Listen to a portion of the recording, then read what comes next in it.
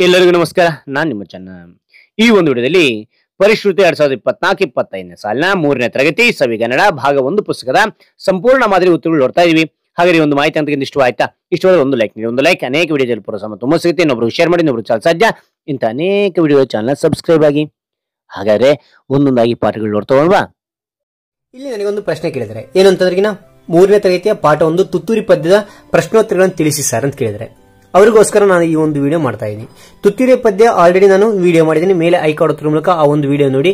ಆ ಒಂದು ವಿಡಿಯೋ ನೋಡಿದ ನಂತರ ಈ ಒಂದು ಪ್ರಶ್ನೋತ್ತರ ಅಭ್ಯಾಸಕ್ಕೆ ಬನ್ನಿ, ನಿಮಗೆ ಚೆನ್ನಾಗಿ ಅರ್ಥ ಆಗುತ್ತೆ. ಸರಿ, ಹಾಗಾದ್ರೆ ಈಗ ಅಭ್ಯಾಸ ಕೊಟ್ಟಿರೋ ಪ್ರಶ್ನೆಗಳಿಗೆ ಒಂದೊಂದು ವಾಕ್ಯದಲ್ಲಿ ಉತ್ತರಿಸುವಂತಿದೆ. ಇದ್ರ ಬಗ್ಗೆ ನಾವು ನೋಡ್ತಾ ಹೋಗೋಣ, ಸರಿನಾ? ಈಗ ಈ ಒಂದು ನಿಮ್ಮ ಪುಸ್ತಕದಲ್ಲಿ ಯಾವ ಒಂದು ಪಾಠ, ಎಷ್ಟನೇ ಪಾಠ ಅನ್ನೋದು ಇಲ್ಲಿ ಬರೀರಿ. ಇಲ್ಲಿ ಪಾಠದ ಶೀರ್ಷಿಕೆಯನ್ನು ಬರೆಯಿರಿ. ದಿನಾಂಕವನ್ನ, ಯಾವ ದಿನಾಂಕ ಬರೀತಾ ಇದ್ರೆ ಆ ದಿನಾಂಕವನ್ನ ಇಲ್ಲಿ ಬರೆಯಿರಿ, ಸರಿನಾ? ಮೊದಲನೇದು, ಕಸ್ತೂರಿಯು ಏನನ್ನು ಕೊಂಡನು?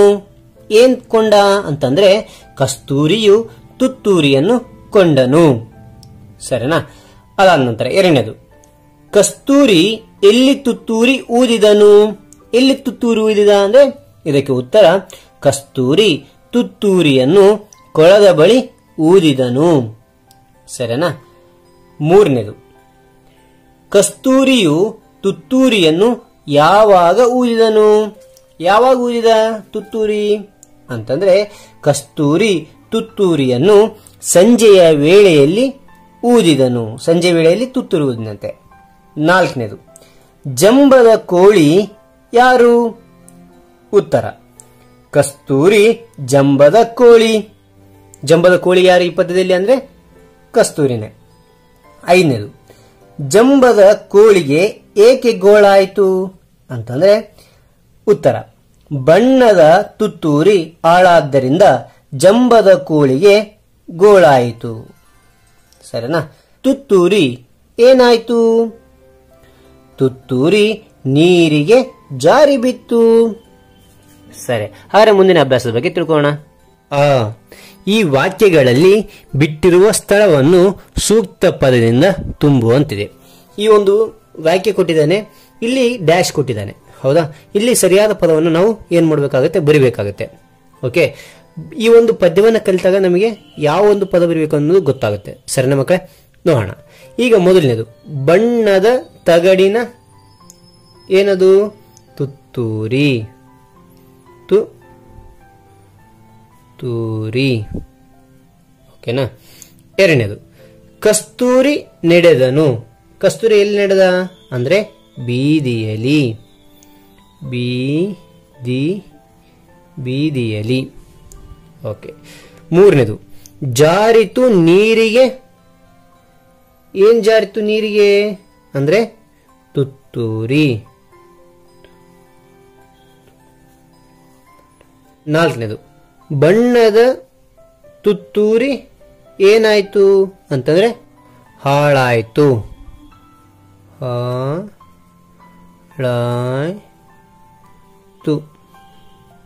ಓಕೆನಾ? ಸರಿ, ಈ ಕಥೆಯನ್ನು ಓದಿ ಕೆಳಗಿನ ಪ್ರಶ್ನೆಗಳಿಗೆ ಉತ್ತರಿಸುವಂತಿದೆ. ಈ ಕಥೆಯನ್ನು ಓದೋಣ, ಕೇಳಿ ಮಕ್ಕಳೆಲ್ಲವೂ ಕೂಡ. ಬೀರೂರಿನಲ್ಲಿ ರಾಮಣ್ಣ ಎಂಬ ಕಟ್ಟಿಗೆ ವ್ಯಾಪಾರಿಯು ವಾಸಿಸುತ್ತಿದ್ದನು. ಯಾವ ಊರಿನಲ್ಲಿ? ಬೀರೂರಿನಲ್ಲಿ ರಾಮಣ್ಣ ಏನ್ ಮಾಡ್ತಿದ್ದ? ಕಟ್ಟಿಗೆ ವ್ಯಾಪಾರಿಯಾಗಿದ್ದಂತೆ. ಅವನು ತುಂಬಾ ಬಡವನಾಗಿದ್ದಂತೆ. ಅವನು ಪ್ರತಿದಿನ ಬೆಳಗ್ಗೆ ಕಾಡಿಗೆ ಹೋಗಿ ಒಣಮರವನ್ನು ಕಡಿದು ತರುತ್ತಿದ್ದನು. ಅವನು ಏನ್ ಮಾಡ್ತಾ ಇದ್ನ ಅಂತಂದ್ರೆ ಕಾಡಿಗೆ ಹೋಗಿ ಒಣಮರ, ಹಸಿಮರ ಅಲ್ಲ, ಒಣಮರವನ್ನು ಕಡಿತಾ ಇದ್ನಂತ. ನೋಡಿ ಎಂತ ಒಂದು ವ್ಯಾಪಾರಸ್ಥ ಇರ್ತ. ಓಕೆನಾ? ಪೇಟೆಯಲ್ಲಿ ಮಾರಿ ಜೀವನ ನಡೆಸುತ್ತಿದ್ದನು. ಆ ಒಣಮರವನ್ನು ಕಡಿದು ಕಟ್ಟಿಗೆ ತೆಗೆದುಕೊಂಡು ಪೇಟೆಗೆ ಹೋಗಿ ಮಾರಿಕೊಂಡು ಏನ್ ಮಾಡ್ತಾ ಇದ್ದ? ಜೀವನ ನಡೆಸ್ತಾ ಇದ್ನಂತೆ. ಅವನು ಎಂದೂ ಹಸಿ ಮರವನ್ನು ಕಡಿದವನಲ್ಲ. ಅವನು ಯಾವತ್ತೂ ಹಸಿ ಮರವನ್ನು ಕಡಿದೇ ಇಲ್ಲಂತೆ. ಓಕೆನಾ? ಹಸಿ ಮರ ಅಂತಂದ್ರೆ ಎಲೆಗಳೆಲ್ಲ ಹಚ್ಚ ಹಸಿರ ಕಾಣುತ್ತಲ್ಲ, ಇದನ್ನ ನಾವು ಹಸಿ ಮರ ಅಂತ ಕರಿತೀವಿ. ಓಕೆನಾ? ಸರಿ, ಅದಾದ ನಂತರ ಇದಕ್ಕಾಗಿ ಇವನಿಗೆ ವನದೇವತೆಯು ಅಕ್ಷಯ ಪಾತ್ರೆಯನ್ನು ನೀಡಿದಳು. ನೀನು ಕಾಡಿನಲ್ಲಿ ಹಸಿಮರ ಅಸಲು ಕಡ್ದಿಲ್ಲಲ್ಲ, ಆದ ಕಾರಣ ಏನ್ ಮಾಡಿಲ್ಲ ಅಂದ್ರೆ ವನದೇವತೆ ಅಂದ್ರೆಗಿನ ಆ ಒಂದು ಕಾಡಿನ ದೇವತೆ ಏನ್ ಮಾಡಿಲ್ಲ ಅಂತಂದ್ರೆ ಪ್ರತ್ಯಕ್ಷ ಆಗಿ ಒಂದು ಅಕ್ಷಯ ಪಾತ್ರೆ, ಅದು ಅಕ್ಷಯ ಪಾತ್ರೆ ಅಂದ್ರೆ ಏನಂದ್ರೆ ನಿಮಗೆ ಕೇಳಿದ್ನೆಲ್ಲ ಕೊಡುತ್ತೆ. ಓಕೆನಾ, ನನಗೆ ಅನ್ನ ಬೇಕು ಅಂದ್ರೆ ಅನ್ನ ಕೊಡುತ್ತೆ, ಬೇಳೆ ಬೇಕಂದ್ರೆ ಬೇಳೆ ಕೊಡುತ್ತೆ, ನಿನಗೆ ಯಾವುದು ಕೇಳಿದ್ರೆ ಅದು ಕೊಡುತ್ತೆ. ಅದನ್ನು ನಾವು ಅಕ್ಷಯ ಪಾತ್ರೆ ಅಂತ ಕರಿತೀವಿ. ಓಕೆನಾ, ಅಕ್ಷಯ ಪಾತ್ರೆಯನ್ನು ನೀಡಿಲ್ಲಂತೆ. ಇದರಿಂದ ರಾಮಣ್ಣ ಶ್ರೀಮಂತನಾದನು. ಇದರಿಂದ ಏನ್ ಮಾಡಿದ ಅಂತಂದ್ರೆ ಅವನು ಶ್ರೀಮಂತ ಆಗ್ತಾನ. ಅದು ಅಕ್ಷಯ ಪಾತ್ರೆಯಲ್ಲಿ ನಮಗೆ ಹಣ ಬೇಕಾದ್ರೆ ಹಣ ಕೊಡುತ್ತೆ. ಓಕೆನಾ, ಅವನು ನ್ಯಾಯಬದ್ಧವಾಗಿದ್ದರಿಂದ ಆ ವನ ದೇವತೆ ಅಕ್ಷಯ ಪಾತ್ರೆ ಕೊಟ್ಲು. ನಾವು ಕೂಡ ನ್ಯಾಯಬದ್ಧವಾಗಿರೋಣ ಅಂತ ಹೇಳ್ತಾ, ಹಾಗಾದ್ರೆ ಇಲ್ಲಿ ಪ್ರಶ್ನೆಗಳು ಕೇಳಿದ್ರೆ ಆ ಪ್ರಶ್ನೆಗಳಿಗೆ ನಾವು ಉತ್ತರನ ಬರಿತಾ ಹೋಗೋಣ. ಓಕೆ, ರಾಮಣ್ಣ ಯಾರು? ರಾಮಣ್ಣ ಯಾರು ಅಂತಂದ್ರೆ ರಾಮಣ್ಣ ಕಟ್ಟಿಗೆ ವ್ಯಾಪಾರಿ. ಓಕೆನಾ, ಸರಿ. ಎರಡನೇದು, ರಾಮಣ್ಣ ಎಲ್ಲಿ ವಾಸಿಸುತ್ತಿದ್ದನು? ಎಲ್ಲಿ ವಾಸವಾಗಿದ್ದ ಅಂತ ಯಾವ ಊರಿನಲ್ಲಿ ಅಂದ್ರೆ ಬೀರೂರಿನಲ್ಲಿ. ರೈಟ್, ರಾಮಣ್ಣ ಬೀರೂರಿನಲ್ಲಿ ವಾಸಿಸುತ್ತಿದ್ದನು. ಓಕೆನಾ, ರೈಟ್. ಮೂರನೇದು, ರಾಮಣ್ಣ ಯಾವಾಗ ಕಾಡಿಗೆ ಹೋಗುತ್ತಿದ್ದನು? ರಾಮಣ್ಣ ಯಾವಾಗ ಕಾಡಿಗೆ ಹೋಗ್ತಾ ಇದ್ದ ಅಂತಂದ್ರೆ ಮುಂಜಾನೆ. ರೈಟ್. ಹಾಗಾದ್ರೆ ಪ್ರತಿದಿನ ಕೊಟ್ಟಿದ್ದಾರೆ ನೋಡಿ, ಪ್ರತಿದಿನ ಬೆಳಗ್ಗೆ ರಾಮಣ್ಣ ಕಾಡಿಗೆ ಹೋಗುದನು. ಓಕೆನಾ. ನಾಲ್ಕನೇದು, ವನದೇವತೆಯು ರಾಮಣ್ಣನಿಗೆ ಅಕ್ಷಯ ಪಾತ್ರೆಯನ್ನು ಏಕೆ ನೀಡಿದಳು? ಅಕ್ಷಯ ಪಾತ್ರೆ ಯಾಕೆ ಕೊಟ್ಲು ಅಂತಂದ್ರೆ ರಾಮಣ್ಣ ಎಂದು ಹಸಿ ಮರವನ್ನು ಕಡಿದವನಲ್ಲ, ಕಾರಣ ವನ ದೇವತೆ ಅಕ್ಷಯ ಪಾತ್ರೆಯನ್ನು ನೀಡಿದಳು. ಅವನು ಯಾವತ್ತು ಏನ್ ಮಾಡಲಿಲ್ಲ ಅಂತಾರೆ, ಹಸಿ ಮರವನ್ನು ಕಡಿದಿಲ್ಲ, ಆ ಕಾರಣ ಪಾತ್ರೆ ನೀಡಿದ್ಲು. ಸರಿ, ಹಾಗಾದ್ರೆ ಮುಂದಿನ ಅಭ್ಯಾಸದ ಬಗ್ಗೆ ನಾವು ತಿಳ್ಕೊಳ್ಳೋಣ. ಸರಿ ನಮ್ಮ ಮಕ್ಕಳೇ, ನೋಡಿ ಇಲ್ಲಿ ಭಾಷಾಭ್ಯಾಸ ಅಂತ ಕೊಟ್ಟಿದ್ದಾರೆ. ಓಕೆ, ಕನ್ನಡ ವರ್ಣಮಾಲೆ. ಕನ್ನಡ ವರ್ಣಮಾಲೆ ಬಗ್ಗೆ ನಾನು ಆಲ್ರೆಡಿ ವಿಡಿಯೋ ಇಟ್ಟಿದ್ದೀನಿ, ಮೇಲೆ ಐ ಕಾರ್ಡ್ ಮೂಲಕ ಆ ಒಂದು ವಿಡಿಯೋ ನೋಡಿ, ನಿಮ್ಗೆ ಇನ್ನೂ ತುಂಬಾ ಚೆನ್ನಾಗಿ ಅರ್ಥ ಆಗುತ್ತೆ. ನಾನಿಲ್ಲಿ ವೇಗವಾಗಿ ನಾನು ಹೇಳ್ತಾ ಹೋಗ್ತೇನೆ. ಸರಿನಾ. ಇಲ್ಲಿ ಸ್ವರಗಳು ಇವು 13 ಇರ್ತವೆ. ಓಕೆನಾ. ಇಲ್ಲಿ ಆನಿಂದ ಅವರೆಗೆ. ಎರಡನೇದು, ಯೋಗವಾಹಕಗಳು ಎಷ್ಟಿದಾವೆ? 2, ಅಂ ಮತ್ತು ಅಹ. ಸರಿನಾ. ಮೂರನೇದು, ವ್ಯಂಜನಗಳು ಅಂತ ಕರಿತೇವೆ. ಅವೆಷ್ಟಿರ್ತವೆ ಅಂದ್ರೆ 34. ಕಾದಿಂದ ಳವರೆಗೆ ಒಟ್ಟು ಎಷ್ಟಿದಾವೆ ಅಂದ್ರೆ ಇವು ಸ್ವರಗಳು 13, ಯೋಗವಾಹಕಗಳು 2 ಮತ್ತು ವ್ಯಂಜನಗಳು 34. ಒಟ್ಟು 49 ಕನ್ನಡ ವರ್ಣಮಾಲೆಗಳು ಇರ್ತವೆ. ಸರಿ ನಮ್ಮ ಮಕ್ಕಳೇ, ಹಾಗಾದ್ರೆ ಮುಂದೆ ನೋಡ್ತಾ ಹೋಗೋಣ. ಅಭ್ಯಾಸ. ಇಲ್ಲಿ ಕನ್ನಡ ವರ್ಣಮಾಲೆಯಲ್ಲಿ ಎಷ್ಟು ಅಕ್ಷರಗಳಿವೆ? ಎಷ್ಟಿದೆ? ಒಟ್ಟಾಗಿ 49. ಕನ್ನಡ ವರ್ಣಮಾಲೆಯಲ್ಲಿ 49 ಅಕ್ಷರಗಳಿವೆ. ಸರಿನಾ. ಸರಿ, ಈ ಎರಡನೇ ಪ್ರಶ್ನೆ ನೋಡಿ.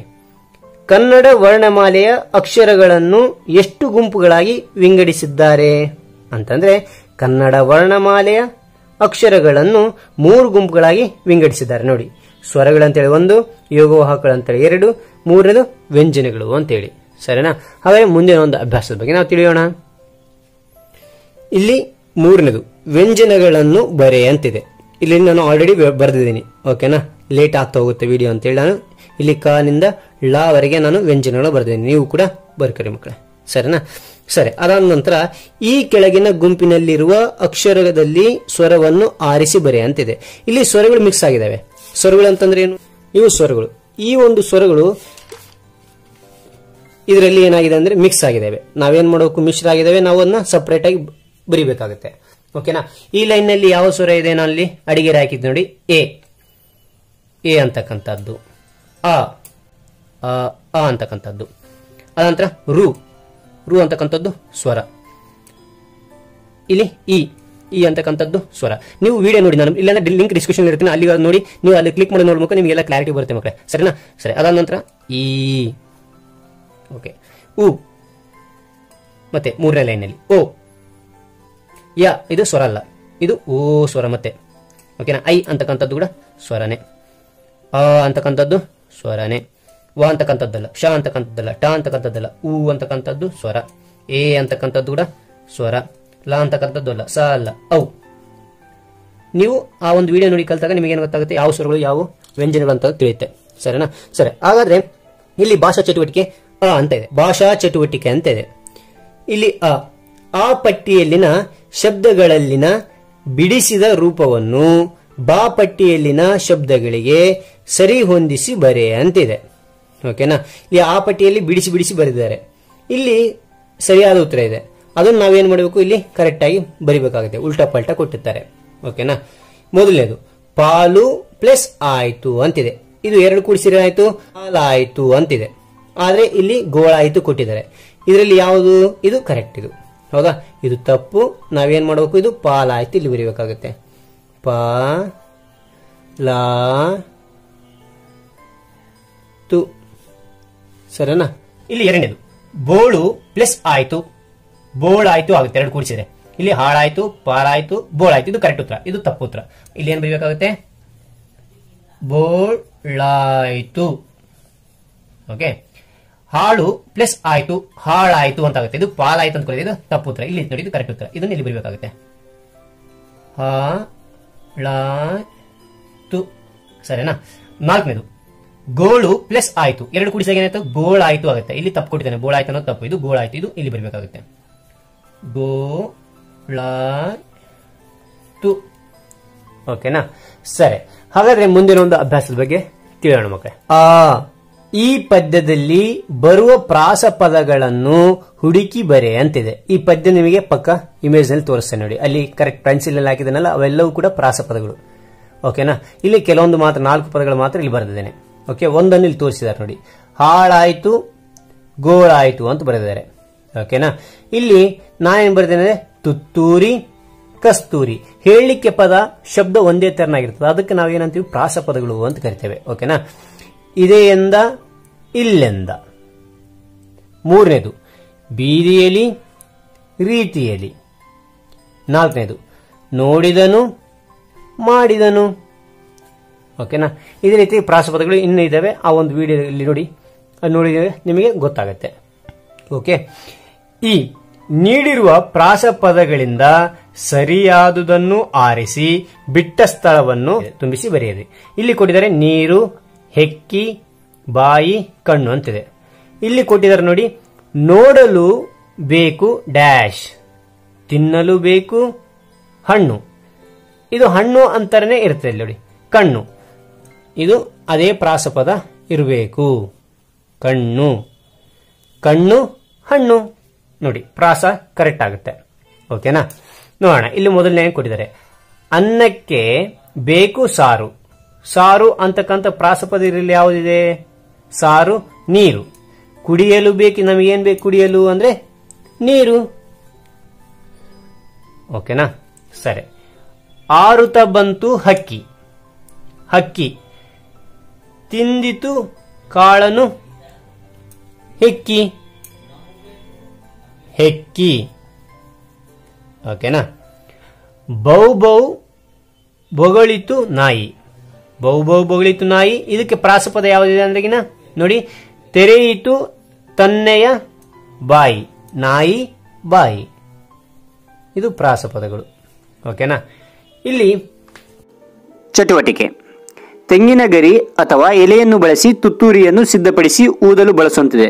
ಇಲ್ಲಿ ತೆಂಗಿನ ಗರಿಯಿಂದ ಹೇಗೆ ತುತ್ತೂರಿ ಮಾಡಬೇಕು ಅಂತೇಳಿ ಮೇಲೆ ಐ ಕಾರ್ಡ್ ಒತ್ತೋದ್ರ ಮೂಲಕ ಆ ವಿಡಿಯೋ ನೋಡಿ, ನಿಮಗೆ ತುಂಬಾ ಚೆನ್ನಾಗಿ ಬರುತ್ತೆ ಅಂತ ಹೇಳ್ತಾ, ಹಾಗಾದ್ರೆ ಈ ಒಂದು ವಿಡಿಯೋ ಇಷ್ಟವಾದಲ್ಲಿ ಲೈಕ್ ಮಾಡಿ, ಶೇರ್ ಮಾಡಿ, ಸಬ್ಸ್ಕ್ರೈಬ್ ಆಗೋದು ಮರಿಬೇಡಿ ಅಂತ ಹೇಳ್ತಾ ಈ ಒಂದು ವಿಡಿಯೋ ಮುಗಿಸ್ತೀನಿ. Thank you for watching. ಮೂರನೇ ತರಗತಿ ಪಾಠ 2 ನನ್ನ ಕನಸು ಆಲ್ರೆಡಿ ನಾನು ವಿಡಿಯೋ ಮಾಡಿದ್ದೀನಿ. ಮೇಲೆ ಐ ಕಾರ್ಡ್ ಒತ್ತೋದ್ರ ಮೂಲಕ ಆ ಒಂದು ವಿಡಿಯೋ, ಅನಿಮೇಟೆಡ್ ವಿಡಿಯೋ ನೀವು ನೋಡಬಹುದು. ಸರಿನಾ ಮಕ್ಕಳೇ? ಹಾಗಾದ್ರೆ ನನ್ನ ಚಾನಲ್ ಮೊದಲೇ ಸರ್ ನೋಡ್ತಾ ಇದ್ದೀರಾ, ಕೆಂಪು ಬಟನ್ ಸಬ್ಸ್ಕ್ರೈಬ್ ಬಟನ್ ಕ್ಲಿಕ್ ಮಾಡಿ, ಪಕ್ಕದ ಗಂಟೆ ಐಕಾನ್ ಕ್ಲಿಕ್ ಮಾಡಿ. ಇದರಿಂದ ನಾನು ತೆಗೆದಂತ ಹೊಸ ಹೊಸ ವಿಡಿಯೋ ನೋಟಿಫಿಕೇಶನ್ ಎಲ್ಲರಿಗಿಂತ ಮೊದಲು ಬರೋ ಸಾಧ್ಯ. ಅದೇ ತೆರನಾಗಿ ಲೈಕ್ ಕೊಡೋದು ಮರಿಬೇಡಿ, ಲೈಕ್ ಕೊಡೋದ್ರ ಮೂಲಕ ಇನ್ನೊಂದು ವಿಡಿಯೋದಲ್ಲಿ ಪ್ರೋತ್ಸಾಹ ಮತ್ತು ಮೊಸ ಬರುತ್ತೆ ಅಂತ ಹೇಳ್ತಾ, ಹಾಗಾದ್ರೆ ಈ ಒಂದು ಪಾಠದಲ್ಲಿರ್ತಕ್ಕಂತಹ ಅಭ್ಯಾಸ ಚಟುವಟಿಕೆ ಏನಿದೆ ಅದ್ರ ಬಗ್ಗೆ ನಾವು ಇಲ್ಲಿ ನೋಡ್ತಾ ಹೋಗೋಣ. ಓಕೆನಾ? ಇಲ್ಲಿ ಅಭ್ಯಾಸದಲ್ಲಿ ಈ ಪ್ರಶ್ನೆಗಳಿಗೆ ಒಂದೊಂದು ವಾಕ್ಯದಲ್ಲಿ ಉತ್ತರಿಸುವಂತಿದೆ. ಓಕೆನಾ ಮಕ್ಕಳೇ? ಕಾಣ್ತಾ ಇದೆಯಾ? ಅದಾದ ನಂತರ ಮೊದಲನೇ ಪ್ರಶ್ನೆ, ಕಾಡಿಗೆ ಮರ ಕಡಿಯಲು ಬಂದವರು ಯಾರು? ಕಾಡಿಗೆ ಮರ ಕಡಕ್ ಬಂದವರು ಯಾರು ಕಡಿಯಕ್ಕೆ ಅಂತಂದ್ರೆ ಮೊದಲು ಆ ವಿಡಿಯೋ ನೋಡಿ, ಅದ ನಂತರ ಈ ಪ್ರಶ್ನೋತ್ತರಗಳನ್ನ ಆಗ ಅರ್ಥ ಆಗ್ಲಿಕ್ಕೆ ಸಾಧ್ಯ. ಸರಿನಾ? ಸರಿ, ಇಲ್ಲಿ ಕಾಡಿಗೆ ಮರ ಕಡಿಯಲು ಬಂದವರು ಯಾರು ಅಂತಂದ್ರೆ ಇದಕ್ಕೆ ಉತ್ತರ ಕಾಡಿಗೆ ಮರ ಕಡಿಯಲು ಬಂದವರು ಮಾನವ ಬರ್ತಾನಂತೆ. ಓಕೆ, ಎರಡನೇದು, ಮಾನವ ಯಾರನ್ನು ಅಂಜುಬುರುಕ ಪ್ರಾಣಿ ಎಂದು ಹೇಳಿದನು? ಅಂಜುಬುರುಕ ಪ್ರಾಣಿ ಅಂತ ಯಾರಿಗೆ ಹೇಳಿದ್ನ ಅಂತಂದ್ರಿಗಿನ ಮಾನವನು ಮೊಲವನ್ನು ಅಂಜುಬುರುಕ ಪ್ರಾಣಿ ಎಂದು ಹೇಳಿದನು. ಯಾರು? ಮೊಲಕ್ಕೆ ಹೇಳಿದಂತೆ. ಓಕೆ, ಇಲ್ಲಿ ಮೂರನೇದು, ಕೋತಿ ಮಾನವನನ್ನು ಏನೆಂದು ಪ್ರಶ್ನಿಸಿತು? ಕೋತಿ ಮಾನವನನ್ನು ಏನೆಂದು ಪ್ರಶ್ನಿಸಿತು ಅಂದ್ರೆ ನೀವು ಸುಂದರವೋ ಅಥವಾ ನಾವು ಸುಂದರವೋ ಎಂದು ಕೋತಿ ಪ್ರಶ್ನಿಸಿತು. ಓಕೆ ಮಕ್ಕಳೇ, ಸರಿ. ಹಾಗಾದ್ರೆ ಇಲ್ಲಿ ಎರಡನೇ ಒಂದು ಅಭ್ಯಾಸ ನೋಡ್ತಾ ಹೋಗೋಣ. ಇದೆ ಇಲ್ಲಿ ಈ ಪ್ರಶ್ನೆಗಳಿಗೆ 2-3 ವಾಕ್ಯದಲ್ಲಿ ಉತ್ತರಿಸು ಅಂತಿದೆ. 2-3 ವಾಕ್ಯದಲ್ಲಿ ಉತ್ತರಿಸಬೇಕಂತೆ. ಸರಿ, ಹಾಗಾದ್ರೆ ಇಲ್ಲಿ ಮೊದಲನೇ ಪ್ರಶ್ನೆ, ಮೊಲವು ಮಾನವನನ್ನು ಅವಿವೇಕಿ ಎಂದು ಹೇಳಿದ್ದು ಏಕೆ? ಅವಿವೇಕ ಅಂತ ಯಾಕೆ ಹೇಳಿತು ಅಂತಂದ್ರೆ ಉತ್ತರ, ಇಲ್ಲಿ ಅತಿವೃಷ್ಟಿ ಹಾಗೂ ಅನಾವೃಷ್ಟಿಯಿಂದ ಸಾವು ನೋವುಗಳು ಸಂಭವಿಸಿವೆ. ಆದರೂ ಕಾಡಿನ ನಾಶಕ್ಕೆ ಮುಂದಾಗಿರುವೆಯಲ್ಲ, ಅವಿವೇಕಿ ಎಂದು ಹೇಳಿತು. ಏನಂತೇಳಿ, ಇಲ್ಲಿ ಅತಿವೃಷ್ಟಿ ಇದೆ, ಅನಾವೃಷ್ಟಿ ಇದೆ, ನಮ್ಮ ಕಾಡಿನೊಳಗೆ ಸಾವು ನೋವುಗಳು ಸಂಭವಿಸ್ತಾ ಇವೆ, ಈ ಒಂದು ಕಾಡಿನ ನಾಶಕ್ಕೆ ಮುಂದಾಗ್ತಾ ಇದೆಯಲ್ಲ ಅಂತೇಳಿ ಅದು ಬೈತದಂತೆ ಮೊಲ ಮಾನವನಿಗೆ. ಓಕೆನಾ? ಎರಡನೇದು, ರಾಜು ಕಂಡ ಕನಸೇನು? ರಾಜು ಏನ್ ಕನಸು ಕಂಡ ನೋಡಿ. ದೊಡ್ಡ ಕಾಡಿನಲ್ಲಿ ಪ್ರಾಣಿಗಳೆಲ್ಲ ಸೇರಿ ಮರ ಕಡಿಯಲು ಹೋದ ಮಾನವನ ಮನ ಪರಿವರ್ತನೆ ಮಾಡಿದ ಘಟನೆಯ ಕನಸು ರಾಜು ಕಂಡನು. ಓಕೆನಾ? ಇಲ್ಲಿ ಏನ್ ಕನಸು ಕಂಡ ಅಂತೆ, ದೊಡ್ಡ ಕಾಡಿಗೆ ಹೋಗಿರ್ತಾನೆ ಆ ಮಾನವ, ಅಲ್ಲಿ ಇರ್ತಕ್ಕಂಥ ಪ್ರಾಣಿಗಳೆಲ್ಲ ಒಂದುಗೂಡಿ ಅವನ ಮನಸ್ಸನ್ನ ಮನ ಪರಿವರ್ತನೆ ಮಾಡ್ತಾವಂತೆ. ಸರಿನಾ? ಸರಿ, ಹಾಗಾದ್ರೆ ಇಲ್ಲಿ ಮೂರನೇದು, ಮಾನವನ ಸವಾಲಿಗೆ ಕಾಗೆ ಉತ್ತರ ಏನು? ಓಕೆ, ಮಾನವ ಒಂದು ಪ್ರಶ್ನೆ ಕೇಳ್ತಾನೆ, ಅವಾಗ ಕಾಗೆ ಏನ್ ಹೇಳ್ತದೆ ಅದಕ್ಕೆ ಉತ್ತರ ಆಗಿ ಅಂತಂದ್ರಿಗಿನ ಗಿಜಗನಾಗೂಡು, ಜೇನುಗೂಡು, ಗೆದ್ದಲು ಹುಳು ಕಟ್ಟುವ ಹುತ್ತುಗಳ ಎಷ್ಟು ಸುಂದರ, ಸುರಕ್ಷಿತ, ಕಸದಿಂದ ಮಾಡಿರುವ ನಮ್ಮ ಸಾಧನೆಯ ಮುಂದೆ ಪ್ರಕೃತಿಯ ನಾಶದ ನಿಮ್ಮ ಸಾಧನೆ ಶೂನ್ಯ ಎಂದು ಕಾಗೆ ಹೇಳಿತು. ಮಾನವನಿಗೆ ಇದು ಅವನಿಗೆ ಉತ್ತರವಾಗಿ ಹೇಳುತ್ತಂತೆ ಈ ರೀತಿಯಾಗಿ ಮಾತನ್ನ. ಈ ವಾಕ್ಯಗಳನ್ನು ಯಾರು ಯಾರಿಗೆ ಹೇಳಿದರು ಬರೇ. ಇಲ್ಲಿ ವಾಕ್ಯ ಕೊಟ್ಟಿದ್ದಾರೆ, ಯಾರು ಹೇಳಿದ್ರು ಯಾರಿಗೆ ಹೇಳಿದ್ರು ಅಂತಿದೆ. ಓಕೆನಾ? ಮೊದಲನೇದು, ಸಾಲು ಮರದ ತಿಮ್ಮಕ್ಕನನ್ನು ನೋಡಿ ಕಲಿ. ಈ ಮಾತು ಯಾರು ಹೇಳಿದ್ರು? ಸಾಲು ಮರದ ತಿಮ್ಮಕ್ಕನನ್ನು ನೋಡಿ ಕಲಿ ಅಂತೇಳಿ ಯಾರು ಹೇಳಿದ್ರು ಅಂದ್ರೆ ಈ ವಾಕ್ಯವನ್ನು ಮರವು ಹೇಳಿತು. ಯಾರು ಹೇಳಿದ್ರು? ಮರ ಹೇಳಿತಂತೆ. ಯಾರಿಗೆ ಹೇಳಿತು, ಯಾರಿಗೆ ಅಂತಂದು ನೋಡಿದಾಗ ಮರವು ಮಾನವನಿಗೆ ಹೇಳಿತು. ಮರವು ಯಾರಿಗೆ ಹೇಳಿತು? ಮಾನವನಿಗೆ ಹೇಳಿತಂತೆ ಈ ಮಾತನ್ನ. ಓಕೆನಾ? ನಾವು ಪ್ರಾಣಿಗಳಿಂದ ಕಲಿಯೋದು ಬಹಳಷ್ಟಿದೆ ಅಂತ ಈ ಮಾತನ್ನ ಯಾರು ಹೇಳಿದ್ರು ಅಂದ್ರೆ ಯಾರು ಅಂದ್ರೆ ರಾಜುವಿನ ಅಮ್ಮ ಹೇಳಿದ್ಲು. ರಾಜುವಿನ ತಾಯಿ ಹೇಳ್ತಾನಂತೆ ಈ ಮಾತನ್ನ. ಯಾರಿಗೆ ಅಂತಂದ್ರಿಗಿನ ರಾಜುವಿಗೆ ಹೇಳಿದಳು. ಓಕೆನಾ ಮಕ್ಕಳೇ? ಸರಿ, ಮುಂದೆ ನೋಡ್ತಾ ಹೋಗೋಣ. ಇಲ್ಲಿ ಕೊಟ್ಟಿದ್ದಾರೆ. ಓಕೆ, ಪಟ್ಟಿಯಲ್ಲಿನ ಪ್ರಾಣಿ ಪಕ್ಷಿಗಳನ್ನು ಬ ಪಟ್ಟಿಯಲ್ಲಿನ ಅವುಗಳ ವಿಶೇಷತೆಗಳ ಜೊತೆ ಹೊಂದಿಸಿ ಬರೆ ಅಂತ ಕೊಟ್ಟಿದ್ದಾರೆ. ಇಲ್ಲಿ ನೋಡಿ ಮಕ್ಕಳೇ, ಇಲ್ಲಿ ಆ ಪಟ್ಟಿ ಇದೆ, ಇಲ್ಲಿ ಬಾ ಪಟ್ಟಿ ಇದೆ. ಆ ಪಟ್ಟಿಯಲ್ಲಿ ಪ್ರಾಣಿಗಳು ಕೊಟ್ಟಿದ್ದಾರೆ, ಬಾ ಪಟ್ಟಿಯಲ್ಲಿ ಅದರ ವಿಶೇಷತೆ ಕೊಟ್ಟಿದ್ದಾರೆ. ಓಕೆನಾ? ಸರಿ, ಅದೇನಂತ ನೋಡೋಣ. ಇಲ್ಲಿ ಕೋಗಿಲೆ ಏನ್ ಮಾಡುತ್ತೆ? ಸುಂದರವಾದ ಕಣ್ಣು ಇರುತ್ತಾನ, ಆಕರ್ಷಕ ನಡಿಗೆ ಇರುತ್ತಾನ, ಹಿಂಪಾದ ಧ್ವನಿ ಇರುತ್ತಾ? ಕೋಗಿಲೆಗೆ ಹಿಂಪಾದ ಧ್ವನಿ ಇರುತ್ತೆ. ಇದು ಕರೆಕ್ಟ್, ಹೊಂದಿಸ್ತಕ್ಕಂಥದ್ದು. ಎರಡನೇದು, ಜಿಂಕೆ ಸುಂದರವಾದ ಕಣ್ಣು ಇರುತ್ತಾ, ಆಕರ್ಷಕ ನಡಿಗೆ ಇರುತ್ತಾ? ಹೇಳು. ಸುಂದರವಾದ ಕಣ್ಣು. ಓಕೆನಾ? ನವಿಲು ಹೇಗಿರುತ್ತೆ? ಆಕರ್ಷಕ ನಡಿಗೆ, ಆ ನಡಿಗೆ ಚಂದಾಗಿರುತ್ತೆ ನವಿಲಿಂದು. ಈ ರೀತಿಯಾಗಿ ಹೊಂದಿಸಿ ಬರೀತಕ್ಕಂಥದ್ದು. ಓಕೆನಾ ಮಕ್ಕಳೇ? ಸರಿ, ಹಾಗಾದ್ರೆ ಈಗ ಇಲ್ಲಿ ಕೊಟ್ಟಿದ್ದಾರೆ. ವಿರುದ್ಧಾರ್ಥಕ ಪದ ಬರೆ ಅಂತಿದೆ. ಓಕೆನಾ? ವಿರುದ್ಧಾರ್ಥಕ ಪದ ಬರೀಬೇಕಂತ ಹೇಳಿದರೆ ಅಂಜುಬುರುಕ ಅಂತಂದ್ರಿಗಿನ ಇದಕ್ಕೆ ವಿರುದ್ಧಾರ್ಥ ಏನು ಇದು ಅಂದ್ರೆ ಧೈರ್ಯವಂತ. ಅಂಜುಬುರುಕ ಧೈರ್ಯವಂತ ಅಂತ ಆಗುತ್ತೆ. ಓಕೆನಾ? ಮೊದಲು ಅಂದ್ರೆ ಪ್ರಾರಂಭ, ಮೊದಲು ಆದ್ಮೇಲೆ ವಿರುದ್ಧಾರ್ಥಕ ಕೊನೆ. ಓಕೆ.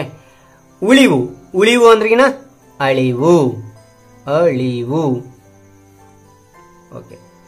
ಅತಿವೃಷ್ಟಿ, ಅನಾವೃಷ್ಟಿ, ಅನಾವೃಷ್ಟಿ. ಇದು ವಿರುದ್ಧಾರ್ಥ ಪದಗಳು. ಓಕೆ ಮಕ್ಕಳೇ, ಸರಿ. ಹಾಗಾದ್ರೆ ಮುಂದೆ ನಾವು ನೋಡ್ತಾ ಹೋಗೋಣ. ಚಿತ್ರ ನೋಡಿ ವಾಕ್ಯ ಬರೆ ಅಂತಿದೆ. ಈ ಚಿತ್ರ ನೋಡಿ ಇಲ್ಲಿ ನಿಮಗೆ ಅರ್ಥವಾಗಿರ್ತಕ್ಕಂಥ ವಾಕ್ಯಗಳು ಬರ್ರಿ. ಓಕೆನಾ. ನಾ ಇಲ್ಲಿ ಒಂದೆರಡು ವಾಕ್ಯಗಳು ಬರೆದಿದ್ದೀನಿ. ಏನಂತೇಳಿ, ಹುಡುಗನು ಗಿಡಕ್ಕೆ ನೀರು ಹಾಕುತ್ತಿದ್ದಾನೆ ಅಂತ ಬರೆದಿದ್ದೀನಿ. ಓಕೆನಾ. ಗಿಡವು ಹಸಿರಾಗಿದೆ, ಚೆನ್ನಾಗಿ ಬೆಳೆಯುತ್ತಿದೆ ಅಂತೇಳಿ ನಾನು ಬರೆದಿದ್ದೇನೆ. ಸರಿ, ನಿಮಗೆ ಏನ್ ಅನ್ಸುತ್ತೆ, ನಿಮ್ಮ ಅಭಿಪ್ರಾಯವನ್ನು ಇಲ್ಲಿ ಅಕ್ಷರ ರೂಪಕ ಇಲ್ಲಿ ಬರೀರಿ. ಓಕೆನಾ ಮಕ್ಕಳೇ. ಸಾಮರ್ಥ್ಯಾಧಾರಿತ ಚಟುವಟಿಕೆ ಕೊಟ್ಟಿದ್ದಾರೆ. ಏನ್ ಕೊಟ್ಟಿದ್ದಾರೆ ಅಂತ ಈ ಕೆಳಗಿನ ಸಾಲುಗಳನ್ನು ಸ್ಪಷ್ಟವಾಗಿ ಹಲವು ಬಾರಿ ಓದು ಅಂತ ಕೊಟ್ಟಿದ್ದಾರೆ. ಓಕೆನಾ. ಈ ಒಂದು ಪದಗಳು ಕೊಟ್ಟಿದ್ದಾರೆ. ಇದನ್ನ ಅಂದ್ರೆ ಹಲವು ಬಾರಿ ಅಂದ್ರೆ ಅದನ್ನೇ ಓದ್ತಾ ಇರ್ಬೇಕಂತೆ. ಏನ್ ನೋಡೋಣ ಇಲ್ಲಿ. ಮೊದಲನೇದು, ಕಪ್ಪು ಕುಂಕುಮ ಕೆಂಪು ಕುಂಕುಮ, ಕಪ್ಪು ಕುಂಕುಮ ಕೆಂಪು ಕುಂಕುಮ, ಕಪ್ಪು ಕುಂಕುಮ ಕೆಂಪು ಕುಂಕುಮ. ಈ ರೀತಿಯಾಗಿ ನೀವು ಹಲವಾರು ಬಾರಿ ಹೇಳ್ತಾ ಹೋಗಿ. ಓಕೆನಾ. ಮೊದಲು ಹೇಳಲಿಕ್ಕೆ ನಿಮಗೆ ಸ್ವಲ್ಪ ತೊಂದರೆ ಆಗೋದು, ಬರುವರ್ತ ಏನಾಗುತ್ತೆ ನಿಮಗೆ ಚೆನ್ನಾಗಿ ಹೇಳ್ತೀರಾ. ಓಕೆನಾ. ಎರಡನೇದು, ಸಂಪಂಗಪ್ಪನ ಮಗ ಮರಿ ಸಂಪಂಗಪ್ಪ, ಸಂಪಂಗಪ್ಪನ ಮಗ ಮರಿ ಸಂಪಂಗಪ್ಪ. ಇದನ್ನು ವೇಗವಾಗಿ ಹೇಳ್ತಾ ಹೋಗ್ರಿ. ಓಕೆನಾ. ಕಾಗೆ ಪುಕ್ಕ ಗುಬ್ಬಿ ಪುಕ್ಕ, ಕಾಗೆ ಪುಕ್ಕ ಗುಬ್ಬಿ ಪುಕ್ಕ, ಕಾಗೆ ಪುಕ್ಕ ಗುಬ್ಬಿ ಪುಕ್ಕ. ಈ ರೀತಿಯಾಗಿ ನೀವು ಹೇಳ್ತಾ ಹೋಗ್ರಿ. ಓಕೆ, ಸರಿ. ಅದೇ ರೀತಿಯಾದ ನಂತರ ಏನ್ ಮಾಡಂದ್ರೆ, ಈ ಪದಗಳನ್ನು ಸ್ಪಷ್ಟವಾಗಿ ಓದಿ ನೀಡಿರುವ ಖಾಲಿ ಜಾಗದಲ್ಲಿ ಶುದ್ಧವಾಗಿ ಬರೆ ಅಂತಿದೆ. ಓಕೆನಾ. ಇಲ್ಲಿ ಪದಗಳು ಕೊಟ್ಟಿದ್ದಾರೆ, ಇಲ್ಲಿ ಅದೇ ರೀತಿಯಾಗಿ ಇಲ್ಲಿ ಬರಿಬೇಕಂತೆ ಖಾಲಿ ಸ್ಥಳದಲ್ಲಿ. ನಾನು ಆಲ್ರೆಡಿ ಬರೆದಿದ್ದೇನೆ. ಓಕೆ. ಇಲ್ಲಿ ಮುಗಿಲೆತ್ತರ, ಇಲ್ಲಿ ಮುಗಿಲೆತ್ತರ ಅಂತ ಬರೆದಿದ್ದೇನೆ. ಪ್ರತಿಧ್ವನಿ, ಪ್ರತಿಧ್ವನಿ. ನಿಮಿರು, ನಿಮಿರು. ಭಯಮಿಶ್ರಿತ, ಭಯಮಿಶ್ರಿತ. ಅತಿವೃಷ್ಟಿ, ಅತಿವೃಷ್ಟಿ. ಮನಪರಿವರ್ತನೆ, ಮನಪರಿವರ್ತನೆ. ಉತ್ಪಾದಿಸು, ಉತ್ಪಾದಿಸು. ತೋರ್ಪಡಿಸು, ತೋರ್ಪಡಿಸು. ಅನಾವೃಷ್ಟಿ, ಅನಾವೃಷ್ಟಿ. ಸೌಂದರ್ಯ, ಸೌಂದರ್ಯ. ಓಕೆನಾ ಮಕ್ಕಳೇ. ಈ ರೀತಿಯಾಗಿ ನೀವು ಕೂಡ ಮಾಡ್ತಾ ಹೋಗಿ. ಸರಿ, ಹಾಗಾದ್ರೆ ಇಲ್ಲಿ ಏನ್ ಕೊಟ್ಟಿದ್ದಾನೆ ಅಂತರಿನ, ಇದು ನಿಮ್ಮ ಕ್ಲಾಸ್ ನಲ್ಲಿ ಒಂದು ಚಟುವಟಿಕೆ ಮಾಡಿಸ್ತಾರೆ. ಓಕೆನಾ. ಸರಿ, ಹಾಗಾದ್ರೆ ಇಲ್ಲಿ ಭಾಷಾ ಚಟುವಟಿಕೆ ಇದೆ. ಏನ್ ಕೊಟ್ಟಿದ್ದಾರೆ ಅಂದ್ರೆ, ಕೊಟ್ಟಿರುವ ಪದಗಳನ್ನು ಓದಿ ಧ್ವನಿ ಮತ್ತು ಅರ್ಥ ವ್ಯತ್ಯಾಸ ಗಮನಿಸು. ಧ್ವನಿ ಮತ್ತು ಅರ್ಥ ವ್ಯತ್ಯಾಸ ಗಮನಿಸಬೇಕು. ನೋಡಿ ಇಲ್ಲಿ ಮೊದಲನೇದು, ಅರಸು ಹರಸು, ಅರಸು ಹರಸು. ಅಲ್ಲಿ ಹಲ್ಲಿ, ಅಲ್ಲಿ ಹಲ್ಲಿ. ಮೂರನೇದು, ಉಳಿ ಹುಳಿ, ಉಳಿ ಹುಳಿ. ಓಕೆ, ವ್ಯತ್ಯಾಸ ನೋಡಿ ಎಷ್ಟು ವ್ಯತ್ಯಾಸ ಕಂಡು ಬರುತ್ತೆ. ನೀವು ಕೂಡ ಪ್ರಾಕ್ಟೀಸ್ ಮಾಡ್ತಾ ಹೋಗಿ, ಆಗ ನಿಮಗೆ ಗೊತ್ತಾಗಲಿಕ್ಕೆ ಸಾಧ್ಯ. ಸರಿ, ಇಲ್ಲಿ ಚಟುವಟಿಕೆಯಲ್ಲಿ ಇಲ್ಲಿ ಮೂರನೇ ನೋಡೋಣ.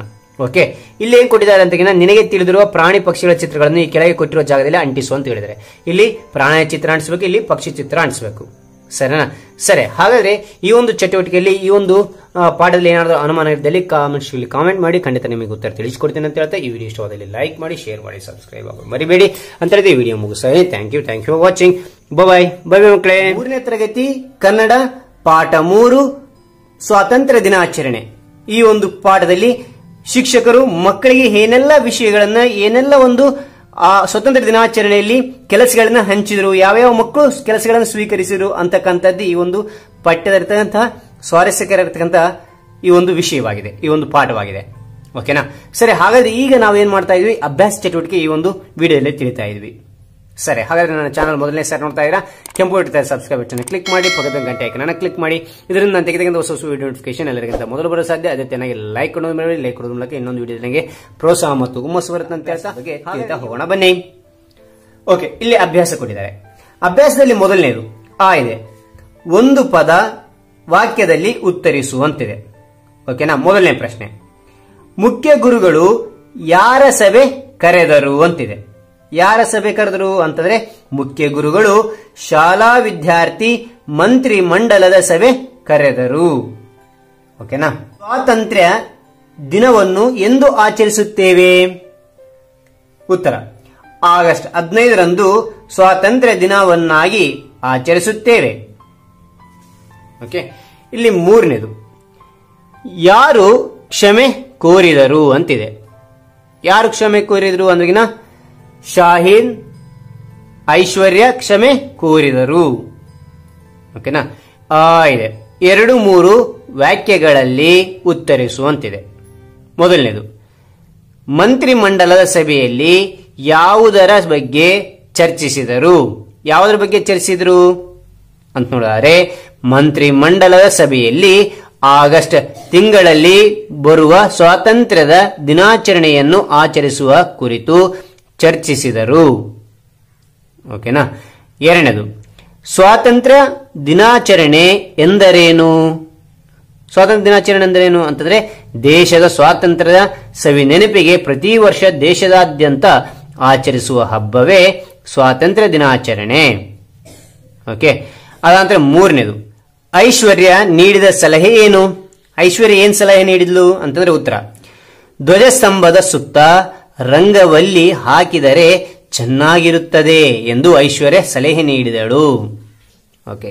ನಾಲ್ಕನೇದು, ಕ್ರೀಡಾ ಮಂತ್ರಿ ವಹಿಸಿಕೊಂಡ ಕಾರ್ಯವೇನು? ಕ್ರೀಡಾ ಮಂತ್ರಿ ಏನು ವಹಿಸಿಕೊಂಡ ಅಂತಂದ್ರೆ, ಕ್ರೀಡಾ ಮಂತ್ರಿ ವಿವೇಕನು ಆಟೋಟ ಸ್ಪರ್ಧೆ ನಡೆಸಿ ವಿಜೇತ ಪಟ್ಟಿಯನ್ನು ಸಿದ್ಧಪಡಿಸುವ ಕಾರ್ಯವನ್ನು ವಹಿಸಿಕೊಂಡನು. ಓಕೆ.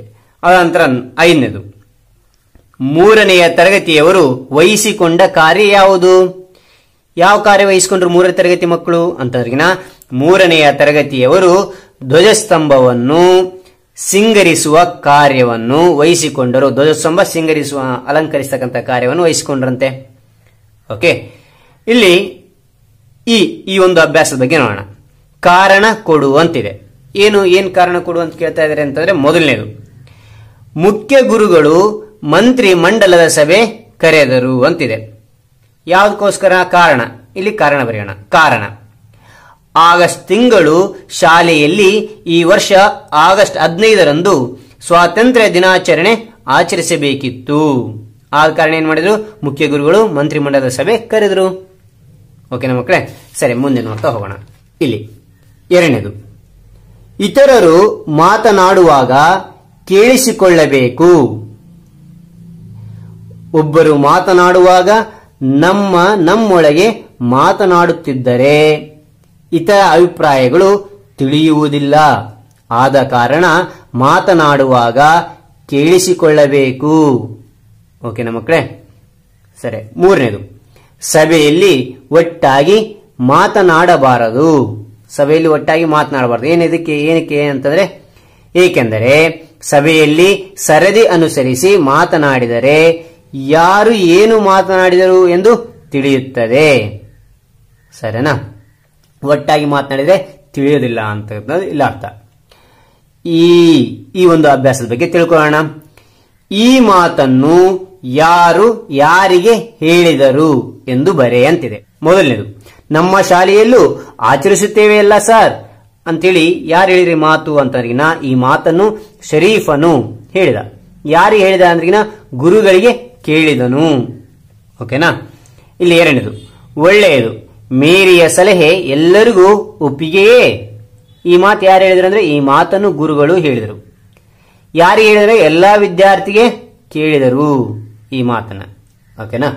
ಮೂರನೇದು, ನಮ್ಮ ತೋಟದಿಂದ ಮಾವಿನ ತಳಿರು ಬಾಳೆಕಂಬ ತರುತ್ತೇವೆ ಅಂತ ಈ ಮಾತು ಯಾರು ಹೇಳಿದ್ರು ಅಂತಾರೆ? ಈ ಮಾತನ್ನು ರಾಜು ಹೇಳಿದ. ಯಾರು ಹೇಳಿದ ಅಂದ್ರೆ, ಕಾರ್ತಿಕನಿಗೆ ಹೇಳಿದನು. ಓಕೆನಾ? ಸರಿ, ಹಾಗಾದ್ರೆ ಮುಂದಿನ ಅಭ್ಯಾಸ ಇದೆ. ಈ ಪದಗಳನ್ನು ಬಳಸಿ ಸ್ವಂತ ವಾಕ್ಯ ರಚಿಸುವಂತಿದೆ. ಓಕೆ, ಈ ಪದವನ್ನು ಬಳಸಬೇಕು. ತೋರಣ ಅಂತಕ್ಕಂಥದ್ದು ಪದವನ್ನು ಬಳಸಿ ಸ್ವಂತ ವಾಕ್ಯ ಮಾಡ್ತಕ್ಕಂಥದ್ದು. ಇದೇ ರೀತಿ ನಿಮಗೆ ಯಾವ ಸ್ವಂತ ವಾಕ್ಯ ಬೇಕೋ ಆ ಸ್ವಂತ ನೀವು ಬರೀಬಹುದು. ಓಕೆನಾ? ಸರಿ, ಇಲ್ಲ ಮೊದಲನೇದಿಲ್ಲಿ ತೋರಣ ಅಂತಿದೆ. ಹಬ್ಬಗಳ ದಿನದಂದು ಬಾಗಿಲಿಗೆ ತೋರಣ ಕಟ್ಟುವೆವು. ನೋಡಿ, ಇಲ್ಲಿ ವಾಕ್ಯದಲ್ಲಿ ತೋರಣ ಅಂತಕ್ಕಂಥ ಪದವನ್ನು ನಾವು ಬಳಸಿದ್ದೇವೆ. ಓಕೆ. ರಂಗವಲ್ಲಿ, ದಿನಾಲು ಮನೆಯ ಅಂಗಳದಲ್ಲಿ ರಂಗವಲ್ಲಿ ಹಾಕುವೆವು. ಇಲ್ಲಿ ನೋಡಿ, ರಂಗವಲ್ಲಿ ಅಂತಕ್ಕಂಥ ಪದವನ್ನ ಇಲ್ಲಿ ಬಳಸಿದ್ದೇವೆ. ಓಕೆ. ಇಲ್ಲಿ ಬಹುಮಾನ ಅಂತಿದೆ. ಆಟದ ಸ್ಪರ್ಧೆಯಲ್ಲಿ ಗೆದ್ದವರಿಗೆ ಬಹುಮಾನ ಕೊಡುವರು. ಏನು ಕೊಡ್ತಾರೆ? ಬಹುಮಾನ ಕೊಡ್ತಾರೆ. ಇಲ್ಲಿ ಕೊಡುವರು, ಇಲ್ಲಿ ಬಹುಮಾನ ಅಂತಕ್ಕಂಥದ್ದು ಬಳಸಿದೀವಿ. ಓಕೆ. ಸಮವಸ್ತ್ರ, ಶಾಲೆಗೆ ಹೋಗುವಾಗ ಸಮವಸ್ತ್ರ ಧರಿಸುತ್ತೇವೆ. ಈ ಒಂದು ಪದವನ್ನು ಇಲ್ಲಿ ಬಳಸಿದ್ದೇವೆ, ಸಮವಸ್ತ್ರ. ಓಕೆನಾ?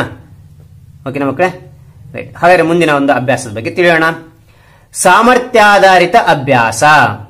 ಇಲ್ಲಿ ಸಾಮರ್ಥ್ಯಾಧಾರಿತ ಅಭ್ಯಾಸ ಏನಿದೆ ಅಂತಕ್ಕಂಥ ಬಗ್ಗೆ ನೋಡೋಣ. ಆ ಸರಿ ತಪ್ಪು ಗುರುತಿಸು ಅಂತಿದೆ. ಇದರಲ್ಲಿ ಸರಿ ಇರ್ತಕ್ಕಂಥ ವಾಕ್ಯಗಳಿದಾವೆ, ತಪ್ಪಿರ್ತಕ್ಕಂಥ ವಾಕ್ಯಗಳಿದಾವೆ. ಯಾವುದು ಅನ್ನೋದ್ರ ಬಗ್ಗೆ ನಾವು ತಿಳಿತಾ ಹೋಗೋಣ.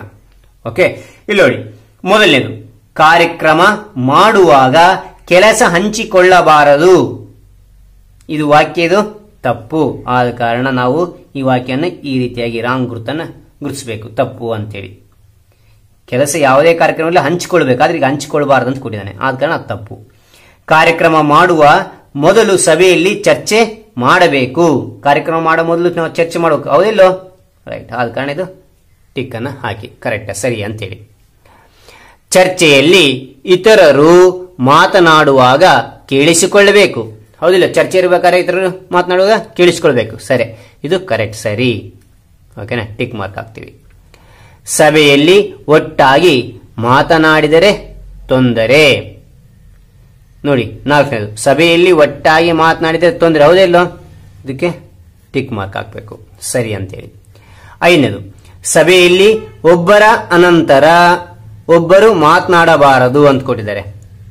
ಇದು ತಪ್ಪು ಹೇಳಿಕೆ, ತಪ್ಪು. ಒಬ್ಬರ ಸಭೆಯಲ್ಲಿ ಒಬ್ಬರ ನಂತರ ಒಬ್ಬರು ಮಾತನಾಡಬೇಕು, ಅದು ಸರಿ. ಇದು ವಿರುದ್ಧವಾಗಿ ಕೊಟ್ಟಿದ್ದಾರೆ, ಒಬ್ಬರ ನಂತರ ಒಬ್ಬರು ಮಾತನಾಡಬಾರದು ಅಂತ ಕೊಟ್ಟಿದ್ದಾರೆ, ಇದು ತಪ್ಪು ಅಂತೇಳಿ. ಆರನೇದು ಇತರರ ಒಳ್ಳೆಯ ಮಾತನ್ನು ಕೇಳಬೇಕು. ಇತರರ ಒಳ್ಳೆಯ ಮಾತು ನಾವು ಕೇಳಬೇಕಾ ಬೇಡ? ಎಸ್, ಕೇಳಬೇಕು, ಇದು ಸರಿ. ಓಕೆನಾ? ಹಾಗಾದ್ರೆ ಈಗ ಈ ಒಂದು ಅಭ್ಯಾಸದಲ್ಲಿ ಉತ್ತರಿಸು ಅಂತ ಕೊಟ್ಟಿದ್ದಾರೆ. ಮೊದಲನೇದು, ನೀನು ಶಾಲೆಯಲ್ಲಿ ವಹಿಸಿಕೊಂಡು ಮಾಡಿದ ಒಂದು ಕೆಲಸವನ್ನು ಬರೆ. ನೀನು ಶಾಲೆಯಲ್ಲಿ ಯಾವುದನ್ನೇ ವಹಿಸಿಕೊಂಡ ಕೆಲಸವನ್ನು ಬರಿ ಅಂತ ಹೇಳಿದರೆ, ಇಲ್ಲಿ ನಾನು ಶಾಲೆಯಲ್ಲಿ ಏನು ವಹಿಸಿಕೊಂಡು ಬರೆಸಿದೆ ಕೆಲಸ ಮಾಡಿದ್ದೀನಿ ನೋಡಿ. ನಾನು ಶಾಲೆಯ ಆಟದ ಮೈದಾನದಲ್ಲಿ ಬಿದ್ದ ಕಸವನ್ನು ಸ್ವಚ್ಛ ಮಾಡುವೆ. ಓಕೆನಾ? ಎರಡನೇದು, ನೀನು ಮನೆಯಲ್ಲಿ ವಹಿಸಿಕೊಂಡು ಮಾಡಿದ ಒಂದು ಕೆಲಸವನ್ನು ಬರೆ ಅಂತಿದೆ. ಮನೆಯಲ್ಲಿ ಯಾವ ಕೆಲಸ ವಹಿಸಿಕೊಂಡು ಮಾಡಿದೀಯಾ ಅಂತಂದ್ರೆ, ಮನೆಯಲ್ಲಿ ನೀರು ಖಾಲಿಯಾದಾಗ ನೀರನ್ನು ತರುವೆನು ನನ್ನ ಮನೆಯಲ್ಲಿ. ಓಕೆನಾ? ನೀವು ಮನೆಯಲ್ಲಿ ಏನ್ ಮಾಡ್ತಾರೆ ಅದನ್ನು ಬರಿಬೇಕಾಗುತ್ತೆ. ಮೂರನೇದು, ನಿನ್ನ ಮನೆಯಲ್ಲಿ ಎಲ್ಲರೂ ಕುಳಿತು ಚರ್ಚಿಸಿ ಮಾಡಿರುವ ಕೆಲಸ ಯಾವುದು? ಮನೆಯಲ್ಲಿ ಎಲ್ಲರೂ ಕುಂತ್ಕೊಂಡು ಯಾವ ಚರ್ಚೆ ಮಾಡಿದಿರಾ, ಯಾವ ಕೆಲಸ ಮಾಡಿದಿರಾ ಅಂತಂದ್ರೆ, ನನ್ನ ಮನೆಯಲ್ಲಿ ಎಲ್ಲರೂ ಕುಳಿತು ಚರ್ಚಿಸಿ ಶಾಲೆಯ ಬಿಡುವಿನ ವೇಳೆಯಲ್ಲಿ ಶೈಕ್ಷಣಿಕ ಪ್ರವಾಸ ಮಾಡಿದೆವು. ಓಕೆನಾ? ಅದರ ಬಗ್ಗೆ ಚರ್ಚೆ ಮಾಡಿದ್ವಿ ನಾವು. ಈ ಅಭ್ಯಾಸ ಚಿತ್ರ ನೋಡಿ ಸಲಹೆ ನೀಡು ಅಂತಿದೆ. ಈ ಚಿತ್ರ ನೋಡಿ ಮಕ್ಕಳೇ, ಇದ್ರ ಬಗ್ಗೆ ಸಲಹೆ ಕೊಡಿ ಅಂತ ಹೇಳಿದ್ದಾರೆ. ನೋಡೋಣ ಏನೆಲ್ಲ ಸಲಹೆಗಳಿದಾವೆ ಅಂತೇಳಿ. ಈಜುವಾಗ ಸುರಕ್ಷತೆಯ ಸಲಕರಣೆಗಳನ್ನು ಧರಿಸಬೇಕು. ಈಜುವಾಗ ಸ್ವಂತ ಹೋಗಬಾರದು. ಇಲ್ಲಿ ಸಲಕರಣೆಗಳನ್ನು, ಸುರಕ್ಷಿತ ಸಲಕರಣೆ ಬಳಸಬೇಕು ಅಂತ ಹೇಳ್ತೀವಿ. ಆಳ ಕೇಳಿ ತಿಳಿದ ನಂತರ ಎಚ್ಚರಿಕೆಯಿಂದ ಈಜುವುದನ್ನು ಕಲಿಯಬೇಕು. ಸುಮ್ಮನೆ ನೀರದೊಬ್ಬ ಅಂತೇಳಿ ಅದು ಧುಮುಕ್ಬಾರ್ದು. ಎಚ್ಚರಿಕೆ, ಯಾರನ್ನ ಕೇಳಬೇಕು, ನೀರು ಎಷ್ಟಿದಾವ ಅಂತೇಳಿ ಗೊತ್ತಿದ್ದವ್ರನ್ನ. ಓಕೆನಾ? ಸರಿ. ಇನ್ನೊಂದು ಪಾಯಿಂಟ್ ಇದೆ, ಏನು ಅಂತಂದ್ರೆ, ಇಲ್ಲಿ ಈಜು ಬಂದವರೊಡನೆ ಹೋಗಿ ನೀರಿನಲ್ಲಿ ಈಜು ಕಲಿಯಬೇಕು. ಯಾರಿಗೆ ಈಜು ಬರುತ್ತೆ ಅವ್ರ ಜೊತೆ ಹೋಗಿ ನಾವು ಈಜನ್ನು ಕಲಿಬೇಕು. ಸ್ವಂತ ಹೋಗಿ ನೀರಿನಲ್ಲಿ ಕಲಿಬಾರ್ದು. ಸರಿನಾ ಮಕ್ಕಳೇ? ಹಾಗಾದ್ರೆ ಇಲ್ಲಿ ಭಾಷಾಭ್ಯಾಸ. ಸರಿಯಾದ ಅರ್ಥ ಬರುವಂತೆ ಪದಗಳನ್ನು ಜೋಡಿಸಿ ವಾಕ್ಯಗಳನ್ನು ಸರಿಪಡಿಸಿ ಬರೆ ಅಂತಿದೆ. ಓಕೆನಾ? ಮೊದಲನೇದು, ಇಲ್ಲಿ ನೋಡಿ ಸಮವಸ್ತ್ರ ಇದೆ, ಮಕ್ಕಳು ಕೊಟ್ಟಿದ್ದಾರೆ, ಧರಿಸಿ ಬಂದರು ಶಾಲೆಗೆ. ಉಲ್ಟಾ ಪಲ್ಟಾ ಕೊಟ್ಟಿದ್ದಾರೆ, ಅದನ್ನು ಸರಿಯಾಗಿ ಬರಿಬೇಕಾಗುತ್ತೆ. ಮಕ್ಕಳು ಸಮವಸ್ತ್ರ ಧರಿಸಿ ಶಾಲೆಗೆ ಬಂದರು ಅಂತೇಳಿ ಬರಿಬೇಕು.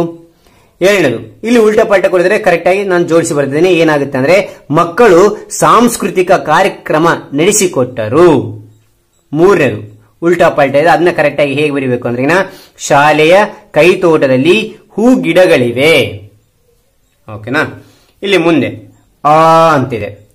ಅ ಮತ್ತು ಇ ಮನೆಗಳಲ್ಲಿರುವ ಪದಗಳನ್ನು ಕ್ರಮವಾಗಿ ಬಳಸಿ ಅರ್ಥಪೂರ್ಣ ವಾಕ್ಯಗಳನ್ನು ರಚಿಸುವಂತಿದೆ. ಓಕೆನಾ? ಇಲ್ಲಿ ಅರ್ಥಪೂರ್ಣ ವಾಕ್ಯ, ಇಲ್ಲಿ ನೋಡಿ, ಇದು ಆ ಪಟ್ಟಿ, ಇದು ಆ ಪಟ್ಟಿ, ಇದು ಈ ಪಟ್ಟಿ. ಇದನ್ನೆಲ್ಲವನ್ನ ಕೂಡಿಸಿ ಇಲ್ಲಿ ಪದವನ್ನು, ವಾಕ್ಯವನ್ನು ಮಾಡಬೇಕು. ಇದು ಸರಿಯಾದ ಕ್ರಮವಾಗಿರಬೇಕು ಅಂತ ಹೇಳ್ತಿದ್ದಾನೆ. ಇಲ್ಲಿ ಒಂದು ಉದಾಹರಣೆ ಕೊಟ್ಟಿದ್ದಾರೆ ಮಾದರಿಯಾಗಿ. ಅವನು ಮನೆಗೆ ಹೋಗುತ್ತಾನೆ. ಇದೊಂದು ಸರಿಯಾದಿರ್ತಕ್ಕಂಥ ವಾಕ್ಯ. ಅವನು ಮನೆಗೆ ಹೋಗುತ್ತಾನೆ ಅಂತಕ್ಕಂಥದ್ದು. ಓಕೆ, ಇದೇ ರೀತಿಯಾಗಿ ನಾವು ಇಲ್ಲಿ ಬರೆದೇವೆ. ಅಂತೇಳಿ ನಾನು ಮನೆಗೆ, ಇಲ್ಲಿ ಬರೆದೇನು, ನಾನು ಮನೆಗೆ ಹೋಗುತ್ತೇನೆ, ಹೋಗುತ್ತೇವೆ ಅಂತಿದೆ. ಇಲ್ಲಿ ಕರೆಕ್ಟ್ ಆಗಿ ಇದರಲ್ಲಿ ಯಾವ್ದು ಕರೆಕ್ಟ್ ಆಗಿದೆ ನೋಡ್ಕೋಬೇಕು. ಹೋಗುತ್ತೇನೆ ಇಲ್ಲಿ ಬರೆದಿದ್ದೇನೆ. ಓಕೆನಾ. ಇಲ್ಲೇ ರೀತಿಯಾಗಿ ನೀವು ಈ ರೀತಿಯಾಗಿ ಒಂದೊಂದು ವಾಕ್ಯ ನೋಡಿ ಇದರಲ್ಲಿ ಯಾವ್ದು ಕರೆಕ್ಟ್ ಆಗಿದೆ ಅದನ್ನ ಇಲ್ಲಿ ಬರಿಬೇಕಾ, ಹೋಗ್ತಾ ಇರಬೇಕಾಗುತ್ತೆ. ನೀನು ಮನೆಗೆ ಹೋಗುವೆಯಾ? ಅವನು ಮನೆಗೆ ಹೋಗುತ್ತಾನೆ. ಅವಳು ಮನೆಗೆ ಹೋಗುತ್ತಾಳೆ. ರಮೇಶ ಮನೆಗೆ ಹೋಗಲಿಲ್ಲ. ಕವಿತಾ ಮನೆಗೆ ಹೋಗಬೇಕು. ಗುರುಗಳು ಮನೆಗೆ ಹೋದರು. ಗುರುಗಳು ಮನೆಗೆ ಹೋದರು. ಹಸುಗಳು ಮನೆಗೆ, ಇಲ್ಲಿ ನೋಡಿ ಹಸುಗಳು ಮನೆಗೆ ಬರೆದಿದ್ದೇನೆ. ಹಸುಗಳು ಮನೆಗೆ ಹೋಗುತ್ತವೆ. ಇಲ್ಲಿ ಹೋಗುತ್ತವೆ ಯಾವ್ದು ಕರೆಕ್ಟ್ ಹಾಕಿರುತ್ತೆ ಇಲ್ಲಿ ನಾವು ಕರೆಕ್ಟ್ ಆಗಿ ನೋಡ್ಕೊಂಡು ಬರೀಬೇಕಾಗುತ್ತೆ. ಓಕೆನಾ. ಸರಿ. ವಾಕ್ಯ ಸರಿಯಾದ ಅರ್ಥ ಕೊಡುವ ಪದಗಳೇ ಗುಂಪು. ನಿಮಗಿದು ತಿಳಿದಿರಲಿ. ವಾಕ್ಯವೆಂದರೆ ಸರಿಯಾದ ಅರ್ಥ ಕೊಡತಕ್ಕಂತಹ ಪದಗಳ ಗುಂಪು. ಸರಿಯಾದ ಅರ್ಥ ಕೊಡಬೇಕದು.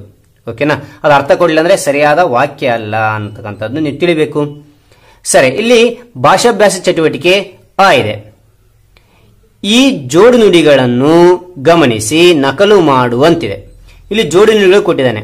ಇದನ್ನು ಓದಿ ಒಂದ್ಸರಿ ನಕಲು ಮಾಡೋಕೆ ಖಾಲಿ ಸ್ಥಳ ಕೊಟ್ಟಿದ್ರೆ ಅದನ್ನೇ ಕರೆಕ್ಟ್ ಆಗಿ ಬರಿತಾ ಹೋಗ್ಬೇಕು ನೋಡ್ತಾ ನೋಡ್ತಾ. ಓಕೆ.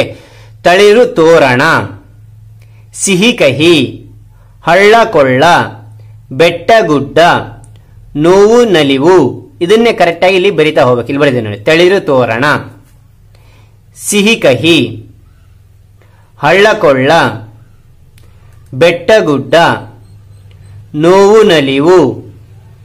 ಮತ್ತಿನ್ನು ನಾನು ಬೇರೆ ಬರೆದಿದ್ದೇನೆ. ಸುಖ ದುಃಖ, ಕಷ್ಟ ನಷ್ಟ, ಈ ರೀತಿಯಾಗಿ ನೀವು ಬೇರೆ ಬೇರೆ ಬರಿತಾ ಹೋಗ್ಬೋದು. ಸರಿನಾ ಮಕ್ಕಳೇ. ಇಲ್ಲಿ ನೋಡೋಣ. ಆವರಣದಲ್ಲಿ ಕೊಟ್ಟಿರುವ ಸಮಾನಾರ್ಥಕ ಪದವನ್ನು ಗುರುತಿಸಿ ಮಾದರಿಯಂತೆ ಬರೆ. ಓಕೆನಾ. ಇಲ್ಲಿ ಏನ್ ಮಾಡಬೇಕು, ಆವರಣದಲ್ಲಿ ಒಂದು ಆಲ್ರೆಡಿ ಕೊಟ್ಟಿದ್ದಾನೆ. ಇದಕ್ಕೆ ಸಮಾನಾರ್ಥಕ ಪದ ಈ ಒಂದು ಬ್ರಾಕೆಟ್ ನಲ್ಲಿ ಇದೆ. ಇದು ಕರೆಕ್ಟ್ ಆಗಿ ಹುಡುಕಿ ಇಲ್ಲಿ ಬರಿತಾ ಹೋಗ್ಬೇಕಾಗುತ್ತೆ. ಓಕೆನಾ. ಇಲ್ಲಿ ಮಾದರಿಗೆ ಒಂದು ಕೊಟ್ಟಿದ್ದಾನೆ, ವಸ್ತ್ರ ಅಂತ ಕೊಟ್ಟಿದ್ದಾನೆ. ವಸ್ತ್ರ ಅನ್ನೋದಕ್ಕೆ ಮತ್ತೆ ಇನ್ನೊಂದು ಬಟ್ಟೆ ಅಂತ ಬಳಸ್ತೇವೆ. ಈ ಬಟ್ಟೆ ಅಂತಕ್ಕಂಥದ್ದು ಕೂಡ ಇಲ್ಲಿ ಕೊಟ್ಟಿದ್ದಾನೆ. ಓಕೆ. ಬಟ್ಟೆ. ಅರಿವೆ, ಇದನ್ನೇನಂತೀವಿ ನಾವು, ಅರಿವೆಗೂಡ ಅಂತೀವಿ. ಇಲ್ಲಿ ಬರೆದಿದ್ದಾರೆ. ಓಕೆನಾ. ಧ್ವಜ, ಧ್ವಜ ಅಂದ್ರೆ ಏನು ಅಂತಂದ್ರೆ ಬಾವುಟ. ಇಲ್ಲಿ ಬಾವುಟ ಬರೆದೇವೆ. ಇದನ್ನ ಇನ್ನೊಂದು ಕರೀತಾರೆ ಪತಾಕೆ ಅಂತ ಕರೀತಾರೆ. ಪತಾಕೆ ಇಲ್ಲಿ ಬರೆದೇವೆ. ಓಕೆ. ನಸುಕು ಅಂತಿದೆ. ನಸುಕು ಅಂದ್ರೆ ಜಾವ ಅಂತಕ್ಕಂಥದ್ದು, ಬೆಳಗಿನ ಜಾವ ಅಂತಕ್ಕಂಥ ಅರ್ಥ ಕೊಡುತ್ತೆ. ಇಲ್ಲಿ ಇರ್ತಕ್ಕಂಥದ್ದು ಬರೆದಿದ್ದೇವೆ. ಸಿದ್ಧತೆ, ಸಿದ್ಧತೆ ಅಂದ್ರೆಗಿನ ರೆಡಿ ಅಂತ ಇಂಗ್ಲಿಷ್ ನಲ್ಲಿ ಹೇಳ್ತೇವೆ. ಅಣಿ ಅಂತ ಹೇಳ್ತೇವೆ. ತಯಾರಿ ಅಂತ ಹೇಳ್ತೇವೆ. ಹೂ, ಹೂ ಅಂದ್ರೆ ಕುಸುಮ ಅಂತ ಹೇಳ್ತೇವೆ. ಪುಷ್ಪ ಅಂತೇಳಿ ನಾವು ಹೇಳ್ತೇವೆ. ಇಲ್ಲಿಗೆ ನಿಮಗೆ ತಿಳಿದಿರಲಿ, ಸಮಾನಾರ್ಥಕ ಪದಗಳು ಎಂದರೆ ಒಂದೇ ಅರ್ಥ ಕೊಡುವ ಬೇರೆ ಬೇರೆ ಪದಗಳು. ಸಮಾನಾರ್ಥಕ ಅಂದ್ರೇನು, ಇಲ್ಲಿ ಧ್ವಜ ಅಂತಂದ್ರೆ ಒಂದೇ, ಬಾವುಟ ಅಂದ್ರೆ ಒಂದೇ, ಪತಾಕೆ ಅಂದ್ರೆ ಒಂದೇ. ಎಲ್ಲವೂ ಕೂಡ ಯಾವುದಾದ್ರೂ ಒಂದು ಬಳಸಬಹುದು. ಇಲ್ಲಿ ಎಲ್ಲವೂ ಕೂಡ ಸಮಾನವಾಗಿರ್ತವೆ, ಅರ್ಥ ಒಂದೇ ಆಗಿರುತ್ತೆ ಅಂತಕ್ಕಂಥದ್ದೇ ನಿಮಗೆ ತಿಳಿದಿರಲಿ ಅಂತ ಹೇಳಿದ್ದಾರೆ. ಸರಿ. ಹಾಗಾದ್ರೆ ಈ ಒಂದು ವಿಡಿಯೋದಲ್ಲಿ ನಾವು ಡೌಟ್ ಇದ್ರೆ, ಅನುಮಾನಗಳಿದ್ದಲ್ಲಿ ಕಾಮೆಂಟ್ ಮಾಡಿ, ಖಂಡಿತ ನಿಮಗೆ ಉತ್ತರ ತಿಳಿಸಿಕೊಡ್ತೇನೆ ಅಂತ ಹೇಳ್ತೀವಿ. ಈ ವಿಡಿಯೋ ಮುಗಿಸಾಯಿನಿ. Thank you for watching. Bye ಮಕ್ಕಳೇ. 3ನೇ ತರಗತಿಯ ಕನ್ನಡ ಪಾಠ 4 ಕಂದ. ಈ ಒಂದು ಪದ್ಯ ನಾನು ಆಲ್ರೆಡಿ ಹೇಗೆ ಹಾಡಬೇಕು ಅನ್ನೋದ್ರ ಬಗ್ಗೆ ನಾನು ತಿಳಿಸಿದ್ದೀನಿ. ಅಲ್ಲಿ ಒಂದು ಅನಿಮೇಟೆಡ್ ವಿಡಿಯೋ ಪಿಕ್ಚರ್ಗಳ ಸಹಿತ ನಾನು ಮಾಡಿದ್ದೀನಿ. ಮೇಲೆ ಐಕಾನ್ ಮೂಲಕ ನೀವು ಆ ಒಂದು ವಿಡಿಯೋ ನೋಡಬಹುದು. ಸರಿ. ಹಾಗಾದ್ರೆ ನಾವು ಈ ದಿನ ಏನ್ ತಿಳ್ಕೊಳ್ತಾ ಇದೀವಿ, ಈ ಒಂದು ಪದ್ಯದಲ್ಲಿ ಇರ್ತಕ್ಕಂಥ ಅಭ್ಯಾಸದ ಬಗ್ಗೆ ನಾವು ನೋಡ್ತಾ ಇದೀವಿ. ಹಾಗಾದ್ರೆ ನನ್ನ ಚಾನಲ್ ಮೊದಲನೇ ಸಾರಿ ನೋಡ್ತಾ ಇದ್ದೀರಾ, ಕೆಂಪು ಬಿಡ್ತಾ ಸಬ್ಸ್ಕ್ರೈಬ್ ಬಟನ್ ಕ್ಲಿಕ್ ಮಾಡಿ, ಪಕ್ಕದ ಗಂಟೆ ಐಕಾನ್ ಕ್ಲಿಕ್ ಮಾಡಿ. ಇದರಿಂದ ಇರ್ತಕ್ಕಂಥ ಹೊಸ ವಿಡಿಯೋ ನೋಟಿಫಿಕೇಶನ್ ಇರೋಂತ ಮೊದಲು ಬರುತ್ತೆ. ಅದೇ ತರನಾಗಿ ಲೈಕ್ ಕೊಡೋದು ಮಾಡಬೇಡಿ. ಲೈಕ್ ಕೊಡೋದ್ರ ಮೂಲಕ ಇನ್ನೊಂದು ವಿಡಿಯೋದಲ್ಲಿ ಪ್ರೋತ್ಸಾಹ ಮತ್ತು ಹುಮ್ಮಸ್ ಬರುತ್ತೆ ಅಂತ ಹೇಳ್ತಾ, ಅದೇ ತರನಾಗಿ ಶೇರ್ ಮಾಡಿ. ಶೇರ್ ಮಾಡೋದ್ರ ಮೂಲಕ ಇನ್ನೊಬ್ರು ಈ ಒಂದು ಪದ್ಯದ ಬಗ್ಗೆ ತಿಳಿತಾರೆ ಅಂತ ಹೇಳ್ತಾ, ಹಾಗಾದ್ರೆ ಈಗ ಈ ಒಂದು ಪದ್ಯದ ಅಭ್ಯಾಸದ ಬಗ್ಗೆ ತಿಳ್ಕೊಳ್ಳೋಣ. ಈ ಒಂದು ಅಭ್ಯಾಸ ಇಲ್ಲಿ ಮೊದಲನೇದಾಗಿ ಏನ್ ಕೊಟ್ಟಿದ್ದಾರೆ ಅಂದ್ರೆ ಅ. ಈ ಸಾಲುಗಳನ್ನು ಪದ್ಯದಲ್ಲಿರುವಂತೆ ಪೂರ್ಣಗೊಳಿಸುವಂತಿದೆ. ಈ ಪದ್ಯವನ್ನ ನೀವು ಕಂಠಪಾಠ ಮಾಡಿದ್ರೆ ಇದು ಮುಂದಿನ ಸಾಲು ಯಾವ್ದು ಬರಬೇಕಂತೇಳಿ ನಿಮಗೆ ಗೊತ್ತಾಗುತ್ತೆ. ಸರಿನಾ. ಸರಿ. ಇಲ್ಲಿ ಮೊದಲನೇದಾಗಿ ಏನ್ ಕೊಟ್ಟಿದ್ದಾನೆ, ಅಳುವ ಕಂದನ ತುಟಿಯು ಏನಿರುತ್ತೆ, ಹೇಗಿರುತ್ತೆ ಅಂದ್ರೆ ಅವಳದ ಕುಡಿಹಂಗ. ಸರಿನಾ. ಎರಡನೇದು, ಆಡಿ ಬಾ ನನ್ನ ಕಂದ ಅಂಗಾಲ ತೊಳೆದೇನ ಅಂತ ಬರೀಬೇಕು. ಮೂರನೇದು, ಕೂಸು ಇದ್ದ ಮನಿಗೆ ಬೀಸಣಿಗೆ ಯಾತಕ. ನಾಲ್ಕನೇದು, ಕಂದಾನ ಕಿರಿಕಿರಿ ಇಂದೇಕೆ ಹೇಳಲಿ. ಸರಿನಾ. ಇಲ್ಲಿ ಮುಂದಿನ ಅಭ್ಯಾಸ ಆ ಕೊಟ್ಟಿದ್ದಾರೆ. ಒಂದೊಂದು ಪದ ವಾಕ್ಯದಲ್ಲಿ ಉತ್ತರ ಬರೆ ಅಂತದೆ. ಓಕೆನಾ. ಹಾಗಾದ್ರೆ ಮೊದಲನೇದೇನು ಕೊಟ್ಟಿದ್ದೇನೆ ಅಂದ್ರೆ, ತಾಯಿಯು ಕಂದನ ಅಂಗಾಲನ್ನು ಯಾವುದರಿಂದ ತೊಳೆಯುವುದಾಗಿ ಹೇಳುತ್ತಾಳೆ? ಯಾವುದರಿಂದ ತೊಳಿತಾಳೆ ಅಂಗಾಲನ್ನ ಅಂತದ್ರಿಗಿನ ಉತ್ತರ ತೆಂಗಿನಕಾಯಿಯ ತಿಳಿನೀರ ತೊಳೆಯುವುದಾಗಿ ಹೇಳುತ್ತಾಳೆ. ಏನ ತೆಂಗಿನಕಾಯಿಯ ತಿಳಿನೀರು ತೆಗೆದುಕೊಂಡು ಏನ್ ಮಾಡ್ತಾಳೆ? ಅಂಗಾಲ್ ತೊಳಿತನ ಅಂತ ಹೇಳ್ತಾಳೆ ಮಗುವಿಂದು. ಎರಡನೇದು, ಅಳುವ ಕಂದನ ತುಟಿಯನ್ನು ಯಾವುದಕ್ಕೆ ಹೋಲಿಸಲಾಗಿದೆ? ಯಾವುದಕ್ಕೆ ಹೋಲಿಸಿದರೆ ಅಂತದ್ರಿಗಿನ ಅಳುವ ಕಂದನ ತುಟಿಯನ್ನು ಹವಳದ ಕುಡಿಗೆ ಹೋಲಿಸಲಾಗಿದೆ. ಓಕೆನಾ. ಮೂರನೇದು, ಅಳುವ ಕಂದನ ಕಣ್ಣೋಟ ಹೇಗಿರುತ್ತದೆ ಅಂತ ಕಣ್ಣೋಟ ಹೇಗಿರುತ್ತೆ ಅಂತ ಉತ್ತರ ಅಳುವ ಕಂದನ ಕಣ್ಣೋಟ ಶಿವನ ಕೈಯಲಗು ಹೊಳೆದಂಗ ಇರುತ್ತದೆ. ನಾಲ್ಕನೇದು, ಮಗು ಏನನ್ನು ತಂದು ನಿಲ್ಲಿಸೆಂದು ಕೇಳುತ್ತದೆ? ಮಗು ಏನನ್ನು ತಂದು ನಿಲ್ಲಿಸೆಂದು ಹೇಳುತ್ತದೆ ಅಂದ್ರೆ ಉತ್ತರ ಸಂಜೆಯ ಹೊತ್ತಿನಲ್ಲಿ ಆಕಾಶದಲ್ಲಿರುವ ಚಂದ್ರನನ್ನು ತಂದು ನಿಲ್ಲಿಸೆಂದು ಹೇಳುತ್ತದೆ. ಸರಿ, ಮುಂದೆ ಏನ್ ಕೊಟ್ಟಿದ್ದಾರೆ ನೋಡೋಣ. ಇಲ್ಲಿ ಮೊದಲನೇ ಪ್ರಶ್ನೆ ನೋಡ್ತೀವಿ. ಕೂಸು ಇದ್ದ ಮನೆಗೆ ಬೀಸಣಿಗೆ ಬೇಡ ಏಕೆ? ಏಕೆ ಬೀಸಣಿಗೆ ಬೇಡ ಕೂಸಿದ್ದ ಮನೆಗೆ ಅಂದ್ರೆ ಕೂಸು ಮನೆಯ ಒಳಗೆ ಹೊರಗೆ ಆಟವಾಡಿಕೊಂಡು ಇದ್ದರೆ ಅದರ ಸಂತಸದಿಂದ ಮನೆಯಲ್ಲಿ ಗಾಳಿ ಬೀಸಿದಂತಾಗುತ್ತದೆ ಎಂಬುದು ಹೇಳಲಾಗಿದೆ. ಸರಿ, ಹಾಗಾದ್ರೆ ಇಲ್ಲಿ ಎರಡನೇ ಪ್ರಶ್ನೆ ನೋಡೋಣ. ಆಡಿ ಬರುವ ಕಂದನನ್ನು ತಾಯಿ ಹೇಗೆ ಉಪಚರಿಸಿದಳು ಅಂತಂದ್ರೆ ಉತ್ತರ ಆಡಿ ಬರುವ ಕಂದನನ್ನು ತಾಯಿ ಅದರ ಅಂಗಾಲನ್ನು ತೆಂಗಿನಕಾಯಿಯ ತಿಳಿನೀರಿನಿಂದ ಮುಖ ತೊಳೆಯುವಳು ಮತ್ತು ಚಿನ್ನದಂತಹ ಕಂದನ ಮುಖವನ್ನು ತೊಳೆಯುತ್ತಾಳೆ. ಸರಿನಾ. ಇಲ್ಲಿ ಏನ್ ಕೊಟ್ಟಿದ್ದಾರೆ ಅಂತ ಸಾಮರ್ಥ್ಯಾಧಾರಿತ ಚಟುವಟಿಕೆ ಕೊಟ್ಟಿದ್ದಾರೆ. ಏನು ಕೊಟ್ಟಿದ್ದಾರೆ ನೋಡೋಣ.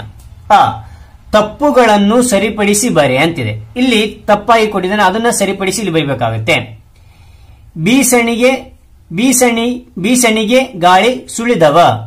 ನೋಡಿ ಇಲ್ಲಿ ಏನಂದ್ರೆ ಬೀಸಣಿಗೆ ಅನ್ನೋದು ಕರೆಕ್ಟ್ ಇದೆ, ಗಾಳಿ ಅನ್ನೋದು ಕರೆಕ್ಟ್ ಇದೆ, ಸುಳಿದವ ಅಂತಿದೆ. ಇದು ದೀರ್ಘ ಆಗಬೇಕಿತ್ತು. ದಾವ ಸುಳಿದಾವ, ಬೀಸಣಿಕೆ ಗಾಳಿ ಸುಳಿದಾವ. ಎರಡನೇದು, ಕುಡಿ ಹುಬ್ಬು. ಇಲ್ಲಿ ನೋಡಿ ಕುಡಿ ಹುಬ್ಬು ಬೇವಿನ ಸಳಂಗ. ನೋಡಿ ಕುಡಿ ಹುಬ್ಬು ಇಲ್ಲಿ ಭಾವತ್ ಬರಬೇಕಿತ್ತು, ಇದು ಕುಡಿ ಹುಬ್ಬು ಆಗುತ್ತೆ. ಇದು ಕುಡಿ ಹುಬ್ಬು. ಓಕೆನಾ. ಕುಡಿ ಹುಬ್ಬು ಬೇವಿನ ಸಳಂಗ ಅಂತೇಳಿ. ಮೂರನೇದು, ಚಂದಮನ ತಂದು ನಿಲ್ಲಿಸೆಂದ. ನೋಡಿ ಚಂದಮನ ಕೊಟ್ಟಿದೆ, ಚಂದ್ರಮನ ದಾಕ ರಾವತ್ತು. ಓಕೆನಾ. ನಿಲ್ಲಿಸೆಂದ ದೀರ್ಘ ಬರ್ಬೇಕಾಗತ್ತೆ. ಇಲ್ಲಿ ತಪ್ಪುಗಳು ನಾವು ನೋಡ್ಬೋದು. ಸರಿನಾ. ಸರಿ, ಹಾಗಾದ್ರೆ ಈಗ ಇಲ್ಲಿ ಆ ಅಂತಕ್ಕಂಥದ್ದು ನೋಡೋಣ. ಈ ಸಾಲುಗಳನ್ನು ನಕಲು ಮಾಡುವಂತಿದೆ. ಈ ಸಾಲು ಹೇಗಿರುತ್ತೆ ಅದೇ ತರನಾಗಿ ನಕಲು ಮಾಡಂದ್ರೆ ಆಡಿ ಬಾ ನನಕಂದ ಅಂಗಾಲ ತೊಳೆದನೆ. ಹೇಗೆ ನಾವು ಕಾಪರೇಟಿಂಗ್ ಬರೀಬೇಕು ಕನ್ನಡದಲ್ಲಿ ಅಂತೇಳಿ ನಾನು ಆಲ್ರೆಡಿ ವಿಡಿಯೋ ಮಾಡಿದ್ದೀನಿ. ಮೇಲೆ ಆಯ್ಕೊಳ್ಳೋ ಮೂಲಕ ನೀವು ಆ ಒಂದು ವಿಡಿಯೋ ನೋಡಬಹುದು, ಇಲ್ಲಾಂದ್ರೆ ಲಿಂಕ್ ಡಿಸ್ಕ್ರಿಪ್ಷನ್ ಇರುತ್ತೆ, ಅಲ್ಲಿ ಕ್ಲಿಕ್ ಮಾಡೋದ್ರ ಮೂಲಕ ನೀವು ನೋಡಬಹುದು. ಸರಿನಾ. ಕುಡಿ ಹುಬ್ಬು ಬೇವಿ ನೆಸಳಂಗ, ಇದನ್ನ ನಾವು ಇಲ್ಲಿ ಸೇಮ್ ಅದೇ ತರನಾಗಿ ನಕಲು ಮಾಡಬೇಕಾಗುತ್ತೆ, ಕಾಪಿ ಮಾಡಬೇಕಾಗುತ್ತೆ. ಬರೀ ಈ ಪದ್ಯದಲ್ಲಿ ಒತ್ತಕ್ಷರಗಳಿರುವ ಪದಗಳನ್ನು ಬರೆ. ಒತ್ತಕ್ಷರ ಈ ಪದ್ಯದಲ್ಲಿ ಏನೇನು ಕೊಟ್ಟಿದ್ದಾರೆ ಅಂತಕ್ಕಂಥದ್ದನ್ನು ನಾವು ಏನ್ ಮಾಡಬೇಕಾಗುತ್ತೆ? ಬರಿತಾ ಹೋಗ್ಬೇಕಾಗುತ್ತೆ. ಇಲ್ಲಿ ಒತ್ತಕ್ಷರ ಇರ್ತಕ್ಕಂಥದ್ದು ಕಂದಯ್ಯ ಅಂತಿದೆ. ಯಾಕೆ? ಯಾವತ್ತು. ತಕ್ಕೊಂಡು ಇಲ್ಲಿ ಕಾವತ್ ಕೊಟ್ಟಿದ್ದೇನೆ. ಇಲ್ಲಿ ಕಣ್ಣೋಟ ಇಲ್ಲಿ ನಾಕ ನಾವತ್ತು, ಇಲ್ಲಿ ಒತ್ತು ಇರ್ತಕ್ಕಂಥ ಅಕ್ಷರಗಳನ್ನು ಬರಿ ಅಂತಂದಿದ್ದಾರೆ. ಚಂದ್ರಮನ ದಕ ರಾವತ್ತು, ಹೊಳೆದಂಗ ದಕ ಹಾವತ್ತು, ಕುಡಿ ಹುಬ್ಬು ಬಾಕ ಭಾವತ್ತು. ಸರಿನಾ. ಈಗ ಇಲ್ಲಿ ಮುಂದೆ ಏನ್ ಕೊಟ್ಟಿದ್ದಾರೆ? ಇಲ್ಲಿ ಭಾಷಾಭ್ಯಾಸ ಕೊಟ್ಟಿದ್ದಾರೆ. ಇಲ್ಲಿ ನೋಡಿ ಕಾಣ್ತಾ ಇದೆಯಾ? ಭಾಷಾಭ್ಯಾಸದಲ್ಲಿ ಏನ್ ನೋಡ್ತೀವಿ ಅಂದ್ರೆ ಊಹಿಸಿ ಬರೆ ಅಂತಿದೆ. ಸರಿನಾ. ಮೊದಲನೇದು, ಮಗು ಏಕೆ ನಗುತ್ತಿರಬಹುದು? ಮಗು ಏಕೆ ನಗುತ್ತದೆ ಅಂತಂದ್ರೆ ಎಸ್, ಮಗು ಕೈಯಲ್ಲಿರುವ ವಸ್ತುವಿನ ಶಬ್ದಕ್ಕೆ ನಗುತ್ತಿರಬಹುದು. ನಾನಿಲ್ಲಿ ಕೈಯಲ್ಲಿರ್ತಕ್ಕಂಥ ಶಬ್ದಕ್ಕೆ ನಗುತ್ತಿರಬಹುದು ಅಂತ ನಾನು ಅನ್ಕೊಂಡಿದ್ದೀನಿ. ನೀವು ಏನ್ ಅನ್ಕೊಂಡಿದ್ರೆ ಇಲ್ಲಿ ಬರ್ರಿ ಮಕ್ಕಳೇ. ಸರಿ, ಹಾಗಾದ್ರೆ ಇಲ್ಲಿ ಭಾಷಾ ಚಟುವಟಿಕೆ ಕೊಟ್ಟಿದ್ದಾರೆ. ಏನ್ ಕೊಟ್ಟಿದ್ದಾರೆ ಅಂದ್ರೆ ಸಮಾನಾರ್ಥಕ ಪದಗಳನ್ನು ಬರೆ ಅಂತಿದೆ. ಈ ಒಂದು ಪದಗಳಿಗೆ ಸಮಾನಾರ್ಥಕ ಪದಗಳನ್ನು ಬರೀಬೇಕು. ಎಲ್ಲಿ ನೀವು ಸಮಾನಾರ್ಥಕ ಪದಗಳು ನೋಡುವುದು ಅಂತ ಇಲ್ಲಿ ಕನ್ನಡ ಶಬ್ದಕೋಶ ನೀವು ನೋಡಿದ್ರೆ ಗೊತ್ತಾಗುತ್ತೆ. ಇಲ್ಲಿ ನೋಡಿ, ಇದು ಕನ್ನಡ ಶಬ್ದಕೋಶ. ಇದರಲ್ಲಿ ಬಂಗಾರ ಅಂತ ಕೊಟ್ಟಾಗ ಇಲ್ಲಿ ಬಂಗಾರ ಅಂತ ಹುಡುಕಿದಾಗ ನಾವು ಏನಾಗುತ್ತೆ ಅಂತಂದ್ರೆ ಇಲ್ಲಿ ನಾವೇನ್ ನೋಡ್ತೇವೆ? ಇದರ ನಾನಾ ಅರ್ಥಗಳು ನೋಡ್ತಾ ಹೋಗ್ತೇವೆ. ಸರಿನಾ. ಬಂಗಾರ ಅಂದ್ರೆ ಏನು? ಚಿನ್ನ, ಸ್ವರ್ಣ ಅಂತಕ್ಕಂಥ ಅರ್ಥ ಕೊಡುತ್ತೆ. ಕೂಸು ಅಂದ್ರೆ ಕಂದ, ಮಗು ಅಂತಕ್ಕಂಥ ಅರ್ಥ ಕೊಡುತ್ತೆ. ಮೂರನೇದು, ತಾಯಿ ಅಂದ್ರೆ ಅಮ್ಮ, ಮಾತೆ ಅಂತಕ್ಕಂಥ ಅರ್ಥ ಕೊಡುತ್ತೆ. ಸರಿನಾ? ಸರಿ, ಅದೇ ರೀತಿಯಾಗಿ ಮುಂದೇನು ಕೊಟ್ಟಿದ್ದಾರೆ ಅಂದ್ರೆ ಆ ಕೊಟ್ಟಿದ್ದಾರೆ. ಈ ವಾಕ್ಯಗಳಲ್ಲಿ ಅಡಿಗೆರೆ ಹಾಕಿದ ಪದಗಳಿಗೆ ಗ್ರಾಂಥಿಕ ರೂಪ ಬರೆ ಅಂತ ಹೇಳ್ತಾನೆ. ಇಲ್ಲಿ ಅಡಿಗೆರೆ ಹಾಕಿದ್ದಾರೆ ನೋಡಿ, ಇಲ್ಲಿ ಅವರು ಗೆರೆಗೆ ಹಾಕಿದ್ದಾರೆ. ಇದಕ್ಕೆ ಗ್ರಾಂಥಿಕ ರೂಪವನ್ನು ಬರೀಬೇಕಾಗುತ್ತೆ. ಮೊದಲನೇದು ಕೂಸು ಇದ್ದ ಮನಿಗೆ ಅಂತ ಕೊಟ್ಟಿದ್ದಾರೆ. ಇದು ಮನಿಗೆ ಅಲ್ಲ, ಮನೆಗೆ ಗ್ರಾಂಥಿಕ ರೂಪ ಆಗುತ್ತೆ. ಬೀಸಣಿಕೆ ಯಾತಕ. ಎರಡನೇದು ಬಂಗಾರ ಮಾರಿ ತೊಳೆದಯನ. ಮಾರಿ ಅಂದ್ರೆ ಮುಖ. ಓಕೆನಾ? ಮೂರನೇದು ಬೀಸಣಿಗೆ ಗಾಳಿ ಸುಳಿದಾವ ಅಂದ್ರೆ ಹರಿದಾಡು ಅಂತಕ್ಕಂಥದ್ದು ಗ್ರಾಂಥಿಕ ರೂಪ ಆಗುತ್ತೆ. ನಾಲ್ಕನೇದು ಚಂಜೀಯ ಚಂದ್ರಮನ ನಿಲಿಸೆಂದ. ಚಂಜೀಯ ಅಂತಂದ್ರೆ ಸಂಜೆಯ ಅಂತೇಳಿ ಅರ್ಥ ಆಗುತ್ತೆ ಗ್ರಾಂಥಿಕದಲ್ಲಿ. ಸಂಜೆಯ ಅಂತ ಹೇಳೋದಕ್ಕೆ ಇಲ್ಲಿ ಇದು ಭಾಷೆಯಲ್ಲಿ ಚಂಜೆಯ ಅಂತ ಬರೆದಿದ್ದಾರೆ. ಸರಿ, ಹಾಗಾದ್ರೆ ಇಲ್ಲಿ ನೋಡೋಣ. ಈ ಪದಗಳನ್ನು ಗ್ರಾಂಥಿಕ ರೂಪದಲ್ಲಿ ಬರೆ ಅಂತಿದೆ. ಇಲ್ಲಿ ಪದಗಳಿದ್ದಾವೆ, ಇದನ್ನ ಗ್ರಾಂಥಿಕ ರೂಪದಲ್ಲಿ ಬರಿತಾ ಹೋಗ್ಬೇಕು. ಒಂದು ಉದಾಹರಣೆಗೆ ಇಲ್ಲಿ ಕೊಟ್ಟಿದ್ದಾನೆ. ಹೊಳೆದಂಗ ಅಂದ್ರೆ ಒಳೆದ ಹಾಗೆ ಅಂತೇಳಿ. ಕುಡಿ ಹಂಗ ಅಂತರಿನ ಕುಡಿಯ ಹಾಗೆ. ಎಸಳಂಗ ಅಂದ್ರೆ ಎಸಳ ಹಾಗೆ. ನೆನೆದಂಗ ನೆನೆದ ಹಾಗೆ. ಬಂದಂಗ ಅಂದ್ರೆ ಬಂದ ಹಾಗೆ. ಕುಳಿತಂಗ ಅಂತಂದ್ರೆ ಕುಳಿತ ಹಾಗೆ ಅಂತಕ್ಕಂಥ ಅರ್ಥ ಕೊಡುತ್ತೆ. ಸರಿನಾ ಮಕ್ಕಳೇ? ಹಾಗಾದ್ರೆ ಈ ಒಂದು ಪದದಲ್ಲಿ ಏನಾದ್ರೂ ಡೌಟ್ ಇದೆಯಾ? ಡೌಟ್ ಇದ್ದಲ್ಲಿ ಕಾಮೆಂಟ್ ಮಾಡಿ, ಖಂಡಿತ ನಿಮಗೆ ಉತ್ತರ ತಿಳಿಸ್ಕೊಡ್ತೀನಿ ಅಂತ ಹೇಳ್ತಾ ಈ ಒಂದು ವಿಡಿಯೋ ಇಷ್ಟವಾದಲ್ಲಿ ಲೈಕ್ ಮಾಡಿ, ಶೇರ್ ಮಾಡಿ, ಸಬ್ಸ್ಕ್ರೈಬ್ ಆಗೋದು ಮರಿಬೇಡಿ ಅಂತ ಹೇಳ್ತಾ ಈ ವಿಡಿಯೋ ಮುಗಿಸ್ತೀನಿ. Thank you for watching. Bye ಮಕ್ಕಳೇ. 3ನೇ ತರಗತಿಯ ಕನ್ನಡ ಪಾಠ 5 ಚಿಗುರು. ಈ ಒಂದು ಚಿಗುರು ಪಾಠದಲ್ಲಿ ನಾವೇನ್ ನೋಡ್ತೇವೆ ಅಂತ ಇಲ್ಲಿ ಶಾಲೆಯಲ್ಲಿ ಪತ್ರಿಕೆಯ ಬಿಡುಗಡೆ ಮಾಡ್ತಾರೆ. ಆ ಒಂದು ಪತ್ರಿಕೆ ಹೆಸರೇ ಚಿಗುರು. ಈ ಒಂದು ಪಾಠದ ಶೀರ್ಷಿಕೆ ಕೂಡ ಅದೇ ಇಟ್ಟಿದ್ದಾರೆ. ಪಾಠದ ಹೆಸರು ಕೂಡ ಚಿಗುರು ಅಂತೇಳಿ. ಇಲ್ಲಿ ವಿವಿಧ ತರಗತಿಯ ಮಕ್ಕಳು 3ನೇ ಕ್ಲಾಸ್, 4ನೇ ಕ್ಲಾಸ್, 5ನೇ ಕ್ಲಾಸ್ ಮಕ್ಕಳೆಲ್ಲನೂ ಕೂಡ ಅವರವರತಕ್ಕಂತ ಒಂದು ಇಲ್ಲಿ ಮ್ಯಾಟ್ರಿಗಳನ್ನ, ಒಬ್ಬರು ಮಾವಿನ ಬಗ್ಗೆ ಬರೆದರೆ, ಚಟುವಟಿಕೆ ಬಗ್ಗೆ ಬರೆದರೆ, ಸುಭಾಷಿತ ಬರೆದರೆ, ಬಣ್ಣ ಹಾಕು, ಗಣಿತ, ಹೀಗೆ ಅನೇಕರು ಅವರದೇ ತರನಾಗಿರ್ತಕ್ಕಂಥ ಒಂದು ಪತ್ರಿಕೆಯಲ್ಲಿ ಏನ್ ಮಾಡಿದ್ದಾರೆ ಅಂದ್ರೆ ವಿಷಯಗಳನ್ನು ಬರೆದಿದ್ದಾರೆ. ಅಲ್ಲಿ ಇರ್ತಕ್ಕಂಥ ಅಕ್ಷರಗಳು ಏನು, ಯಾವ ರೀತಿ ಅಕ್ಷರಗಳಲ್ಲಿ ಮಿಸ್ಟೇಕ್ ಮಾಡಿದರೆ ಅಂತಕ್ಕಂಥದ್ದು ಎಲ್ಲವನ್ನೂ ಕೂಡ ಈ ಒಂದು ಪಾಠದಲ್ಲಿ ನಾವು ನೋಡ್ತೇವೆ. ಸರಿನಾ? ಸರಿ, ಹಾಗಾದ್ರೆ ಈ ಒಂದು ಪಾಠದಲ್ಲಿರ್ತಕ್ಕಂಥ ಅಭ್ಯಾಸದ ಬಗ್ಗೆ ನಾವು ಈ ಒಂದು ವಿಡಿಯೋದಲ್ಲಿ ನೋಡ್ತಾ ಇದ್ವಿ. ನನ್ನ ಚಾನಲ್ ಮೊದಲನೇ ಸಾರಿ ನೋಡ್ತಾ ಇದ್ದೀರಾ, ಕೆಂಪು ಬೆಟ್ಟ ಸಬ್ಸ್ಕ್ರೈಬ್ ಬಟನ್ ಕ್ಲಿಕ್ ಮಾಡಿ, ಪಕ್ಕದ ಗಂಟೆ ಐಕಾನ್ ಕ್ಲಿಕ್ ಮಾಡಿ. ಇದರಿಂದ ನಾನು ತೆಗೆದಕ್ಕಂಥ ಹೊಸ ವಿಡಿಯೋ ನೋಟಿಫಿಕೇಶನ್ ಎಲ್ಲಕ್ಕಿಂತ ಮೊದಲು ಬರೋ ಸಾಧ್ಯ ಇರುತ್ತೆ. ನನಗೆ ಲೈಕ್ ಕೊಡೋದು ಮರಬೇಕು. ಲೈಕ್ ಕೊಡೋದು ಮೂಲಕ ಇನ್ನೊಂದು ವಿಡಿಯೋದಲ್ಲಿ ಪ್ರೋತ್ಸಾಹ ಮತ್ತು ಹುಮ್ಮಸ್ಸು ಬರುತ್ತೆ ಅಂತ ಹೇಳ್ತಾ ಮಕ್ಕಳೇ ಈ ಒಂದು ಪಾಠ ಹೋಗೋಣ. ಸರಿ, ಹಾಗಾದ್ರೆ ಇಲ್ಲಿ ಮೊದಲನೇ ಪ್ರಶ್ನೆ ಕೊಟ್ಟಿದ್ದಾರೆ. ಒಂದು ಪದ ವಾಕ್ಯದಲ್ಲಿ ಉತ್ತರ ಬರೆ ಅಂತಿದೆ. ಮೊದಲನೇ ಪ್ರಶ್ನೆ ಏನ್ ಕೊಟ್ಟಿದ್ದಾರೆ ಅಂದ್ರೆ ಶಾಲಾ ಪತ್ರಿಕೆಯ ಹೆಸರೇನು? ಈ ಒಂದು ಶಾಲಾ ಪತ್ರಿಕೆ ಹೆಸರೇನು ಅಂತ ಹೇಳಿ ನಾನು ಹೇಳಿದನಲ್ಲ. ಯಾವುದಾದ್ರು ಉತ್ತರ ಏನಂದ್ರೆ ಶಾಲಾ ಪತ್ರಿಕೆಯ ಹೆಸರು ಚಿಗುರು. ಎರಡನೇದು ನಮ್ಮ ನಾಡ ಹಬ್ಬ ಯಾವುದು? ನಮ್ಮ ನಾಡ ಹಬ್ಬ ಯಾವುದು ಅಂದ್ರೆ ನಮ್ಮ ನಾಡ ಹಬ್ಬ ದಸರಾ. ಮೂರನೇದು ಹಣ್ಣುಗಳ ರಾಜ ಯಾರು? ಹಣ್ಣುಗಳ ರಾಜ ಯಾರು ಅಂತ ಹಣ್ಣುಗಳ ರಾಜ ಮಾವು. ನಾಲ್ಕನೇದು ವಿವೇಕಾನಂದನ ಬಾಲ್ಯದ ಹೆಸರೇನು? ನರೇಂದ್ರ. ವಿವೇಕಾನಂದರ ಬಾಲ್ಯದ ಹೆಸರು ನರೇಂದ್ರ ಅಂತಕ್ಕಂಥದ್ದು. ಇಲ್ಲಿ ಐದನೇದು ಜೋಗ ಜಲಪಾತ ಎಲ್ಲಿದೆ? ಜೋಗ ಜಲಪಾತವು ಮಲೆನಾಡಿನ ಸಾಗರ ತಾಲೂಕು ಜೋಗ್ ಎಂಬ ಹಳ್ಳಿಯಲ್ಲಿದೆ. ಓಕೆನಾ? ಅದಾದ ನಂತರ ಇಲ್ಲಿ ಆರನೇದು ಈ ಪತ್ರಿಕೆಯಲ್ಲಿ ಸತೀಶ ಬರೆದಿರುವ ಲೇಖನದ ಹೆಸರೇನು ಅಂತಂದ್ರೆ ಉತ್ತರ ಸತೀಶನ ಬರೆದಿರುವ ಲೇಖನದ ಹೆಸರು ಜಲಪಾತ. ಏಳನೇ ಪ್ರಶ್ನೆ ಚಿಗುರು ಪತ್ರಿಕೆಯಲ್ಲಿ ನಿನಗೆ ಇಷ್ಟವಾದ ಬರಹ ಯಾವುದು? ಯಾವುದು ಇಷ್ಟ ಆಯಿತು ಅಂತಂದ್ರೆ ನನಗೆ ಸ್ವಾಮಿ ವಿವೇಕಾನಂದನ ಚಿಗುರು ಪತ್ರಿಕೆಯ ಈ ಬರಹ ನನಗೆ ಇಷ್ಟ. ನಿಮಗೆ ಯಾವ್ದು ಇಷ್ಟ ಆಯ್ತು ಅಂತಕ್ಕಂಥದ್ದನ್ನು ನಿಮಗೆ ಇಷ್ಟವಾದ್ದನ್ನ ನೀವು ಇಲ್ಲಿ ಬರೀತಾ ಹೋಗ್ರಿ ಮಕ್ಕಳೇ. ಸರಿನಾ? ಹಾಗಾದ್ರೆ ನಾವು ಮುಂದೆ ಏನು ಕೊಟ್ಟಿದ್ದಾರೆ ನೋಡ್ತಾ ಹೋಗೋಣ. ಹೊಂದಿಸಿ ಬರೆ ಅಂತಿದೆ. ಇಲ್ಲಿ ಲೇಖಕರ ಹೆಸರು ಕೊಟ್ಟಿದ್ದಾರೆ, ಲೇಖನದ ಹೆಸರು ಕೊಟ್ಟಿದ್ದಾರೆ. ಇಲ್ಲಿ ಲೇಖಕರು ಯಾರು ಬರೆದಿದ್ದಾರೆ, ಯಾವ ಒಂದು ವಿಷಯದ ಮೇಲೆ ಬರೆದಿದ್ದಾರೆ ಅಂತಕ್ಕಂಥದ್ದು ನಾವೇನು ಮಾಡಬೇಕು ಅಂತಂದ್ರೆ ಇಲ್ಲಿ ಬರಿತಾ ಹೋಗ್ಬೇಕಾಗತ್ತೆ. ಸರಿ, ಇಲ್ಲಿ ಮೊದಲನೇದಾಗಿ ಏನ್ ಕೊಟ್ಟಿದ್ದಾರೆ ಮಾಲ. ಮಾಲ ಯಾವುದ್ರ ಬಗ್ಗೆ ಬರೆದಿದ್ದಾರೆ? ನಾವು ಈ ಒಂದು ಪಾಠವನ್ನು ನೋಡಿ ನಿಮಗೆ ಗೊತ್ತಾಗುತ್ತೆ. ಮಾಲ ಏನ್ ಬರೆದಿದ್ದಾರೆ ಅಂದ್ರೆ ನಿಮಗಿದು ತಿಳಿದಿರಲಿ ಅಂತಕ್ಕಂಥ ಒಂದು ವಿಷಯದ ಬಗ್ಗೆ ಬರೆದಿದ್ದಾರೆ. ಆದ ಕಾರಣ ಇಲ್ಲಿ ಒಂದು ಅಂತಕ್ಕಂಥದ್ದು ಬರೀತೇನೆ. ಅದ ನಂತರ ಥಾಮಸ್ ಇದ್ರ ಬಗ್ಗೆ ಬರೆದಿದ್ದಾನೆ ಅಂದ್ರೆ ನಾಡ ಹಬ್ಬದ ಬಗ್ಗೆ ಬರೆದಿದ್ದಾನೆ. ಆದ ಕಾರಣ ಇದ್ರ ಉತ್ತರ ಇದಾಗಿರುತ್ತೆ, ಥಾಮಸ್ ನಾಡ ಹಬ್ಬದ ಉತ್ತರ. ಅದ ನಂತರ 3 ಬೇಗಂ. ಬೇಗಂ ಯಾವುದ್ರ ಬಗ್ಗೆ ಅಂತರ್ಗಿನ ಗಾದೆಯ ಬಗ್ಗೆ ಬರೆದಿದ್ದಾರೆ. ಆದ ಕಾರಣ ಇಲ್ಲಿ 3 ಅಂತ ನಾನು ಬರೆದಿದ್ದೇನೆ. ಅದ ನಂತರ ವಿನಾಯಕ. ವಿನಾಯಕ ಯಾವುದ್ರ ಬಗ್ಗೆ ಬರೆದಿದ್ದಾನೆ? ಸ್ವಾಮಿ ವಿವೇಕಾನಂದನ ಬಗ್ಗೆ ಬರೆದಿದ್ದಾನೆ. ಆದ ಕಾರಣ ಇಲ್ಲಿ 4 ಅಂತ ನಾನು ಬರೆದಿದ್ದೇನೆ. ಸರಿ, ಹಾಗಾದ್ರೆ ಇಲ್ಲಿ ಮುಂದೆ ಏನು ಕೊಟ್ಟಿದ್ದೇನೆ ಅನ್ನೋದ್ರ ಬಗ್ಗೆ ನೋಡೋಣ. ಸಾಮರ್ಥ್ಯ ಆಧಾರಿತ ಚಟುವಟಿಕೆ ಅಂತಿದೆ. ಸರಿನಾ? ಇಲ್ಲಿ ಏನ್ ಕೊಟ್ಟಿದ್ದಾರೆ ಅಂದ್ರಿಗಿನ ಈ ಹೇಳಿಕೆಗಳಲ್ಲಿ ಸರಿಯಾದುದಕ್ಕೆ ಸರಿ ಗುರುತನ್ನು, ತಪ್ಪಾಗಿದ್ದರೆ ತಪ್ಪು ಗುರುತನ್ನು ಹಾಕುವಂತಿದೆ. ಯಾವ ಹೇಳಿಕೆ ಇದೆಲ್ಲ ಯಾವ ಸರಿಯಾಗಿದ್ರೆ ಟಿಕ್ ಮಾರ್ಕ್ ಅನ್ನು ಹಾಕಬೇಕು, ತಪ್ಪಾಗಿದ್ರೆ ರಾಂಗ್ ಗುರುತನ್ನು ಹಾಕಬೇಕು. ಮೊದಲನೇದು, ತಪ್ಪಿಲ್ಲದೆ ಚೆನ್ನಾಗಿ ಕಾಣುವ ರೀತಿಯಲ್ಲಿ ಬರೆಯಬೇಕು. ಹೌದಿಲ್ಲ? ತಪ್ಪಿಲ್ದಂಗೆ ಚೆನ್ನಾಗಿ ಕಾಣುವ ರೀತಿಯಲ್ಲಿ ಬರೆಯಬೇಕು, ಕರೆಕ್ಟ್, ಇದು ಸರಿ. ಎರಡನೇದು, ಸುಲಭವಾಗಿ ಓದಲು ಮತ್ತು ಓದಿದ್ದು ಅರ್ಥವಾಗುವಂತೆ ಬರೆಯಬೇಕು, ಕರೆಕ್ಟ್, ಹೌದು, ಆದ ಕಾರಣ ಸರಿ ಅಂತ ಆಗ್ತದೆ. ಮೂರನೇದು, ಪದಗಳಲ್ಲಿನ ಅಕ್ಷರಗಳನ್ನು ಒಂದೇ ಗಾತ್ರದಲ್ಲಿ ಬರೆಯಬಾರದು. ನೋಡಿಲಿ, ಪದಗಳಲ್ಲಿನ ಅಕ್ಷರಗಳನ್ನು ಒಂದೇ ಗಾತ್ರದಲ್ಲಿ ಬರೆಯಬಾರದು ಅಂತಿದೆ. ಇದು ತಪ್ಪು, ಎಲ್ಲ ಒಂದೇ ಗಾತ್ರದಲ್ಲಿ ಬರಿತಾ ಹೋಗಬೇಕು, ಹೌದಲ್ಲ? ಇಲ್ಲಿ ಬರಿಬಾರದು ಅಂತ ಹೇಳಿದಾನೆ. ನಾಲ್ಕನೇದು, ಪದದಲ್ಲಿನ ಅಕ್ಷರಗಳು ಒಂದಕ್ಕೊಂದು ತಾಕದಂತೆ ಹಾಗೂ ನಡುವೆ ಸ್ಥಳ ಬಿಡದಂತೆ ಬರೆಯಬೇಕು, ಸರಿ, ಆದ ಕಾರಣ ಇದನ್ನ ಟಿಕ್ ಮಾಡ್ತಾ ಇದ್ದೀನಿ. ಐದನೇದು, ಪದಗಳ ನಡುವೆ ಸ್ಥಳವನ್ನು ಬಿಡದೆ ಬರೆಯಬೇಕು. ಪದಗಳ ನಡುವೆ ಸ್ಥಳ ಬಿಡದೆ ಬರೀಬೇಕು, ಕಂಟಿನ್ಯೂ ಆಗಿ ಬರೀಬೇಕಾ? ಹೇಳಿಕೆ ತಪ್ಪು. ಇಲ್ಲಿ ಅಕ್ಷರ ಹಾಗೂ ಸಾಲುಗಳು ಓರೆಯಾಗಿರಬಾರದು, ಓರೆ ಆಗಬಾರದು, ಹೌದಾ?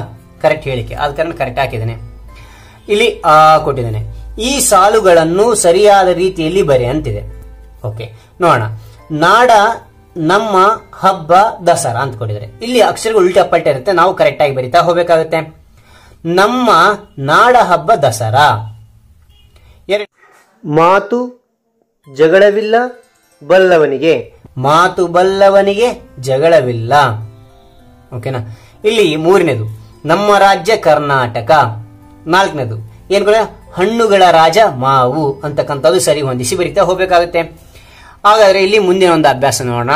ಇಲ್ಲಿ ಏನ್ ಕೊಡಿದರೆ, ಈ ಚಿಗುರು ಪತ್ರಿಕೆಯಲ್ಲಿರುವ ಸುಭಾಷಿತವನ್ನು ನೀನು ಒಂದು ಅಂಕಣದಲ್ಲಿ ಬರೆ, ಮತ್ತೊಂದರಲ್ಲಿ ಸ್ನೇಹಿತರಿಂದ ಬರೆಸು, ನಂತರ ಕೆಳಗಿನ ಪ್ರಶ್ನೆಗಳಿಗೆ ಉತ್ತರಿಸು ಅಂತ ಹೇಳಿದರೆ.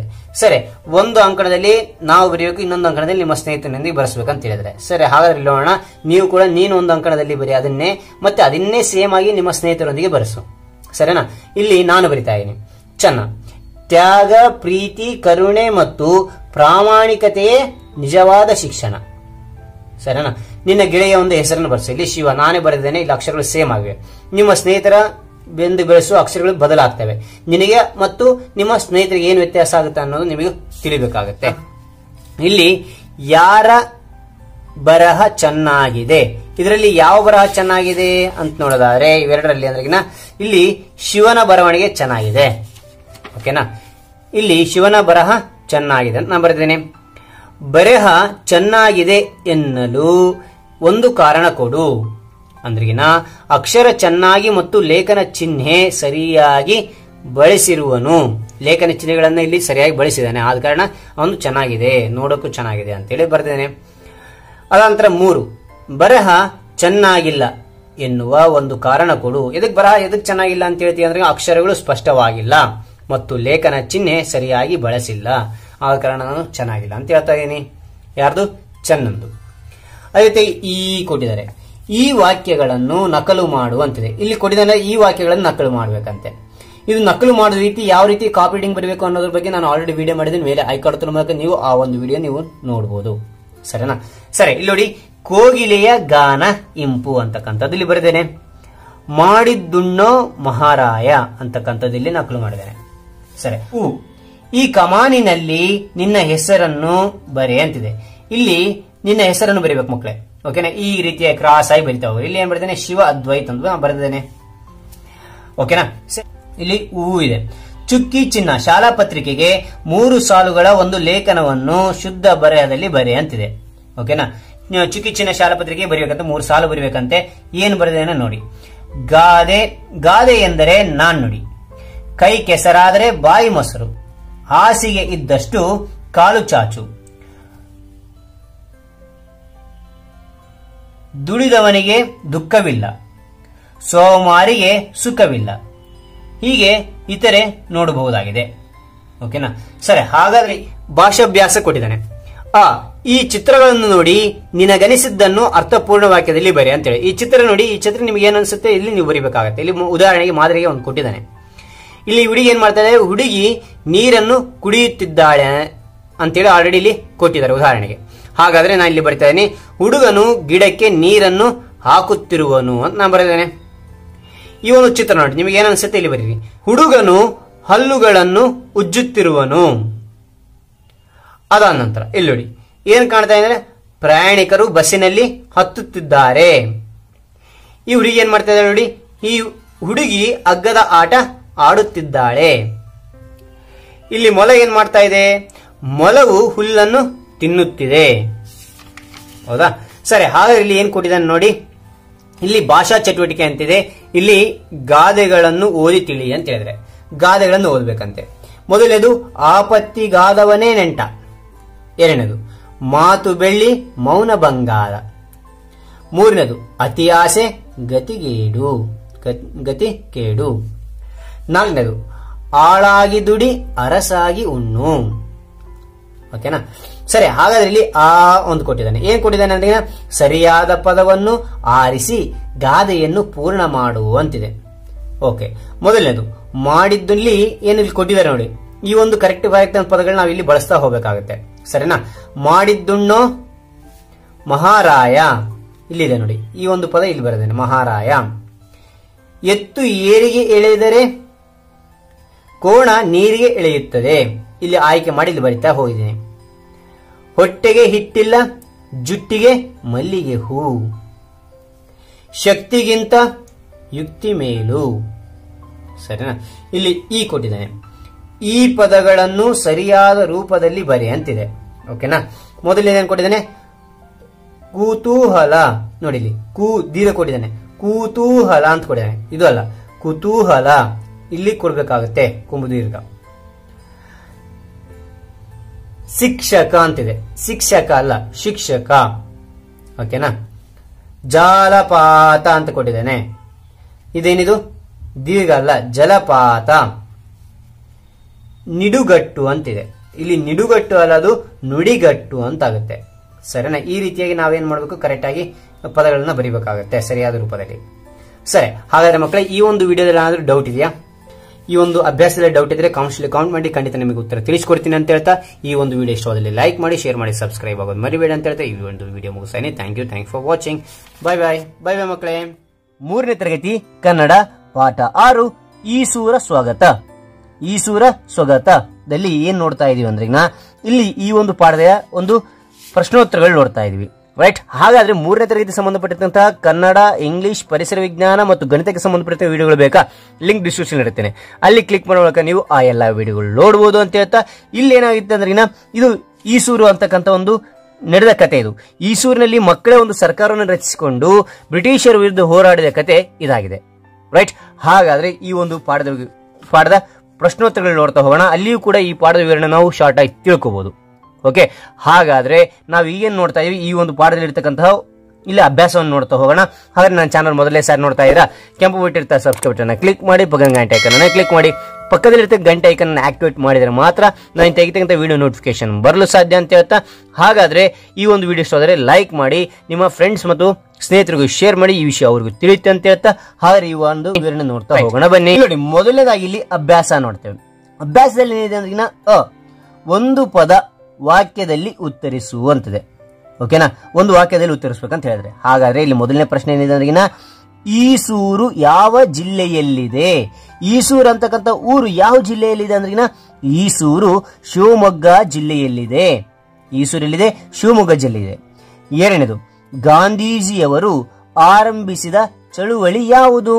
ಗಾಂಧೀಜಿಯವರು ಚಳುವಳಿ ಆರಂಭಿಸಿದರು. ಆ ಒಂದು ಚಳುವಳಿ ಯಾವುದು ಅಂದ್ರೆ ಬ್ರಿಟಿಷರೇ ಭಾರತ ಬಿಟ್ಟು ತೊಲಗಿ, ಬ್ರಿಟಿಷರೇ ಭಾರತ ಬಿಟ್ಟು ತೊಲಗಿ ಎಂಬ ಚಳುವಳಿ ಆರಂಭಿಸಿದರು. ಓಕೆನಾ? ರೈಟ್. ಮೂರನೇದು, ಈಸೂರಿನ ಜನತೆ ಯಾವ ಅಧಿಕಾರವನ್ನು ಧಿಕ್ಕರಿಸಿದರು? ಯಾವ ಅಧಿಕಾರ ಧಿಕ್ಕರಿಸಿದ್ರು ಅವರು ಅಂದ್ರೆಗಿನ ಉತ್ತರ, ಈಸೂರಿನ ಜನತೆ ಬ್ರಿಟಿಷ್ ಸರಕಾರದ ಅಧಿಕಾರವನ್ನು ಧಿಕ್ಕರಿಸಿದ್ರು. ಅವ ಬ್ರಿಟಿಷ್ ಆಡಳಿತ ಇತ್ತಲ್ಲ ಅದನ್ನು ಧಿಕ್ಕಾರ ಮಾಡ್ತಾರೆ, ಬೇಡ ಅಂತೇಳಿ. ಓಕೆನಾ, ಅದು ಉತ್ತರ ಆಗಿರುತ್ತೆ. 4ನೇದು, ಈಸೂರಿನ ಜನತೆ ತಮ್ಮ ಹಳ್ಳಿಯನ್ನು ಏನೆಂದು ಘೋಷಿಸಿದರು? ತಮ್ಮ ಹಳ್ಳಿಯನ್ನು ಏನೆಂದು ಘೋಷಿಸಿದ್ರು ಈಸೂರಿನ ಜನತೆ ಅಂದ್ರೆಗಿನ ಈಸೂರಿನ ಜನತೆ ತಮ್ಮ ಹಳ್ಳಿಯನ್ನು ಸ್ವಾತಂತ್ರ್ಯ ಹಳ್ಳಿ ಎಂದು ಘೋಷಿಸಿದರು. ಸ್ವಾತಂತ್ರ್ಯ ಹಳ್ಳಿ ಎಂದು ಘೋಷಿಸಿದರು. ರೈಟ್. 5ನೇ ಪ್ರಶ್ನೆ, ಈಸೂರು ಜನರ ಘೋಷಣೆ ಏನು? ಈಸೂರಿನ ಜನರ ಘೋಷಣೆ ಏನಾಗಿತ್ತದೆ? ಇಲ್ಲಿ ಏಸೂರ ಕೊಟ್ಟರು ಈಸೂರು ಬಿಡೆವು. ಓಕೆ, ಒನ್ಸ್ ಅಗೇನ್, ಏಸೂರ ಕೊಟ್ಟರು ಈಸೂರ ಬಿಡೆವು ಅಂತಕ್ಕಂಥ ಘೋಷಣೆ. ಇದು ಈಸೂರು ಜನತೆಯ ಘೋಷಣೆ ಆಗಿತ್ತು, ಈ ಜನರ ಘೋಷಣೆ. ಓಕೆನಾ, ರೈಟ್. 6ನೇದು, ಸ್ಥಳೀಯ ಸರಕಾರದ ಅಮಲ್ದಾರ ಮತ್ತು ಪೊಲೀಸ್ ಅಧಿಕಾರಿ ಹೆಸರೇನು? ಅಂದ್ರೆ ಇಲ್ಲಿ ಅಮಲ್ದಾರರಾಗಿ ಸಾಹುಕಾರ ಜಯಣ್ಣ, ಪೊಲೀಸ್ ಅಧಿಕಾರಿಯಾಗಿ ಮಲ್ಲಪ್ಪ ಆಗಿದ್ರು. ಸರಿನಾ? 7ನೇ ಪ್ರಶ್ನೆ, ಅಗಸೆ ಬಾಗಿಲಿನಲ್ಲಿ ಹಾಕಿದ್ದ ಫಲಕದಲ್ಲಿ ಏನೆಂದು ಬರೆದಿತ್ತು? ಅಗಸೆ ಬಾಗಿಲಿನಲ್ಲಿ ಫಲಕ ಹಾಕಿದ್ರು, ಏನು ಬರೆದಿತ್ತು ಅದರಲ್ಲಿ ಅಂದ್ರಿಗಿನ ಬೇಜವಾಬ್ದಾರಿ ಅಧಿಕಾರಿಗಳಿಗೆ ಈಸೂರಿನಲ್ಲಿ ಪ್ರವೇಶವಿಲ್ಲ ಎಂದು ಬರೆದಿತ್ತು. ಓಕೆನಾ, ಬೇಜವಾಬ್ದಾರಿ ಅಧಿಕಾರಿಗಳಿಗೆ ಈಸೂರಿನ ಪ್ರವೇಶ ಇಲ್ಲ ಅಂತ ಬರೆದಿತ್ತು. ರೈಟ್. ಹಾಗಾದ್ರೆ 8ನೇ ಪ್ರಶ್ನೆ, ಹೊಸ ಸರಕಾರದ ಅಧಿಕಾರಿಗಳು ಬ್ರಿಟಿಷ್ ಅಧಿಕಾರಿಗಳಿಗೆ ನೀಡಿದ ಆಜ್ಞೆ ಏನು? ಹೊಸ ಸರ್ಕಾರ ಅಧಿಕಾರಿಗಳಿಗೆ ಬ್ರಿಟಿಷ್ ಅಧಿಕಾರಿಗಳು ನೀಡಿದ ಆಜ್ಞೆ ಏನು ಅಂದ್ರಿಗಿನ ರಾಜೀನಾಮೆ ಕೊಟ್ಟು ಗಾಂಧಿ ಟೋಪಿ ಹಾಕಿಕೊಂಡು ಈಸೂರು ಸರ್ಕಾರದಲ್ಲಿ ಕೆಲಸ ಮಾಡಬೇಕೆಂದು ಆಜ್ಞೆ ಮಾಡಿದರು. ಒಂದು ಸೆಕೆಂಡ್, ಇಲ್ಲಿ ರಾಜೀನಾಮೆ ಕೊಟ್ಟು ಗಾಂಧಿ ಟೋಪಿ ಹಾಕಿಕೊಂಡು ಈಸೂರು, ಓಕೆನಾ, ಈಸೂರು ಸರ್ಕಾರದಲ್ಲಿ ಕೆಲಸ ಮಾಡಬೇಕೆಂದು ಆಜ್ಞೆ ಮಾಡಿದರು. ಓಕೆ. 9ನೇ ಪ್ರಶ್ನೆ ನೋಡಿ, ಸ್ವಗತ ಎಂದರೇನು? ಸ್ವಗತ ಅಂದ್ರೆ ಏನಂದ್ರಿನ ತನಗೆ ತಾನೇ ಮಾತನಾಡಿಕೊಳ್ಳುವುದಕ್ಕೆ, ತನಗೆ ತಾನೇ ಮಾತನಾಡಿಕೊಳ್ಳೋಕೆ ಏನಂತೀವಿ ನಾವು? ಸ್ವಗತ ಎನ್ನುತ್ತಾರೆ. ಓಕೆ, ಮುಂದೇನಿದೆ ನೋಡ್ತಾ ಹೋಗೋಣ. ಇಲ್ಲಿ ಆ ಇದೆ, ಕಾರಣ ಕೊಡು ಅಂತಿದೆ. ಮೊದಲನೇದು, ಈಸೂರು ಶಿವಮೊಗ್ಗ ಜಿಲ್ಲೆಗೆ ಹೆಸರು ತಂದಿತು. ಈಸೂರು ಶಿವಮೊಗ್ಗ ಜಿಲ್ಲೆಗೆ ಹೆಸರು ತಂದಿತು ಯಾಕೆ ಅಂತ ನೋಡಿದಾಗ, ತಮ್ಮದೇ ಸರಕಾರ ರಚಿಸಿಕೊಂಡು ಬ್ರಿಟಿಷರ ವಿರುದ್ಧ ಹೋರಾಡಿದ ಸ್ವಾತಂತ್ರ್ಯ ಪ್ರೇಮಿಗಳ ಊರು ಈಸೂರು. ಓಕೆನಾ, ಮುಂದಿನ ಪ್ರಶ್ನೆ ನೋಡ್ತಾ ಹೋಗೋಣ. 2ನೇದು, ಹೊಸ ಸರ್ಕಾರದಲ್ಲಿ ಮಕ್ಕಳನ್ನು ಅಧಿಕಾರಿಗಳನ್ನಾಗಿ ಮಾಡಿದರು. ಮಕ್ಕಳನ್ನು ಏನ್ ಮಾಡಿದ್ರು? ಅಧಿಕಾರಿಗಳನ್ನಾಗಿ ಮಾಡಿದರು. ಏಕೆ ಅಂತ ನೋಡಿದಾಗ, ಏಕೆಂದರೆ ಭವಿಷ್ಯದ ಪ್ರಜೆಗಳಾದ ಮಕ್ಕಳನ್ನು ಒಳಗೊಂಡ ತಮ್ಮದೇ ಸರ್ಕಾರವನ್ನು ರಚಿಸಿ ಊರ ರಕ್ಷಣೆಗೆ ನಿಂತರು. ಓಕೆ. ಈ ಬಿಟ್ಟ ಸ್ಥಳವನ್ನು ಸರಿಯಾದ ಪದದಿಂದ ತುಂಬು. ಓಕೆ, ಇಲ್ಲಿ ಮೊದಲನೇ ನೋಡಿ, ಅಧಿಕಾರಿಗಳು ಕಂದಾಯ ವಸೂಲಿಗೆ ಡ್ಯಾಶ್ ಪುಸ್ತಕಗಳೊಂದಿಗೆ ಬಂದರು. ಆ ಪುಸ್ತಕಗಳು ಯಾವುವು ಅಂದ್ರಿನ ಖಾತೆ ಮತ್ತು ಕಿರ್ದಿ, ಖಾತೆ ಮತ್ತು ಕಿರ್ದಿ ಅಂತ ಬರೀಬೇಕು. ಓಕೆನಾ. 2ನೇದು, ದೇವಸ್ಥಾನದ ಮುಂದೆ ಡ್ಯಾಶ್ ಸಭೆ ನಡೆಸಿದರು. ಈ ದೇವಸ್ಥಾನದ ಮುಂದೆ ಎಂತ ಸಭೆ ನಡೆಸಿದರು ಅಂದ್ರೆ ಗುಪ್ತ ಅಂತಕ್ಕಂಥದ್ದು ಬರೀಬೇಕು. Okay, right. ಅನಂತರ 3ನೇದು, ಅವರಿಗೆ 50 ರೂಪಾಯಿ ಡ್ಯಾಶ್ ವಿಧಿಸಲಾಯಿತು. ಏನ್ 50 ರೂಪಾಯಿ ಏನ್ ವಿಧಿಸಲಾಯಿತು ಅಂದ್ರೆ ದಂಡ ಅಂತಕ್ಕಂಥದ್ದು ಬರೀಬೇಕು, ದಂಡ ವಿಧಿಸಲಾಯಿತು ಅಂತೇಳಿ. ಓಕೆ, ಈ ಅಂತಿದೆ. ಏನಂದ್ರಿನ ಸರಿ ತಪ್ಪು ಗುರುತಿಸು ಅಂತಿದೆ. ಇದರಲ್ಲಿ ಯಾವ್ದು ಸರಿ ಯಾವ್ದು ತಪ್ಪು ಅಂತಕ್ಕಂಥದ್ದು ಗುರುತಿಸಬೇಕು. ಓಕೆನಾ, ರೈಟ್. ಹಾಗಾದ್ರೆ ಮೊದಲನೇ ನೋಡಿ, ಪಾಟೇಲ್ ಚನ್ನಬಸವಯ್ಯ ಮತ್ತು ಶಾನುಭೋಗ ರಂಗನಾಥರಾವ್ ಸ್ವತಂತ್ರ ಸರ್ಕಾರದ ಅಧಿಕಾರಿಗಳು ಅಂತ ಹೇಳ್ತಾರೆ. ಅಲ್ಲ, ಇವರೆಲ್ಲ ಬೇರೆ ಆಗಿದ್ರು. ಹೌದಾ? ಆದ ಕಾರಣ ಇದು ವಾಕ್ಯ ಅಂತಕ್ಕಂಥ ತಪ್ಪಿದೆ, ಆದ ಕಾರಣ ರಾಂಗ್ ಅಂತ ಗುರ್ತು ಹಾಕಿದ್ದೀನಿ, ತಪ್ಪು ಗುರ್ತು ಹಾಕಿದ್ದೀನಿ. ಓಕೆ. 2ನೇದು, ಬ್ರಿಟಿಷ್ ಅಧಿಕಾರಿಗಳು ಗ್ರಾಮ ಪ್ರವೇಶಿಸಿದಂತೆ ಜನರು ಪ್ರತಿಭಟಿಸಿದರು. ಹೌದಿಲ್ಲ? ಅವ ಅಧಿಕಾರಿಗಳು ಏನಂದ್ರು? ಊರು ಬರಕಲ್ಕ ಅವರೆಲ್ಲ ಬೇಡ ಬರಬೇಡ್ರಿ ಅಂತೇಳಿ ಪ್ರತಿಭಟಿಸಿದರು. ಕರೆಕ್ಟ್, ಇದು ಕರೆಕ್ಟ್ ಆಗಿದೆ, ಆದ ಕಾರಣ ಇದು ಟಿಕ್ ಹಾಕಿದ್ದೇನೆ. 3ನೇದು, ಈಸೂರಿನ ಸ್ವಾತಂತ್ರ್ಯ ಸರ್ಕಾರದ ರಚನೆಯನ್ನು ತಿಳಿದ ಬ್ರಿಟಿಷ್ ಅಧಿಕಾರಿಗಳು ಸಂತಸಗೊಂಡರು. ಅವರು ಈಸೂರಿನ ಸ್ವತಂತ್ರಗೊಂಡಂತ ಸರ್ಕಾರ ರಚಿಸಿಕೊಂಡ್ರ ಅಂದ್ರೆ ಬ್ರಿಟಿಷರಿಗೆ ಸಂತೋಷ ಆಯ್ತಾ? ಸಂತೋಷ ಆಗ್ಲಿಲ್ಲ. ಅಂದ್ರೆ ಈ ವಾಕ್ಯ ತಪ್ಪಿದೆ, ಆದ ಕಾರಣ ತಪ್ಪು ಅಂತಕ್ಕಂಥದ್ದು ಹಾಕಿದ್ದೇನೆ. ಮುಂದೇನಿದೆ ನೋಡ್ತಾ ಹೋಗೋಣ. ವಿರುದ್ಧಾರ್ಥಕ ಪದಗಳನ್ನು ಹೊಂದಿಸಿ ಬರೆ ಅಂತಿದೆ. ಹೊಂದಿಸಿ ಬರೆಯೋಣ. ಏನ್ ನೋಡಿ, ಇಲ್ಲಿ ಆ ಕೊಟ್ಟಿದ್ದಾರೆ, ಇಲ್ಲಿ ಆ ಕೊಟ್ಟಿದ್ದಾರೆ, ಇಲ್ಲಿ ಆ ಪಟ್ಟಿ, ಇಲ್ಲಿ ಆ ಪಟ್ಟಿ ಇದೆ. ಇಲ್ಲಿ ಆರಂಭಕ್ಕೆ ಯಾವುದು ಅಂದ್ರಿನ ಇಲ್ಲಿ ಮುಕ್ತಾಯ ಅಂತಕ್ಕಂಥ ರೈಟ್ ಆಗುತ್ತೆ. ಆರಂಭಕ್ಕೆ ಮುಕ್ತಾಯ ಅಂದ್ರೆ ಇದನ್ನ ಕರೆಕ್ಟ್ ಇಲ್ಲಿ ಬರೀಬೇಕಾಗುತ್ತೆ. ಓಕೆನಾ, ನೋಡಿ ಮುಕ್ತಾಯ ಅಂತಕ್ಕಂಥದ್ದು ಇಲ್ಲಿ ಬರ್ದೇನೆ. ಪ್ರವೇಶ, ಪ್ರವೇಶ ಅಂದ್ರೆ ನಿರ್ಗಮ ಅಂತಕ್ಕಂಥದ್ದು ಇಲ್ಲಿ ಬರ್ದೇನೆ. ಪ್ರವೇಶ ನಿರ್ಗಮ. ಸೋಲು ಗೆಲುವು ಅಂತಕ್ಕಂಥದ್ದು ಇಲ್ಲಿ ನೋಡಿ. ಧೀರ ಇದ್ದುದು ಹೇಡಿ ಆಗುತ್ತೆ, ಇಲ್ಲಿ ಹೇಡಿ ಬರ್ದೇನೆ ಇದು ಎದುರಿಗೆ. ಸರಿನಾ? ಸರಿ, ಮುಂದೇನೇನು ನೋಡ್ತಾ ಹೋಗೋಣ. ಇಲ್ಲಿ ಸಾಮರ್ಥ್ಯಾಧಾರಿತ ಚಟುವಟಿಕೆ ಕೊಟ್ಟಿದ್ದಾರೆ. ಕೊಟ್ಟಿರುವ ವಾಕ್ಯಗಳನ್ನು ನಕಲು ಮಾಡು ಅಂತಿದೆ. ಈ ಕೊಟ್ಟಿರ್ತಕ್ಕಂಥ ವಾಕ್ಯವನ್ನ ಸೇಮ್ ಆಗಿ ಬರೀಬೇಕು. ನಾನು ಕಾಪರೇಟಿಂಗ್ ಹೇಗೆ ಬರೆಯೋದು ಅನ್ನೋದ್ರ ಬಗ್ಗೆ ನಾನು ಆಲ್ರೆಡಿ ವಿಡಿಯೋ ಮಾಡಿದ್ದೀನಿ.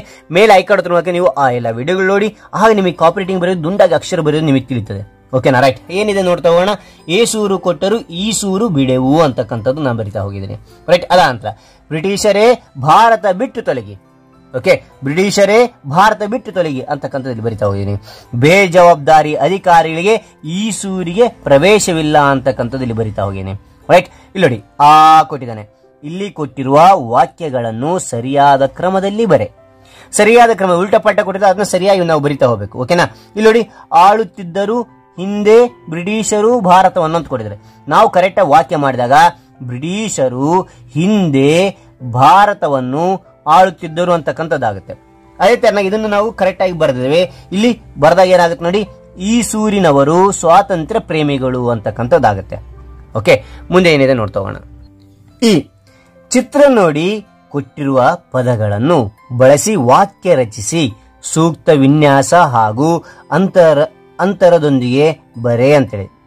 ಓಕೆನಾ? ಇಲ್ಲಿ ಏನ್ ಕೊಟ್ಟಿದ್ದಾರೆ ಅಂದ್ರೆ, ಇಲ್ಲಿ ಈ ಒಂದು ಚಿತ್ರ ಕೊಟ್ಟಿದ್ದಾರೆ, ಇಲ್ಲಿ ಏನ್ ಮಾಡಿದ್ದಾರೆ, ಪದಗಳು ಕೊಟ್ಟಿದ್ದಾರೆ. ಈ ಪದಗಳನ್ನು ಬಳಸಿ ವಾಕ್ಯಗಳನ್ನು ರಚನೆ ಮಾಡೋದು ಅಷ್ಟೇ. ಓಕೆನಾ? ನೋಡಿ, ಇಲ್ಲಿ ಈ ಒಂದು ಪದಗಳು ಬಳಸಿ ಇಲ್ಲಿ ವಾಕ್ಯ ರಚನೆ ಮಾಡಿದ್ದೀನಿ. ಹೆಂಗಸು ಬಟ್ಟೆಗಳನ್ನು ಹಗ್ಗದ ಮೇಲೆ ಹಾಕುತ್ತಿದ್ದಾಳೆ. ನೋಡಿ, ಹಗ್ಗ ಹಾಕ್ತಾ ಇದ್ದಾಳಲ್ಲ. ರೈಟ್. ಅಂದ್ರೆ ಹೆಂಗಸು ಅಂಗಿ, ಚಡ್ಡಿ, ಟವಲ್ಗಳನ್ನು ಹಗ್ಗದ ಮೇಲೆ ಹಾಕಿದ್ದಾಳೆ. ಇಲ್ಲಿ ಇವನ್ನೆಲ್ಲ ಹಗ್ಗದ ಮೇಲೆ ಆಲ್ರೆಡಿ ಹಾಕಿದ್ದಾಳೆ. ಓಕೆನಾ? ರೈಟ್. ಮುಂದೇನೆ ನೋಡ್ತಾ ಹೋಗೋಣ. ಇಲ್ಲಿ ಭಾಷಾಭ್ಯಾಸ ಕೊಟ್ಟಿದ್ದಾರೆ. ಏನಂದ್ರೆ ಚಿತ್ರ ನೋಡಿ ಮಾದರಿಯಂತೆ ಬರೇ. ಇಲ್ಲಿ ಚಿತ್ರ ನೋಡಿ ಮಾದರಿಯಂತೆ ಬರೀತಾ ಹೋಗ್ಬೇಕಂತ. ರೈಟ್. ಏನಿದೆ ಅಂದ್ರೆ ಮೊದಲನೇ ಇಲ್ಲಿ ಏನಿದೆ, ಗಾಡಿ ಇದೆ ಅಂದ್ರೆ ಏನಿದು ಎತ್ತಿನ ಬಂಡಿ. ಇಲ್ಲಿ ಗಾಡಿ ಅಂತ ಬರೀತಾರೆ. ಇಲ್ಲಿ ಎಷ್ಟು 1, 2, 3 ಗಾಡಿ, ಒಂದಕ್ಕಿಂತ ಹೆಚ್ಚಿದಾವೆ. ಹಾಗೆ ನಾವು ಹೇಳ್ತೀವಿ ಅಂದ್ರೆ ಗಾಡಿಗಳು ಅಂತ ಹೇಳ್ತೀವಿ. ಒಂದಿದ್ರೆ ಪೆನ್ಸಿಲ್, ಎರಡಿದ್ರೆ ಪೆನ್ಸಿಲ್ಗಳು ಅಂತ ಹೆಂಗ್ ಹೇಳ್ತೀವಿ, ಅದೇ ರೀತಿ ಗಾಡಿಗಳು ಅಂತಕ್ಕಂಥದ್ದು. ಇಲ್ಲಿ ಕುದುರೆ ಇದೆ, ಕುದುರೆಗಳು ಅಂತ ಆಗುತ್ತೆ. ಇಲ್ಲಿ ಗಿಳಿ ಒಂದಿದೆ, ಗಿಳಿ ಅಂತ ಕರಿತೇವೆ. ಇಲ್ಲಿ ಅನೇಕ ಗಿಳಿಗಳಿದ್ರೆ ಗಿಳಿಗಳು ಅಂತಕ್ಕಂಥದ್ದು ಕರಿತೇವೆ. ರೈಟ್. ಮುಂದೇನಿದೆ ನೋಡ್ತಾ ಹೋಗೋಣ. ಇಲ್ಲಿ ನೋಡಿ, ಆಭರಣದಲ್ಲಿ ಕೊಟ್ಟಿರುವ ಸೂಕ್ತ ಪದ ಆರಿಸಿ ಮಾದರಿಯಂತೆ ಬಹುವಚನ ಪದಗಳನ್ನು ಬರೆ ಅಂತಿದೆ. ಇಲ್ಲಿ ಬಹುವಚನ ಪದಗಳನ್ನು ಬರಿತಾ ಹೋಗ್ಬೇಕಂತ. ರೈಟ್. ಇಲ್ಲಿ ಮಾದರಿ ಕೊಟ್ಟಿದ್ದಾರೆ. ಅಣ್ಣಂದಿರು, ಚಿಕ್ಕಮ್ಮಂದಿರು, ಚಿಕ್ಕಪ್ಪಂದಿರು, ತಮ್ಮಂದಿರು, ಮಾವಂದಿರು, ಅಜ್ಜಂದಿರು ಅಂತಿದೆ. ಇಲ್ಲಿ ಫಾರ್ ಎಕ್ಸಾಂಪಲ್ ನಿಮ್ಗೆ ಉದಾಹರಣೆ ಕೊಟ್ಟಿದ್ದಾರೆ. ಅಕ್ಕ ಇದ್ರೆ ಅಕ್ಕಂದಿರು ಅಂತ ಹೇಳಿ ಇಲ್ಲಿ ಬರೆದಿದ್ದಾರೆ. ಹೌದಾ? ರೈಟ್. ಹಾಗಾದ್ರೆ ಅಣ್ಣ ಇದೆ, ಅಣ್ಣಂದಿರು ಅಂತಕ್ಕಂಥದ್ದು ಬರೀಬೇಕು. ಅಜ್ಜ ಇದೆ, ಅಜ್ಜಂದಿರು ಅಂತಕ್ಕಂಥದ್ದು ಬರೀಬೇಕು. ತಮ್ಮ ಇದೆ, ತಮ್ಮಂದಿರು ಅಂತಕ್ಕಂಥದ್ದು ಇಲ್ಲಿ ಬರೀಬೇಕು. ಮಾವ ಇದೆ, ಮಾವಂದಿರು ಅಂತಕ್ಕಂಥದ್ದು ಬರೀಬೇಕು. ಚಿಕ್ಕಮ್ಮ ಇದೆ, ಚಿಕ್ಕಮ್ಮಂದಿರು ಅಂತ ಬರೀಬೇಕು. ಇಲ್ಲಿ ಚಿಕ್ಕಪ್ಪ ಇದೆ, ಚಿಕ್ಕಪ್ಪಂದಿರು ಅಂತಕ್ಕಂಥ ಬಹುವಚನ ಬರಿತಾ ಹೋಗ್ತಾ ಇರೋದು. ರೈಟ್. ಮುಂದೆ ಏನಿದೆ ನೋಡ್ತಾ ಹೋಗೋಣ. ಇಲ್ಲಿ ನೋಡಿ, ಈ ಚಿತ್ರವನ್ನು ಗಮನಿಸು. ಮಾದರಿಯಂತೆ ಒಂದಕ್ಕಿಂತ ಹೆಚ್ಚು ಇರುವುದನ್ನು ಬಹುವಚನದಲ್ಲಿ ಬರೆ. ರೈಟ್. ಇಲ್ಲಿ ನೋಡಿ, ಚಿತ್ರ ಗಮನಿಸಿ ನೋಡಿದ್ರೆ ಮಾದರಿ ಒಂದು ಫಾರ್ ಎಕ್ಸಾಂಪಲ್ ನಿಮಗೆ ಕೊಟ್ಟಿದ್ದಾರೆ. ಇಲ್ಲಿ ಬಹುವಚನ ರೂಪದಲ್ಲಿ ಬರಬೇಕಂತೆ. ಓಕೆನಾ? ರೈಟ್. ಆದರೆ ಇಲ್ಲಿ ಮನೆಗಳಿದಾವೆ, ಮನೆಗಳು ಅಂತಕ್ಕಂಥದ್ದು ಬರೆದಿದ್ದಾರೆ. ಅದೇ ರೀತಿ ಜನರಿದ್ದಾರೆ, ಜನರು ಅಂತ ಬರೆದೇನೆ. ಮಳಿಗೆಗಳು, ಅಂಗಡಿಗಳಿದಾವೆ, ಇಲ್ಲಿ ಮಳಿಗೆಗಳು ಅಂತ ಬರೆದೇನೆ. ಓಕೆನಾ? ಬಾಗಿಲುಗಳು ಅಂತ ಬರೆದೇನೆ, ಬಾಗಿಲುಗಳಿದಾವೆ. ಓಕೆ. ರೈಟ್. ಇಲ್ಲಿ ಗಿಡಗಳಿದಾವೆ, ಗಿಡಗಳು ಅಂತ ಬರೆದೇನೆ. ಇಲ್ಲಿ ಕಂಬಗಳು ಕಾಣ್ತೇವೆ. ಓಕೆ, ಲೈಟಿನ ಸ್ತಂಭಗಳು ಕಾಣ್ತೇವೆ, ಅದಕ್ಕೆ ಕಂಬಗಳು ಅಂತ ಬರೆದೇನೆ. ಓಕೆ. ರಥಗಳು ಇಲ್ಲಿ 2 ಇದಾವೆ, ಅದಕ್ಕೆ ರಥಗಳು ಅಂತ ನಾ ಇಲ್ಲಿ ಬರೆದೇನೆ. ಓಕೆನಾ? ರೈಟ್. ನಿಮಗೆ ಇನ್ನು ಬೇರೆ ಗೊತ್ತಿದ್ರೆ ಬೇರೆನು ಬರಿತಾ ಹೋಗಿ ತಿಳಿತದೆ ಅಂತ ಹೇಳ್ತಾ ಇಲ್ಲಿ ಏನ್ ಕೊಟ್ಟಿದ್ದಾರೆ ನೋಡಿ. ಇಲ್ಲಿ ನಿಮಗಿದು ತಿಳಿದಿರಲಿ, ಇದು ತಿಳಿದಿರಬೇಕು. ಯಾಕಂದ್ರೆ 1 ಎಂಬ ಅರ್ಥ ಕೊಡುವ ಪದಗಳು ಏಕವಚನ. ಇಲ್ಲಿ ಪೆನ್ಸಿಲ್ ಇದು ಒಂದೇ ಇರ್ತದೆ, ಆದ ಕಾರಣ ಇದು ಏಕವಚನ ಅಂತ ಕರಿತೇವೆ. ಇದನ್ನು ನಾವು ಪೆನ್ಸಿಲ್ಗಳು ಅಂದಾಗ ಒಂದಕ್ಕಿಂತ ಹೆಚ್ಚು ಎಂಬ ಅರ್ಥ ಕೊಡುವ ಪದಗಳು ಹಾಗೂ ಗೌರವ ಸೂಚಕ ಪದಗಳು ಬಹುವಚನ. ಇಲ್ಲಿ ಯಾರ್ಯಾರು ತಂದೆ ಹಿರಿಯರಿಗೆ ಇಲ್ಲಿ ಹೇಳಕಲಿಕೆ, ಹಿರಿಯರಿಗೆ ಗೌರವ ಸೂಚಕ ಬಳಸಕಲಿಕೆ ಬಹುವಚನ ಪದಗಳನ್ನ ಬಳಸ್ತಾ ಹೋಗ್ತೇವೆ. ಅದನ್ನ ಚೆನ್ನಾಗಿ ನೆನ್ಪಿಟ್ಕೋರಿ. ರೈಟ್. ಹಾಗಾದ್ರೆ ಇಲ್ಲಿ ಭಾಷಾ ಚಟುವಟಿಕೆ ಕೊಟ್ಟಿದ್ದಾನೆ. ಏನ್ ಕೊಟ್ಟಿದ್ದಾರೆ ಇಲ್ಲಿ ಅಂತಂದ್ರೆ ಇಲ್ಲಿ ಕೊಟ್ಟಿರುವ ಕೆಲವು ಅನ್ಯ ದೇಶೀಯ ಶಬ್ದಗಳನ್ನು ಓದಿ ತಿಳಿ ಅಂತ ಹೇಳಿದೆ. ಇಲ್ಲಿ ಕೊಟ್ಟಿರ್ತಕ್ಕ ಅರಬಿಕ್ ಪದಗಳಿವು. ಖಾತೆ ಕಿರ್ದಿ ಅಂತಕ್ಕಂಥದ್ದು, ಅಮಲ್ದಾರ ಅಂತಕ್ಕಂಥದ್ದು, ಮೊಕದ್ದಮೆ ಅಂತಕ್ಕಂಥದ್ದು, ಕಚೇರಿ ಅಂತಕ್ಕಂಥದ್ದು, ಕುರ್ಚಿ ಅಂತಕ್ಕಂಥದ್ದು ಅರೇಬಿಕ್ ಪದಗಳು. ಇಂಗ್ಲಿಷ್ ಪದಗಳು scooter, bucket, knicker, pant, bank ಅಂತಕ್ಕಂಥದ್ದು ಇಂಗ್ಲಿಷ್ ಪದಗಳು. ಹಿಂದೂಸ್ತಾನಿ ಪದಗಳು ಯಾವಂದ್ರೆ ಟೋಪಿ, ಗಡಿಯಾರ, ಗಾಡಿ, ಗಿರಾಕಿ, ಗಾಬರಿ ಅಂತಕ್ಕಂಥದ್ದು ಹಿಂದೂಸ್ತಾನಿ ಪದಗಳು. ಸರಿನಾ? ಮುಂದೇನಿದೆ ನೋಡ್ತಾ ಹೋಗೋಣ. ಇಲ್ಲಿ ನಿಮಗಿದು ತಿಳಿದಿರಲಿ ಏನಂದ್ರೆ ಒಂದು ಭಾಷೆಯ ಮೂಲಕ ಪದಗಳನ್ನು ದೇಶೀಯ ಶಬ್ದಗಳೆಂದು, ಬೇರೆ ಭಾಷೆಗಳಿಂದ ತೆಗೆದುಕೊಂಡ ಶಬ್ದಗಳನ್ನು ಅನ್ಯ ದೇಶ ಶಬ್ದಗಳೆಂದು ಕರೀತಾರೆ. Okay right. ಇಲ್ಲಿ ಒಂದು ಭಾಷೆಯ ಮೂಲ ಪದಗಳು, ನಮ್ಮ ಮೂಲವಾಗಿರ್ತಕ್ಕಂಥ ಪದಗಳಿಗೆ ನಾವು ದೇಶೀಯ ಪದಗಳು ಅಂತ ಕರಿತೀವಿ. ಬೇರೆ ಭಾಷೆಯಿಂದ ನಾವು ಬಳಸ್ತೀವಿ, ಇಂಗ್ಲಿಷ್ ಭಾಷೆಯನ್ನು ಕ್ಯಾಟ್ ಅಂತ ಬಳಸ್ತೀವಿ ಅನ್ಕೋರಿ, ಅದು ಅನ್ಯ ದೇಶೀಯ ಭಾಷೆ ಪದ. ಫ್ಯಾನ್ ಅಂತೀವಿ ಅಂತೇಳಿ ಅದು ಅನ್ಯ ದೇಶೀಯ ಭಾಷೆ ಪದ. ಈ ರೀತಿಯಾಗಿ ಬೇರೆ ದೇಶದಿಂದ ಬಂದಿರತಕ್ಕಂಥ ಪದಗಳು ಇರ್ತಾವಲ್ಲ, ಅದಕ್ಕೆ ಅನ್ಯ ದೇಶೀಯ ಪದಗಳು ಅಂತ ಕರಿತೇವೆ. ರೈಟ್. ಹಾಗಾದ್ರೆ ಮುಂದೇನಿದೆ ನೋಡ್ತಾ ಹೋಗೋಣ. ಇಲ್ಲಿ ಆ ಅಂತ ಕರಿತಿದ್ದೇವೆ. ನುಡಿಗಟ್ಟುಗಳ ಅರ್ಥ ತಿಳಿ. ಏನು ನುಡಿಗಟ್ಟುಗಳು ಕೊಟ್ಟಿದ್ದಾನೆ ಅದಕ್ಕೆ? ನುಡಿಗಟ್ಟು ಎತ್ತಿದ ಕೈ ಅಂದ್ರೆ ಪ್ರವೀಣ್ ಆಗಿರ್ತಾನೆ ಅಂತಕ್ಕಂಥ ಅರ್ಥ ಅದಕ್ಕೆ. ಓಕೆ. ಕಬ್ಬಿಣದ ಕಡಲೆ ಅಂದ್ರೆ ಕಬ್ಬಿಣ ಹೆಂಗಿರುತ್ತೆ? ಗಟ್ಟಿಯಾಗಿರುತ್ತೆ. ಅದೇ ರೀತಿ ಕಠಿಣವಾದ ವಿಷಯ ಅಂತೇಳಿ ಅರ್ಥ ಇದಕ್ಕೆ. ತಲೆ ಹಾಕು ಅಂದ್ರೆ ಮಧ್ಯ ಪ್ರವೇಶಿಸು. ಇವ್ನು ತಲೆ ಹಾಕ್ತಾನೆ ನೋಡಕ್ ಮಾತಾಡಕಲ್ಕಂತ ನೋಡ್ರಿ. ಅಂದ್ರೆ ತಲೆ ಹಾಕಂದ್ರೆ ಮಧ್ಯ ಪ್ರವೇಶಿಸತಕ್ಕಂಥದ್ದು ನುಡಿಗಟ್ಟು. ಇಲ್ಲೇನ್ ಕೊಟ್ಟಿದ್ದಾನೆ? ಎಳ್ಳಷ್ಟು ಅಂದಾಗ ಅತ್ಯಲ್ಪ. ನನಗೆ ಏನು ಎಳ್ಳಷ್ಟು ಗೊತ್ತಪ್ಪ, ನನಗೆ ಏನು ಗಚ್ಚಿ ಗೊತ್ತಿಲ್ಲ ಅಂತ ಹೇಳ್ತೆ. ಎಳ್ಳಷ್ಟು ಅಂದ್ರೆ ಸ್ವಲ್ಪ ಗೊತ್ತಂತೆ. ಎಳ್ಳೆಷ್ಟಿರುತ್ತೆ? ಇಷ್ಟು ಚೆಕ್ಕದಾಗಿರುತ್ತೆ. ಅಂದ್ರೆ ಅತ್ಯಲ್ಪ, ಸ್ವಲ್ಪ ಅಂತೇಳಿ. ಓಕೆ. ರೈಲು ಬಿಡು ಅಂದ್ರೆ ಸುಳ್ಳು ಹೇಳಿ, ಇವನೇನಪ್ಪ ರೈಲು ಬಿಡ್ತಾನಪ್ಪ ಒಬ್ಬೊಬ್ಬೊಬ್ಬ ಅಂತಿರ್ತಾರೆ ನೋಡಿ. ಅಂದ್ರೆ ಸುಳ್ಳು ಹೇಳೋದು ಅಂತ ಅರ್ಥ. ಓಕೆ. ಕಾಲ್ ತೆಗೆ ಅವನು ಕಾಲ್ ತೆಗೆದು ಅಂದ್ರೆ ಹೊರಡು ಅಂತೇಳಿ ಅರ್ಥ ಆಗುತ್ತೆ. ಓಕೆ. ಇಲ್ಲಿ ಕೊಟ್ಟಿದ್ದಾರೆ ಈ ವಾಕ್ಯದಲ್ಲಿನ ಬಿಟ್ಟ ಸ್ಥಳವನ್ನು ಹಿಂದೆ ಕೊಟ್ಟಿರುವ ನುಡಿಗಟ್ಟುಗಳಲ್ಲಿ ಸೂಕ್ತವಾದನ್ನು ಆರಿಸಬರೆ. ಇಲ್ಲಿ ಹಿಂದೆಗಡೆ ಏನ್ ಕೊಟ್ಟಿದ್ದಾರೆ? ನುಡಿಗಟ್ಟುಗಳು ಕೊಟ್ಟಿದ್ದಾರೆ. ಹೌದಾ? ಈ ನುಡಿಗಟ್ಟಲ್ಲಿ ಆಯ್ಕೆ ಮಾಡಿ ನಾವು ಇಲ್ಲಿ ಸರಿಯಾದ ಇರ್ತಂತ ಉತ್ತರ ನಾವು ಇಲ್ಲಿ ಬರಿಬೇಕಾಗುತ್ತೆ. Okay right. ಹಾಗಾದ್ರೆ ಇಲ್ಲಿ ನೋಡಿ, ಮೊದಲನೇದೇನು? ರಾಜು ಕೆಲಸ ಮಾಡುವುದರಲ್ಲಿ ಎತ್ತಿದ ಕೈ ಅಂತ ಹೇಳ್ತೀವಿ. ಎರಡನೇದು, ಅವರು ಮಾತನಾಡುವಾಗ ನಾನು ಅನವಶ್ಯಕವಾಗಿ ತಲೆ ಹಾಕಬಾರದು ಅಂತ ಹೇಳ್ತಕ್ಕಂಥದ್ದು. ತಲೆ ಹಾಕು ಅಂತಕ್ಕಂಥದ್ದು. ಓಕೆ. ತಲೆ ಹಾಕಬಾರದು ಅಂತ ಬರ್ತೇನೆ. ರೈಟ್. ಮೂರನೇದು, ಇಲ್ಲಿ ಕೆಲವರು ತಮಗೆ ಗೊತ್ತಿಲ್ಲದಿದ್ದರೂ ಸುಮ್ಮನೆ ರೈಲು ಬಿಡಬಾರದು, ರೈಲನ್ನ ಬಿಡಬಾರ್ರಿ ಅಂತ ಹೇಳ್ತೀವಿ. ಓಕೆನಾ? ರೈಟ್. ಹಾಗಾದ್ರೆ ಇಲ್ಲಿ ನಾಲ್ಕನೇದು, ತಮ್ಮ ಕೆಲಸ ಹೇಳಿದರೆ ನನ್ನ ತಮ್ಮ ಕಾಲು ತೆಗೆಯುವನು. ಅಮ್ಮ ಕೆಲಸ ಹೇಳಿದ್ರೆ ಸಾಕು. ಇಲ್ಲಿ ಒಂದ್ ಸೆಕೆಂಡ್. ಇಲ್ಲಿ ಅಮ್ಮ ಕೆಲಸ ಹೇಳಿದ್ರೆ ಸಾಕು, ನನ್ನ ತಮ್ಮ ಏನು ಮಾಡ್ತಾನೆ? ಕಾಲು ತೆಗೆಯುವನು. ಕಾಲ ಅಂದ್ರೆ ಅಲ್ಲಿಂದ ಹೋಗ್ಬಿಡ್ತಾನೆ ಅಂತೇಳಿ. ರೈಟ್. ಹಾಗಾಗಿ ನೋಡಿ, ನಿಮಗಿದು ತಿಳಿದಿರಲಿ, ನುಡಿಗಟ್ಟು ಎಂದರೆ ವಿಶಿಷ್ಟವಾದ ಮಾತಿನ ಜೋಡಣೆ. ಓಕೆನಾ? ರೈಟ್. ನಿಮಗಿಷ್ಟವಾದ ಸಾಕು ಪ್ರಾಣಿ ಚಿತ್ರವನ್ನು ಇಲ್ಲಿ ಅಂಟಿಸು. ಇಲ್ಲೇನು ಸಾಕು ಪ್ರಾಣಿ ಚಿತ್ರಗಳನ್ನ ಅಂಟಿಸ್ತಾ ಹೋಗಿ. ಓಕೆ. ಹಳೆ ಪುಸ್ತಕ ಇರಬಹುದು ಅಥವಾ ನ್ಯೂಸ್ ಪೇಪರ್ ನಲ್ಲಿ ಕೊಟ್ಟಿರ್ತಾರೆ, ಆ ಒಂದು ಚಿತ್ರಗಳನ್ನ ಇಲ್ಲಿ ಅಂಟಿಸ್ತಾ ಹೋಗಿ. ರೈಟ್. ಹಾಗಾದ್ರೆ ಈ ಒಂದು ವಿವರಣೆ ನಿಮಗೆ ಇಷ್ಟ ಆಯ್ತಾ? ಈ ಒಂದು ಪಾಠದ ವಿವರಣೆ ಇಷ್ಟವಾದರೆ ಲೈಕ್ ಮಾಡಿ, ಇನ್ನೊಬ್ರಿಗೂ ಶೇರ್ ಮಾಡಿ, ವಿಷಯ ಅವ್ರಿಗೆ ತಿಳಿತದಲ್ಲ ಅಂತ ಹೇಳ್ತಾ ಹಾಗಾದ್ರೆ ಈ ಒಂದು ವಿಡಿಯೋ ಮುಗಿಸಾನೆ. Thank you for watching. Bye. ಮೂರನೇ ತರಗತಿಯ ಕನ್ನಡ ಪಾಠ 7 ಪ್ರಾಮಾಣಿಕ ಬಾಲಕ. ಇದು ಪ್ರಾಮಾಣಿಕ ಬಾಲಕ ಆಲ್ರೆಡಿ ನಾನು ಅನಿಮೇಟೆಡ್ ವಿಡಿಯೋ ಮಾಡಿದ್ದೀನಿ. ಮೊದಲು ಪಾಠವನ್ನು ನೋಡಿ, ಮೇಲೆ ಆಯ್ಕಾಡುತ್ತಿರುವ ಮೂಲಕ ನೀವು ಆ ಒಂದು ಪಾಠವನ್ನು ನೋಡಿದ ನಂತರ ನಾನು ಈ ಒಂದು ವಿಡಿಯೋದಲ್ಲಿ ಅಭ್ಯಾಸದ ಬಗ್ಗೆ ನಾನು ತಿಳಿಸ್ಕೊಡ್ತಾ ಇದ್ದೀನಿ. ಸರಿನಾ? ಸರಿ. ಹಾಗಾದ್ರೆ ನನ್ನ ಚಾನಲ್ ಮೊದಲ ಸರಿ ನೋಡ್ತಾ ಇರಾ, ಕೆಂಪು ಬಟ್ಟೆ ಸಬ್ಸ್ಕ್ರೈಬ್ ಬಟನ್ ಕ್ಲಿಕ್ ಮಾಡಿ, ಗಂಟೆ ಐಕಾನ್ ಕ್ಲಿಕ್ ಮಾಡಿ. ಇದರಿಂದ ನಾನು ತೆಗೆದಂತ ಹೊಸ ವಿಡಿಯೋ ನೋಟಿಫಿಕೇಶನ್ ಎಲ್ಲ ಮೊದಲು ಬರೋದು ಸಾಧ್ಯ. ಅದೇ ತರ ಲೈಕ್ ಕೊಡೋದು ಮೂಲಕ ಇನ್ನೊಂದು ವಿಡಿಯೋ ತೆಲಿಗೆ ಪ್ರೋತ್ಸಾಹ ಮತ್ತು ಹುಮ್ಮಸ್ಸು ಬರುತ್ತೆ ಅಂತ ಹೇಳ್ತಾ, ಅದೇ ರೀತಿ ಇನ್ನೊಬ್ರಿಗೆ ಶೇರ್ ಮಾಡಿ, ಅವ್ರು ಶೇರ್ ಮಾಡೋದ್ರ ಮೂಲಕ ಅವ್ರು ಕೂಡ ತಿಳ್ಕೊಳ್ತಾರೆ ಅಂತ ಹೇಳ್ತಾ ನೋಡೋಣ. ಬಿಟ್ಟಿರುವ ಸ್ಥಳವನ್ನು ಸೂಕ್ತ ಪದಗಳಿಂದ ತುಂಬಿ ಬರೆ ಅಂತಿದೆ. ಹಾಗಾದ್ರೆ ಇಲ್ಲಿ ಮೊದಲನೇದು ಏನ್ ಕೊಟ್ಟಿದ್ದಾರೆ ಅಂದ್ರೆ, ದಾರಿ ಬದಿಯ ಡ್ಯಾಶ್ ತೋಪಿನಲ್ಲಿದ್ದ ಹಣ್ಣುಗಳು ಆಕರ್ಷಿಸಿದವು. ಏನು ಅಂತಂದ್ರೆ ಮಾವಿನ. ಎರಡನೇದು, ಶಾಸ್ತ್ರಿಯವರಲ್ಲಿ ಡ್ಯಾಶ್ ಪುಟಿದೆದ್ದಿತ್ತು. ಏನ್ ಪುಟಿದೆದ್ದಿತ್ತು ಅಂದ್ರೆ ದೇಶ ಪ್ರೇಮ. ಮೂರನೇದು, ಶಾಸ್ತ್ರಿಯವರು ಗಾಂಧೀಜಿಯವರ ಒಡನಾಟದಲ್ಲಿ ಅನೇಕ ಡ್ಯಾಶ್ಗಳಲ್ಲಿ ಪಾಲ್ಗೊಂಡರು. ಇದರಲ್ಲಿ ಪಾಲ್ಗೊಂಡ್ರೆ ಚಳುವಳಿ.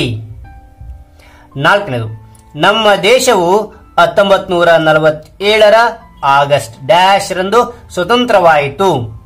ಯಾವಾಗ ಸ್ವತಂತ್ರ ಆಯಿತು ಅಂತಂದ್ರೆ 15 ಆಗಸ್ಟ್ 15ರಂದು.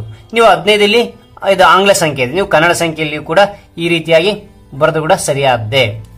ಸರಿನಾ? ಸರಿ. ಹಾಗಾದ್ರೆ ಇಲ್ಲಿ 5ನೇ ನೋಡೋಣ. ಭಾರತ ದೇಶದ ಪ್ರಥಮ ಪ್ರಧಾನಿ ಡ್ಯಾಶ್. ಯಾರು ಪ್ರಥಮ ಪ್ರಧಾನಿ ಅಂದ್ರೆ ಜವಾಹರ್ಲಾಲ್ ನೆಹರು. 6ನೇದು, ಶಾಸ್ತ್ರಿಯವರು ಜನತೆಗೆ ನೀಡಿದ ಘೋಷವಾಕ್ಯ. ಯಾವುದು ಘೋಷವಾಕ್ಯ ಅಂದ್ರೆ ಜೈ ಜವಾನ್ ಜೈ ಕಿಸಾನ್ ಅಂತ ಹೇಳಿ ಈ ಒಂದು ಘೋಷವಾಕ್ಯ ಅತ್ಯಂತ ಅದ್ಭುತವಾಗಿರ್ತಕ್ಕಂಥ ವಾಕ್ಯ. ಇಲ್ಲಿ ನೋಡಿ ಇದೆ. ಒಂದು ವಾಕ್ಯದಲ್ಲಿ ಉತ್ತರ ಬರೆ ಅಂತಿದೆ. ಒಂದು ವಾಕ್ಯದಲ್ಲಿ ಉತ್ತರ ಬರಿತಾ ಹೋಗ್ಬೇಕು.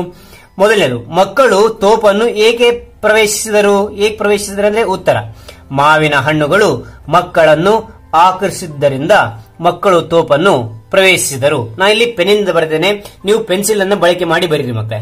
ಯಾಕೆ ಹೇಳ್ತೇನೆ ಅಂತಂದ್ರೆ ಏನಾದ್ರು ತಪ್ಪಾದ್ರೆ ಮತ್ತೆ ನೀವೇನ್ ಮಾಡಬಹುದು, ಅದನ್ನ ಎರೇಸ್ ಮಾಡಿ ಮತ್ತೆ ಬರೀಬಹುದು. ಆದ ಕಾರಣ ನೀವು ಪೆನ್ಸಿಲ್ ಅನ್ನು ಉಪಯೋಗಿಸಿ, ಸರಿನಾ. ಮತ್ತೆ ನಿಮ್ಮ ಒಂದು ಶಿಕ್ಷಕರು ಪೆನ್ ಅನ್ನು ಉಪಯೋಗಿಸಿದ್ರೆ ಪೆನ್ ಅನ್ನು ಉಪಯೋಗಿಸಿ. ಸರಿ, ಹಾಗಾದ್ರೆ ಎರಡನೇ ಒಂದು ಪ್ರಶ್ನೆ, ಮಕ್ಕಳು ಏಕೆ ಗಲಿಬಿಲಿಗೊಂಡರು ಅಂದ್ರೆ ಅನಿರೀಕ್ಷಿತವಾಗಿ ಬಂದ ತೋಟದ ಮಾಲೀಕನನ್ನು ಕಂಡು ಮಕ್ಕಳು ಗಲಿಬಿಲಿಗೊಂಡರು. ಸರಿ, ಮೂರನೇದು, ಮಾಲೀಕನ ಮನಸ್ಸು ಏಕೆ ಕರಗಿತು ಅಂದ್ರೆ ಉತ್ತರ, ಬಾಲಕನ ಮುಗ್ಧ ಹಾಗೂ ಪ್ರಾಮಾಣಿಕ ಮಾತು ಕೇಳಿ ಮಾಲೀಕನ ಮನಸ್ಸು ಕರಗಿತು. ಓಕೆನಾ, ಇಲ್ಲಿ ಮನಸ್ಸು ಕರಗಿತು ಅಂತ ಇಲ್ಲಿ ಬರ್ರಿ, ಮನಸ್ಸು ಕರಗಿತು. ಸರಿನಾ. ಸರಿ, ನಾಲ್ಕನೇದು, ಶಾಸ್ತ್ರಿಯವರಿಗೆ ಸರ್ಕಾರ ಯಾವ ಪ್ರಶಸ್ತಿ ನೀಡಿ ಗೌರವಿಸಿತು ಅಂದ್ರೆ ಉತ್ತರ, ಸರ್ಕಾರವು ಶಾಸ್ತ್ರಿಯವರಿಗೆ ಭಾರತ ರತ್ನ ಪ್ರಶಸ್ತಿ ನೀಡಿ ಗೌರವಿಸಿತು. ಸರಿನಾ. ಅದಾದ ನಂತರ ಅಭ್ಯಾಸ ಈ 2-3 ವಾಕ್ಯದಲ್ಲಿ ಉತ್ತರ ಬರೆ ಅಂತಿದೆ. 2-3 ವಾಕ್ಯದಲ್ಲಿ ಉತ್ತರ ಬರೆಯಬೇಕಂತ. ಸರಿ, ಹಾಗಾದ್ರೆ ನೋಡೋಣ. ಮೊದಲನೇದು, ಬಾಲಕ ಮಾಲೀಕನಿಗೆ ಏನೆಂದು ಹೇಳಿದನು ಅಂತಂದ್ರೆ ಉತ್ತರ, ನಾನು ಮಾಡಿದ್ದು ತಪ್ಪು, ಇನ್ನೆಂದೂ ಇಂತಹ ತಪ್ಪು ಮಾಡುವುದಿಲ್ಲ. ನಾನು ಮಾಡಿದ ತಪ್ಪಿಗೆ ತಂದೆ, ತಾಯಿ ಮತ್ತು ಗುರುಗಳು ನಿಂದನೆಗೆ ಗುರಿಯಾದರು ಎಂದು ದುಃಖಿಸುತ್ತಿರುವೆ ಎಂದು ಬಾಲಕ ಮಾಲೀಕನಿಗೆ ಹೇಳಿದನು. ನೋಡಿ, ನಾನು ಉತ್ತರ ಸ್ವಲ್ಪ ದೊಡ್ಡದಾಗಿದೆ, ಆದ ಕಾರಣ ಇಲ್ಲಿ ಜೂಮ್ ಮಾಡಿ ತೋರಿಸ್ತಾ ಇದ್ದೀನಿ, ನೀಟಾಗಿ ಬರ್ಕೋರಿ. ಸರಿನಾ. ಅದ ನಂತರ ಎರಡನೇದು, ಮಾಲೀಕ ಬಾಲಕನನ್ನು ಹೇಗೆ ಸಮಾಧಾನ ಪಡಿಸಿದನು ಅಂತಂದ್ರೆ ಉತ್ತರ, ಮಗು, ನಿನ್ನ ತಪ್ಪನ್ನು ನೀನೇ ಒಪ್ಪಿಕೊಂಡಿರುವೆ, ನಿನ್ನ ಪ್ರಾಮಾಣಿಕತೆ ನನಗೆ ಇಷ್ಟವಾಯಿತು, ತಪ್ಪು ಅರಿತು ತಿದ್ದಿಕೊಳ್ಳುವ ನಿನ್ನ ಗುಣ ನಿನ್ನನ್ನು ದೊಡ್ಡ ವ್ಯಕ್ತಿಯನ್ನಾಗಿ ಮಾಡುತ್ತದೆ ಎಂದು ಹೇಳಿ ಮತ್ತಷ್ಟು ಮಾವಿನ ಹಣ್ಣುಗಳನ್ನು ಬಾಲಕನಿಗೆ ನೀಡಿ ಸಮಾಧಾನ ಪಡಿಸಿದನು. ಸರಿ. ಮೂರನೇದು, ಶಾಸ್ತ್ರಿಯವರು ಮಂತ್ರಿ ಪದವಿಗೆ ಏಕೆ ರಾಜೀನಾಮೆ ನೀಡಿದರು ಅಂತಂದ್ರೆ ಉತ್ತರ, ನೆಹರು ಅವರ ಮಂತ್ರಿ ಮಂಡಲದಲ್ಲಿ ರೈಲ್ವೆ ಮಂತ್ರಿಯಾಗಿ ಶಾಸ್ತ್ರಿಯವರು ಕಾರ್ಯನಿರ್ವಹಿಸಿದರು. ಆ ಸಮಯದಲ್ಲಿ ರೈಲ್ವೆ ಅಪಘಾತವೊಂದಕ್ಕೆ ತಾವೇ ಹೊಣೆ ಮತ್ತು ತಪ್ಪು ತಮ್ಮದಲ್ಲದಿದ್ದರೂ ಮಂತ್ರಿ ಪದವಿಗೆ ರಾಜೀನಾಮೆ ನೀಡಿದರು. ಸರಿ, ಹಾಗಾದ್ರೆ ಇಲ್ಲಿ ಮುಂದಿನ ಅಭ್ಯಾಸ ಈ ಅಂತಿದೆ. ಸರಿನಾ. ಇಲ್ಲಿ ನೋಡಿ, ಈ ಕೆಳಗಿನ ಹೇಳಿಕೆಗಳಿಗೆ ಕಾರಣ ಕೊಡುವಂತಿದೆ. ಈ ಒಂದು ಹೇಳಿಕೆಗೆ ಕಾರಣ ಕೊಡ್ಬೇಕಂತೆ, ಯಾಕೆ ಆ ಒಂದು ಹೇಳಿಕೆ ಹೇಳಿದ್ರು ಅಂತ ಹೇಳಿ. ಮೊದಲನೇದು, ಮಾಲೀಕ ಹೊಡೆಯದಿದ್ದರೂ ಬಾಲಕ ಅತ್ತನು. ಉತ್ತರ, ಏನಿದಕ್ಕೆ ಹೇಳಿಕೆ ನೋಡೋಣ. ಬಾಲಕ ಮಾಡಿದ್ದು ತಪ್ಪು, ಆದರೆ ಅವನು ಮಾಡಿದ ತಪ್ಪಿಗೆ ತಂದೆ, ತಾಯಿ, ಗುರುಗಳು ನಿಂದನೆಗೆ ಗುರಿಯಾದರಲ್ಲ ಎಂಬ ಕಾರಣಕ್ಕೆ ಬಾಲಕ ಅತ್ತನು. ಓಕೆ. ಎರಡನೇದು, ಶಾಸ್ತ್ರಿಯವರು ದೇಶದೆಲ್ಲೆಡೆ ಮನೆ ಮಾತಾದರು. ಇದಕ್ಕೇನಿದಕ್ಕ ಹೇಳಿಕೆ ಕಾರಣ ಏನು ಅಂತಂದ್ರಿಗಿನ ಕಾರಣ, ಕೇವಲ 18 ತಿಂಗಳುಗಳ ಅವಧಿಯಲ್ಲಿ ತಮ್ಮ ಪ್ರಾಮಾಣಿಕತೆ ಹಾಗೂ ದೇಶ ಪ್ರೇಮದ ನಡವಳಿಕೆಗಳಿಂದ ದೇಶದೆಲ್ಲೆಡೆ ಮನೆ ಮಾತಾದರು. ಓಕೆ. ಇಲ್ಲಿ ಮುಂದಿನ ಅಭ್ಯಾಸ ಊ ಕೊಟ್ಟಿದ್ದಾನೆ. ಊದಲ್ಲಿ ಏನ್ ಕೊಟ್ಟಿದ್ದಾನೆ ಅಂದ್ರೆ, ಇಲ್ಲಿ ಕೊಟ್ಟಿರುವ ಮಾತುಗಳನ್ನು ಯಾರು ಯಾರಿಗೆ ಹೇಳಿದರು ಎಂದು ಬರೆ. ಯಾರಿಗೆ ಹೇಳಿದ್ರು ಅಂತ ಈ ಹೇಳಿಕೆಯನ್ನು ಬರಿಬೇಕಾಗುತ್ತೆ. ಸರಿ, ಹಾಗಾದ್ರೆ ನೋಡೋಣ. ಮೊದಲನೇದು, ನಿನ್ನ ಅಪ್ಪ ಅಮ್ಮ ಗುರುಗಳು ಇದನ್ನೇ ಏನು ಕಲಿಸಿದ್ದು. ಯಾರು ಹೇಳಿದ್ರಿ ಮಾತು ಅಂತಂದ್ರಿನ ತೋಟದ ಮಾಲೀಕ. ಯಾರಿಗೆ ಅಂದ್ರಿನ ಬಾಲಕನಿಗೆ. ಆಗ ಎರಡನೇದು, ಇಲ್ಲಿ ಇನ್ನೆಂದೂ ಇಂತಹ ತಪ್ಪು ಮಾಡುವುದಿಲ್ಲ. ಈ ಮಾತು ಯಾರು ಹೇಳಿದ್ರು ಅಂದ್ರೆ ಬಾಲಕ. ಯಾರಿಗೆ ಅಂದ್ರಿನ ತೋಟದ ಮಾಲೀಕನಿಗೆ ಹೇಳಿದ. ಮೂರನೇದು, ನಿನ್ನ ಈ ಗುಣ ನಿನ್ನನ್ನು ದೊಡ್ಡ ವ್ಯಕ್ತಿಯನ್ನಾಗಿ ಮಾಡುತ್ತದೆ. ಯಾರು ಹೇಳಿದ್ರಿ ಮಾತು ಅಂದ್ರಿನ ತೋಟದ ಮಾಲೀಕ. ಯಾರಿಗೆ ಅಂದ್ರಿನ ಆ ಬಾಲಕನಿಗೆ ಹೇಳ್ತಾನೆ. ಸರಿ, ಹಾಗಾದ್ರೆ ಇಲ್ಲಿ ಒಂದು ಅಭ್ಯಾಸವನ್ನು ನೋಡೋಣ. ಕೊಟ್ಟಿರುವ ಪದಗಳನ್ನು ಓದಿ. ಇಲ್ಲಿ ಇನ್ನೊಂದು ಅಭ್ಯಾಸ ಕೊಟ್ಟಿದ್ದಾರೆ. ಕೊಟ್ಟಿರುವ ಪದಗಳನ್ನು ಓದಿ ಅನಂತರ ಸ್ವಂತ ವಾಕ್ಯ ರಚಿಸುವಂತಿದೆ. ಈ ಒಂದು ಪದಗಳು ಸ್ವಂತ ವಾಕ್ಯ ರಚಿಸಬೇಕಂತೆ. ಸರಿ, ಹಾಗಾದ್ರೆ ನೋಡೋಣ. ಇಲ್ಲಿ ಮೊದಲನೇದು ನೋಡೋಣ, ಮನೆ ಮಾತಾಗು ಅಂತಿದೆ. ಇಲ್ಲೇನು ಮನೆ ಮಾತಾಗು. ಇಲ್ಲೇನಿದು ಅಂದ್ರೆ ನಾನು ಒಳ್ಳೆಯ ಕೆಲಸ ಮಾಡಿದರೆ ಮನೆ ಮಾತಾಗುವೆ. ಓಕೆನಾ, ನೀವು ಒಳ್ಳೆ ಕೆಲಸ ಮಾಡಿದ್ರೆ ಸಾಕು ಮನೆ ಮಾತಾಗುವೆ ಅಂತ ಹೇಳಿದೆ ಬರೆದೇನೆ. ಎರಡನೇದು ಹೊಣೆ ಹೊತ್ತು. ಶಾಸ್ತ್ರಿಯವರು ರೈಲ್ವೆ ಅಪಘಾತವೊಂದಕ್ಕೆ ತಾವೇ ಹೊಣೆ ಹೊತ್ತರು. ನೋಡಿ, ಹೊಣೆ ಹೊತ್ತರು ಅಂತಕ್ಕಂಥದ್ದು ಇಲ್ಲಿ ಬಳಸಿದ್ದೇನೆ. ಅದೇ ರೀತಿ ಮನೆ ಮಾತಾಗುವಂತಕ್ಕಂಥ ಪದವನ್ನು ಇಲ್ಲಿ ಅವರು ಮಾತಿನಲ್ಲಿ ಬಳಸಿದ್ದೇನೆ, ಸ್ವಂತ ವಾಕ್ಯದಲ್ಲಿ ಬಳಸಿದ್ದೇನೆ. ಸರಿ, ಹಾಗಾದ್ರೆ ಮುಂದೆ ಏನ್ ಕೊಟ್ಟಿದ್ದಾನೆ ನೋಡೋಣ. ಇಲ್ಲಿ ಮುಂದೆ ಇದೇ ಮೂರನೇದು ಕೊಟ್ಟಿದ್ದಾನೆ. ಇಲ್ಲಿ ಮೂರನೇದು ಏನು ಅಂತಂದ್ರೆ ಪುಟಿದೇಳು ಅಂತ ಕೊಟ್ಟಿದ್ದಾನೆ. ಇಲ್ಲಿ ಬರೆದ ನೋಡಿ, ಶಾಸ್ತ್ರಿಯವರಿಗೆ ಸ್ವತಂತ್ರ ಚಳುವಳಿಗೆ ಆಕರ್ಷಿತರಾಗಿ ಏನ್ ಮಾಡಿದ್ರು ಅಂದ್ರೆ ದೇಶ ಪ್ರೇಮ ಅವರಲ್ಲಿ ಪುಟಿದೆದ್ದಿತ್ತು. ಓಕೆನಾ, ಬಳಸಿದ್ದೇನೆ.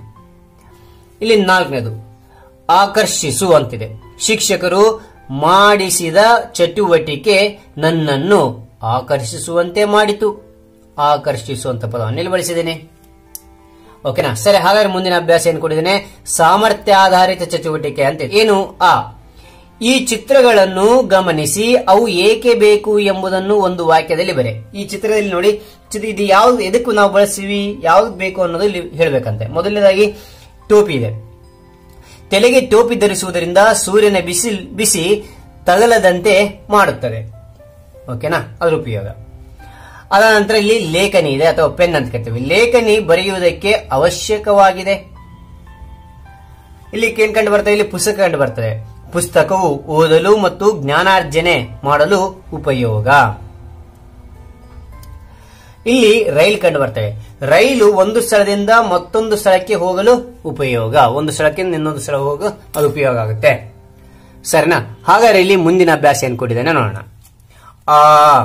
ಕೊಟ್ಟಿರುವ ಚಿತ್ರವನ್ನು ಗಮನಿಸಿ ಪ್ರಶ್ನೆಗಳಿಗೆ ಉತ್ತರಿಸುವಂತಿದೆ. ಇಲ್ಲಿ ಪ್ರಶ್ನೆ ಕೊಟ್ಟಿದ್ದೇನೆ, ಅದಕ್ಕೆ ಉತ್ತರಿಸಬೇಕಂತೆ. ಮೊದಲನೇದು, ನೀರು ಏಕೆ ಸುರಿಯುತ್ತಿದೆ ಅಂದ್ರಿಗಿನ ನಲ್ಲಿಯನ್ನು ಯಾರೂ ಬಂದ್ ಮಾಡಲಿಲ್ಲ, ಆದ ಕಾರಣ ನೀರು ಸುರಿಯುತ್ತಿದೆ. ನೀರು ಯಾಕೆ ಸುರಿಯುತ್ತಿದೆ ಅಂದ್ರೆ ಯಾರು ಬಂದ್ ಮಾಡ್ತಿಲ್ಲ ಕೊಳಾಯಿನ, ಆದ ಕಾರಣ ಸುರಿತಾ ಇದೆ ಅಂತ ಬರೆದಿದ್ದೇನೆ. ಎರಡನೇದು, ನೀರು ಸುರಿಯುವುದನ್ನು ನಿಲ್ಲಿಸಬೇಕು. ಯಾಕೆ ನಿಲ್ಲಿಸಬೇಕಂದ್ರೆ ನೀರು ಅಮೃತಕ್ಕೆ ಸಮ, ಅದಿಲ್ಲದಿದ್ದರೆ ನಾವು ಇರಲು ಸಾಧ್ಯವಿಲ್ಲ, ಆದ ಕಾರಣ ನೀರು ಸುರಿಯುವುದನ್ನು ನಿಲ್ಲಿಸಬೇಕು ಅಂತ ಹೇಳಿ ನಾನು ಬರೆದಿದ್ದೇನೆ. ಸರಿ, ಹಾಗಾದ್ರೆ ಇಲ್ಲಿ ಭಾಷಾಭ್ಯಾಸ ಚಟುವಟಿಕೆ ಕೊಟ್ಟಿದ್ದಾನೆ. ಇಲ್ಲಿ ಮಾದರಿಯಂತೆ ವಾಕ್ಯ ರಚಿಸುವಂತಿದೆ. ಇಲ್ಲಿ ಮಾದರಿಗೆ ಏನ್ ಕೊಟ್ಟಿದ್ದಾನೆ ಅಂದ್ರೆ ನಾನು ಹಣ್ಣನ್ನು ತಿಂದೇನು ಅಂತ ಐತೆ. ಇಲ್ಲಿ ಮಾದರಿ ಒಂದು ಉದಾಹರಣೆ ಕೊಟ್ಟಿದ್ದಾನೆ. ಹಾಗಾದ್ರೆ ಇಲ್ಲಿ ಕೊಡ್ತಕ್ಕಂಥ ಪದಗಳನ್ನು ಬಳಸಿ ನಾವು ಇಲ್ಲಿ ವಾಕ್ಯ ರಚಿಸಬೇಕಾಗುತ್ತೆ. ನೀನು ಹಣ್ಣನ್ನು, ಇಲ್ಲಿ ನೋಡಿ ಮೊದಲನೇದು, ನೀನು ಹಣ್ಣನ್ನು ತಿಂದೆ. ಇಲ್ಲಿ ಬರೆದೇನು, ನೀನು ಹಣ್ಣನ್ನು ತಿಂದೆ. ನಾವು ಹಣ್ಣನ್ನು ತಿಂದೆವು, ಇಲ್ಲಿ ಬಳಸಿದೀನಿ. ನೀವು ಹಣ್ಣನ್ನು ತಿಂದಿರಿ, ಇಲ್ಲಿ ನೋಡಿ. ಈ ಒಂದು ವಾಕ್ಯದಲ್ಲಿ ಯಾವ್ದು ಕರೆಕ್ಟ್ ಆಗಿರುತ್ತೋ ಅದನ್ನ ಆಯ್ಕೆ ಮಾಡಿ ಇಲ್ಲಿ ಬರಿತಾ ಹೋಗಬೇಕಾಗುತ್ತೆ. ಓಕೆನಾ. ಅವನು ಹಣ್ಣನ್ನು ತಿಂದನು, ಅವಳು ಹಣ್ಣನ್ನು ತಿಂದಳು, ನೋಡಿ ಇದು ಕರೆಕ್ಟ್ ಆಗಿದೆ, ಇಲ್ಲಿ ಬರೆದೇನೆ. ಅವರು ಹಣ್ಣನ್ನು ತಿಂದರು, ಇಲ್ಲಿ ನೋಡಿ. ಈ ರೀತಿ ಕರೆಕ್ಟ್ ಆಗಿರ್ತಂತ ಆಯ್ಕೆ ಮಾಡಿ ನಾವು ಬರಿತಾ ಹೋಗಬೇಕಾಗುತ್ತೆ. ಸರ್, ಹಾಗಾದ್ರೆ ಮುಂದೆ ಏನ್ ಕೊಟ್ಟಿದ್ದಾನೆ ನೋಡೋಣ. ಇಲ್ಲಿ ಏನ್ ಕೊಟ್ಟಿದ್ದಾನೆ ನೋಡಿ, ಕೊಟ್ಟಿದ್ದಾನೆ, ಚಿತ್ರವನ್ನು ಗಮನಿಸಿ ಅರ್ಥಪೂರ್ಣ ವಾಕ್ಯಗಳನ್ನು ರಚಿಸಿರಿ ಅಂತಿದೆ. ಓಕೆ, ಇಲ್ಲಿ ಮಾದರಿಗೆ ಒಂದು ಕೊಟ್ಟಿದ್ದಾನೆ. ಇಲ್ಲಿ ಚಿತ್ರ, ಹಸುವಿನ ಚಿತ್ರ, ಗಿಡದ ಚಿತ್ರ, ಮರದ ಚಿತ್ರ ಇದೆ. ಹಸು ಹುಲ್ಲನ್ನು ಮೇಯುತ್ತಿದೆ ಅಂತಿದೆ. ಇಲ್ಲಿ ಎರಡನೇದಲ್ಲಿ ಮಕ್ಕಳು ಗಿಡದ ಕೆಳಗಡೆ, ಗಿಡದ ಹತ್ತಿರ ಆಡ್ತಾ ಇದ್ದಾರೆ. ನಾನೇನ್ ಬರೆದಿದ್ದೇನೆ, ಮಕ್ಕಳು ಮರದ ಹತ್ತಿರ ಆಟವಾಡುತ್ತಿದ್ದಾರೆ ಅಂತ ನಾನು ಇಲ್ಲಿ ಬರೆದಿದ್ದೇನೆ. ಸರಿನಾ. ಇಲ್ಲಿ ಇನ್ನೊಂದು ಭಾಷಾ ಚಟುವಟಿಕೆ ಕೊಟ್ಟಿದ್ದಾರೆ. ಇಲ್ಲಿ ಏನ್ ಕೊಟ್ಟಿದ್ದಾರೆ, ಭಾಷಾ ಚಟುವಟಿಕೆ ಏನ್ ಕೊಟ್ಟಿದ್ದಾರೆ, ಕೆಳಗಿನ ಪದಗಳಿಗೆ ಅರ್ಥಕೋಶದಿಂದ ಅರ್ಥ ಹುಡುಕಿ ಬರೆ ಅಂತಿದೆ. ಅರ್ಥಕೋಶದಿಂದ ಹುಡುಕಿ ಬರಬೇಕಂತೆ. ಇದು ಅರ್ಥಕೋಶ, ಶಬ್ದಕೋಶನೋ ಅಂತೀವಿ ಇದನ್ನ.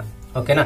ಇದರಲ್ಲಿ ಪಕ್ವ ಅಂತ ಇರುತ್ತೆ. ಪಕ್ವವನ್ನ ಇಲ್ಲಿ ಹುಡುಕಿ ನೀವು ಅದರ ಅರ್ಥ ಬರೀತಾ ಹೋಗಬೇಕಾಗುತ್ತೆ. ನಾನು ಇಲ್ಲಿ ಹುಡುಕಿ ಬರೆದಿದ್ದೇನೆ.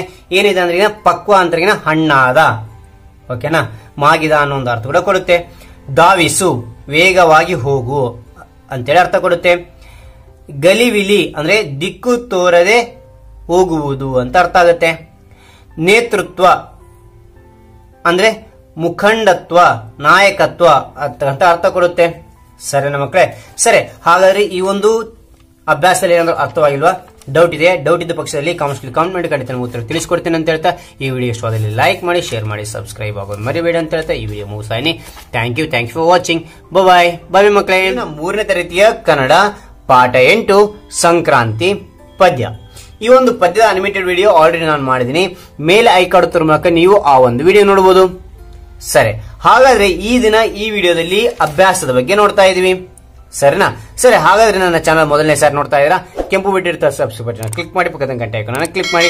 ಇದರಿಂದ ನಾನು ತೆಗೆತಕ್ಕಂಥ ಹೊಸ ಹೊಸ ವಿಡಿಯೋ ನೋಟಿಫಿಕೇಶನ್ ಎಲ್ಲ ತೆಗೆದು ಮೊದಲು ಬರಲು ಸಾಧ್ಯ. ಅದೇ ಚೆನ್ನಾಗಿ ಲೈಕ್ ಕೊಡೋದು ಮಾಡಬೇಡಿ. ಲೈಕ್ ಕೊಡೋದ್ರ ಮೂಲಕ ಇನ್ನೊಂದು ವಿಡಿಯೋದಲ್ಲಿ ನೀವು ಪ್ರೋತ್ಸಾಹ ಮತ್ತು ಹುಮ್ಮಸ್ಸು ಬರುತ್ತೆ ಅಂತ ಹೇಳ್ತಾ, ಹಾಗಾಗಿ ನಿಮ್ಮ ಸ್ನೇಹಿತರೊಂದಿಗೆ ಕೂಡ ಹಂಚಿಕೊಳ್ಳಿ, ಅವರಿಗೆ ಕೂಡ ಈ ಒಂದು ಅಭ್ಯಾಸ ಚಟುವಟಿಕೆ ತಿಳಿಯುತ್ತೆ ಅಂತ ಹೇಳ್ತಾ, ಹಾಗಾದ್ರೆ ಮಕ್ಕಳು ಈಗ ಅಭ್ಯಾಸ ಮೊದಲದು ಆ ಈ ಕೆಳಗಿನ ಪ್ರಶ್ನೆಗಳಿಗೆ ಒಂದೊಂದು ವಾಕ್ಯದಲ್ಲಿ ಉತ್ತರಿಸುವಂತಿದೆ.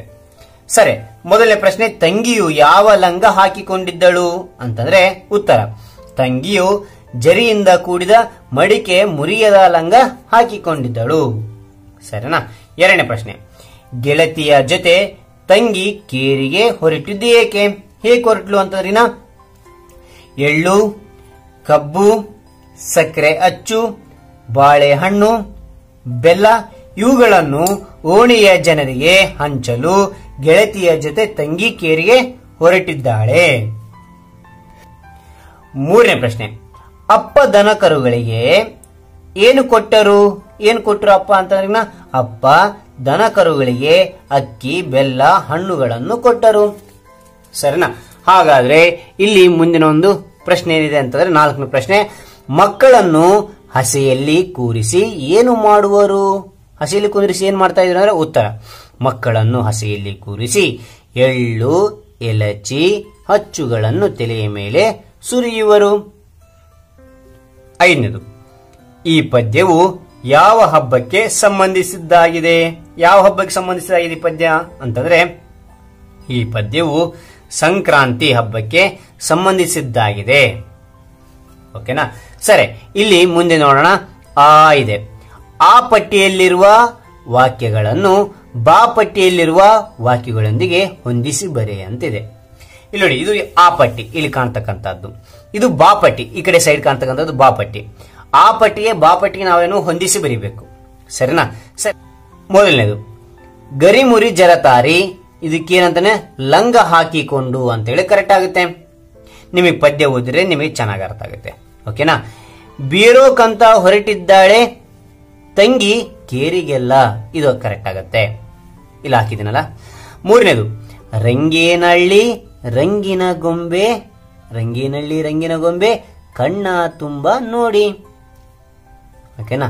ನಾಲ್ಕನೇದು ಕಿಚ್ಚನು ಹಾಯಿಸಿ ಕೊಡುವರು ಅಪ್ಪ, ಏನು ಅಂತಂದ್ರೆ ಅಕ್ಕಿ, ಬೆಲ್ಲ, ಹಣ್ಣು. ಓಕೆ. ಐದನೇದು ಸುರಿಯುವಾಗ ಅಮ್ಮ ಅಜ್ಜಿ ಮಕ್ಕಳಿಗಚ್ಚು ಮೆಚ್ಚು. ಓಕೆನಾ? ಸರಿ, ನೀವು ಪದ್ಯ ಕಲ್ತ್ಕೊಂಡ್ರೆ ನಿಮಗೆ ಇನ್ನ ಈಸಿ ಆಗುತ್ತೆ ಅಂತ ಹೇಳ್ತಾ, ಹಾಗಾದ್ರೆ ಇಲ್ಲಿ ಮುಂದೆ ಏನು ಕೊಟ್ಟಿದ್ದಾರೆ ಈ ಒಂದು ಉತ್ತರಗಳನ್ನು ನಾನೇನ್ ಮಾಡಿದ್ದೀನಿ ಇಲ್ಲಿ ಬರ್ತಿದ್ದೇನೆ.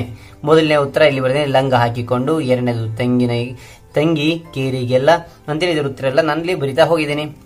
ಸರಿನಾ? ಹಾಗಾದ್ರೆ ಮುಂದೆ ಏನು ಕೊಟ್ಟಿದ್ದೇನೆ ಅಂದ್ರೆ ಸಾಮರ್ಥ್ಯ ಆಧಾರಿತ ಅಭ್ಯಾಸ ಅಂತ ಕೊಟ್ಟಿದ್ದೇನೆ. ಇಲ್ಲಿ ಸಾಮರ್ಥ್ಯ ಆಧಾರಿತ ಅಭ್ಯಾಸದಲ್ಲಿ ಏನಿದೆ ಅನ್ನೋದು ನೋಡೋಣ. ಪಠ್ಯವನ್ನು ಆಧರಿಸಿ ಘಟನೆಗಳನ್ನು ಅನುಕ್ರಮವಾಗಿ ಗುರುತಿಸು ಅಂತ ಹೇಳಿದರೆ, ಇಲ್ಲಿ ಏನ್ ಮಾಡಿದಾನೆ ಅಂದ್ರೆ 1, 2, 3, 4 ಇದೇನ್ ಮಾಡಿದಾನೆ, ಮೇಲೆ ಕೆಳಗೆ ಕೊಟ್ಟಿರ್ತಾರೆ. ಅದನ್ನ ನಾವೇನ್ ಮಾಡ್ಬೇಕು, ಕರೆಕ್ಟ್ ಆಗಿ ಲೈನ್ ವೈಸ್ ಬರಿತಾ ಹೋಗ್ಬೇಕಾಗುತ್ತೆ. ಯಾವ ಸಂದರ್ಭ ಫಸ್ಟ್ ಯಾವ್ದು ಬಂದಿತ್ತು, ಎರಡನೇ ಲೈನ್ ಯಾವ ಬಂದಿತ್ತು, ಇದು ಯಾವಾಗ ಗೊತ್ತಾಗುತ್ತೆ? ಈ ಪದ್ಯವನ್ನು ಕಲ್ತಾಗ, ಈ ಪದ್ಯ ಅರ್ಥ ಮಾಡಿಕೊಂಡಾಗ ನಿಮಗೆ ಯಾವ ಲೈನ್ ಆದ್ಮೇಲೆ ಯಾವ ಲೈನ್ ಬರುತ್ತೆ ಅಂತ ಚೆನ್ನಾಗಿ ಅರ್ಥ ಆಗುತ್ತೆ. ಸರಿ, ನಾನು ಇಲ್ಲಿ ಬರೆದಿದ್ದೇನೆ ನೋಡಿ, ಯಾವ ಲೈನ್ ಆದ ನಂತರ ಯಾವ ಲೈನ್ ಬರುತ್ತೆ ಅಂತಕ್ಕಂಥದ್ದು ಇಲ್ಲಿ ಬರಿತಾ ಹೋಗಿದ್ದೀನಿ. ಮೊದಲನೇದು ಇಲ್ಲಿ ತಂಗಿಯು ಗರಿಮುರಿ ಜರತಾರಿ ಲಂಗ ಹಾಕಿಕೊಂಡಳು. ಓಕೆನಾ? ಇದು ಇಲ್ಲಿ ಮೂರನೇದಾಗಿದೆ, ಆದ್ರೆ ಇದು ಮೂರನೇದಲ್ಲ, ಮೊದಲನೇದು ಫಸ್ಟ್ ಲೈನ್ ಇದಾಗಿರುತ್ತೆ. ಅದಾದ ನಂತರ ಇಲ್ಲಿ ಎರಡನೇದು ಏನ್ ಬರ್ತೀನಿ ಅಂದ್ರೆ, ಪುಟಾಣಿ ತಂಗಿ ತನ್ನ ಗೆಳತಿ ಜೊತೆ ಎಳ್ಳು ಬೆಲ್ಲ ಬೀರಲು ಹೊರಟಳು. ಎರಡನೇದು. ಸರಿನಾ? ಮೂರನೇದು ಎತ್ತು ಹಸು ಕರುಗಳನ್ನು ಕೊಂಬು ಹೆರೆದು ಬಣ್ಣದ ಬಳಿದು ಶೃಂಗಾರ ಮಾಡಿದರು. ನಾಲ್ಕನೇದು ಮಕ್ಕಳನ್ನು ಹಸೆಯಲ್ಲಿ ಕೂರಿಸಿ ಎಳ್ಳು ಎಲಚಿ ಅಚ್ಚುಗಳನ್ನು ಅಮ್ಮ ಅಜ್ಜಿ ಸುರಿದರು. ಈ ರೀತಿಯಾಗಿ ಲೈನ್ ಬರೀತಾ ಹೋಗಬೇಕಾಗುತ್ತೆ. ಈ ಲೈನ್ ಉಲ್ಟಾ ಪಲ್ಟ ಇರುತ್ತೆ, ಈ ಲೈನ್ ಬರೀತಾ ಹೋಗಿ. ಸರಿ, ಅದಾದ ನಂತರ ಏನ್ ಕೊಟ್ಟಿದ್ದಾರೆ, ಕೊಟ್ಟಿದ್ದಾರೆ. ನಿಮ್ಮ ಮನೆಯಲ್ಲಿ ನೀನು ಬೆಳಿಗ್ಗೆ ಎದ್ದ ನಂತರ ಶಾಲೆಗೆ ಹೋಗುವವರೆಗಿನ 4 ಘಟನೆಗಳನ್ನು ನೆನಪಿಸಿಕೊಂಡು ಅನುಕ್ರಮವಾಗಿ ಬರೆ. ನೀನು ಶಾಲೆಗೆ ಹೋಗ್ಬೇಕು, ಮುಂಜಾನೆ ಎದ್ದೇಳ್ತೀಯ, ಶಾಲೆಗೆ ಹೋಗ್ಬೇಕು. ಅವಾಗ ಏನೆಲ್ಲ ನೀನು ಸಂದರ್ಭದಲ್ಲಿ ಏನೇನು ಮಾಡ್ತೀಯಾ ಅಂತಕ್ಕಂಥದ್ದು ಇಲ್ಲಿ ಬರಿತಾ ಹೋಗ್ಬೇಕಾಗತ್ತೆ. ಮೊದಲನೇದು ನಾನೇನ್ ಮಾಡ್ತೇನೆ ಅನ್ನೋದು ನಾನು ಬರೆದೇನೆ. ಬೆಳಿಗ್ಗೆ ಬೇಗ ಎದ್ದು ಏನ್ ಮಾಡ್ತೀನಿ ನಾನು? ಬೆಳಿಗ್ಗೆ ಬೇಗ ಎದ್ದು ಅಲ್ಲುಜ್ಜಿ ಸ್ನಾನ ಮಾಡಿ ದೇವರ ಪೂಜೆ ಮಾಡುವೆ. ಅದಾದ ನಂತರ ಏನ್ ಮಾಡ್ತೇನೆ? ಶಾಲೆಗೆ ಹೋಗುವ ಮುನ್ನ ಪುಸ್ತಕಗಳನ್ನು ಸರಿಯಾಗಿ ಜೋಡಿಸಿಕೊಳ್ಳುವೆ. ಅದಾದ ನಂತರ ಟಿಫಿನ್ ಮುಗಿಸಿ, ಅಂದ್ರೆ ಉಪಹಾರ ಅಂತಾನೂ ಬರಿಬಹುದು ಇಲ್ಲಿ, ಓಕೆನಾ? ನಾನು ಇಲ್ಲಿ ಟಿಫಿನ್ ಅಂತ ಬರ್ತೇನೆ. ಟಿಫಿನ್ ಮುಗಿಸಿ ಮಧ್ಯಾಹ್ನದ ಊಟದ ಡಬ್ಬಿಯನ್ನು ಇಟ್ಟುಕೊಳ್ಳುವೆ. 4ನೇದು ಸಮವಸ್ತ್ರ ಧರಿಸಿ ಶಾಲೆಗೆ ಸರಿಯಾದ ಸಮಯಕ್ಕೆ ಹೋಗುವೆ. ಸರಿ ಮಕ್ಕಳೇ, ನೀವೇನ್ ಮಾಡ್ತಾರೆ? ನೀವಿಲ್ಲಿ ಪಾಯಿಂಟ್ಗಳನ್ನ ಬರಿತಾ ಹೋಗಿ, ಓಕೆನಾ? ಹಾಗಾದ್ರೆ ಇಲ್ಲಿ ಮುಂದೇನು ಕೊಟ್ಟಿದ್ದಾರೆ ನೋಡೋಣ. ಭಾಷಾಭ್ಯಾಸ ಎಂತಿದೆ. ಇಲ್ಲಿ ಭಾಷಾಭ್ಯಾಸ ಏನು ಕೊಟ್ಟಿದ್ದಾರೆ ಅಂತ ನಿಮಗೆ ಇದು ತಿಳಿದಿರಲಿ. ಏನ್ ತಿಳಿದಿರಬೇಕು ಅಂತ ಒಂದನ್ನು ಚೆನ್ನಾಗಿ ತಿಳ್ಕೊರಿ ಮಕ್ಕಳೇ. ಗಂಡು ಎಂಬ ಅರ್ಥ ಬರುವ ಪದಗಳಿಗೆ ನಾವು ಪುಲ್ಲಿಂಗ ಅಂತ ಕರಿತೇವೆ, ಓಕೆನಾ?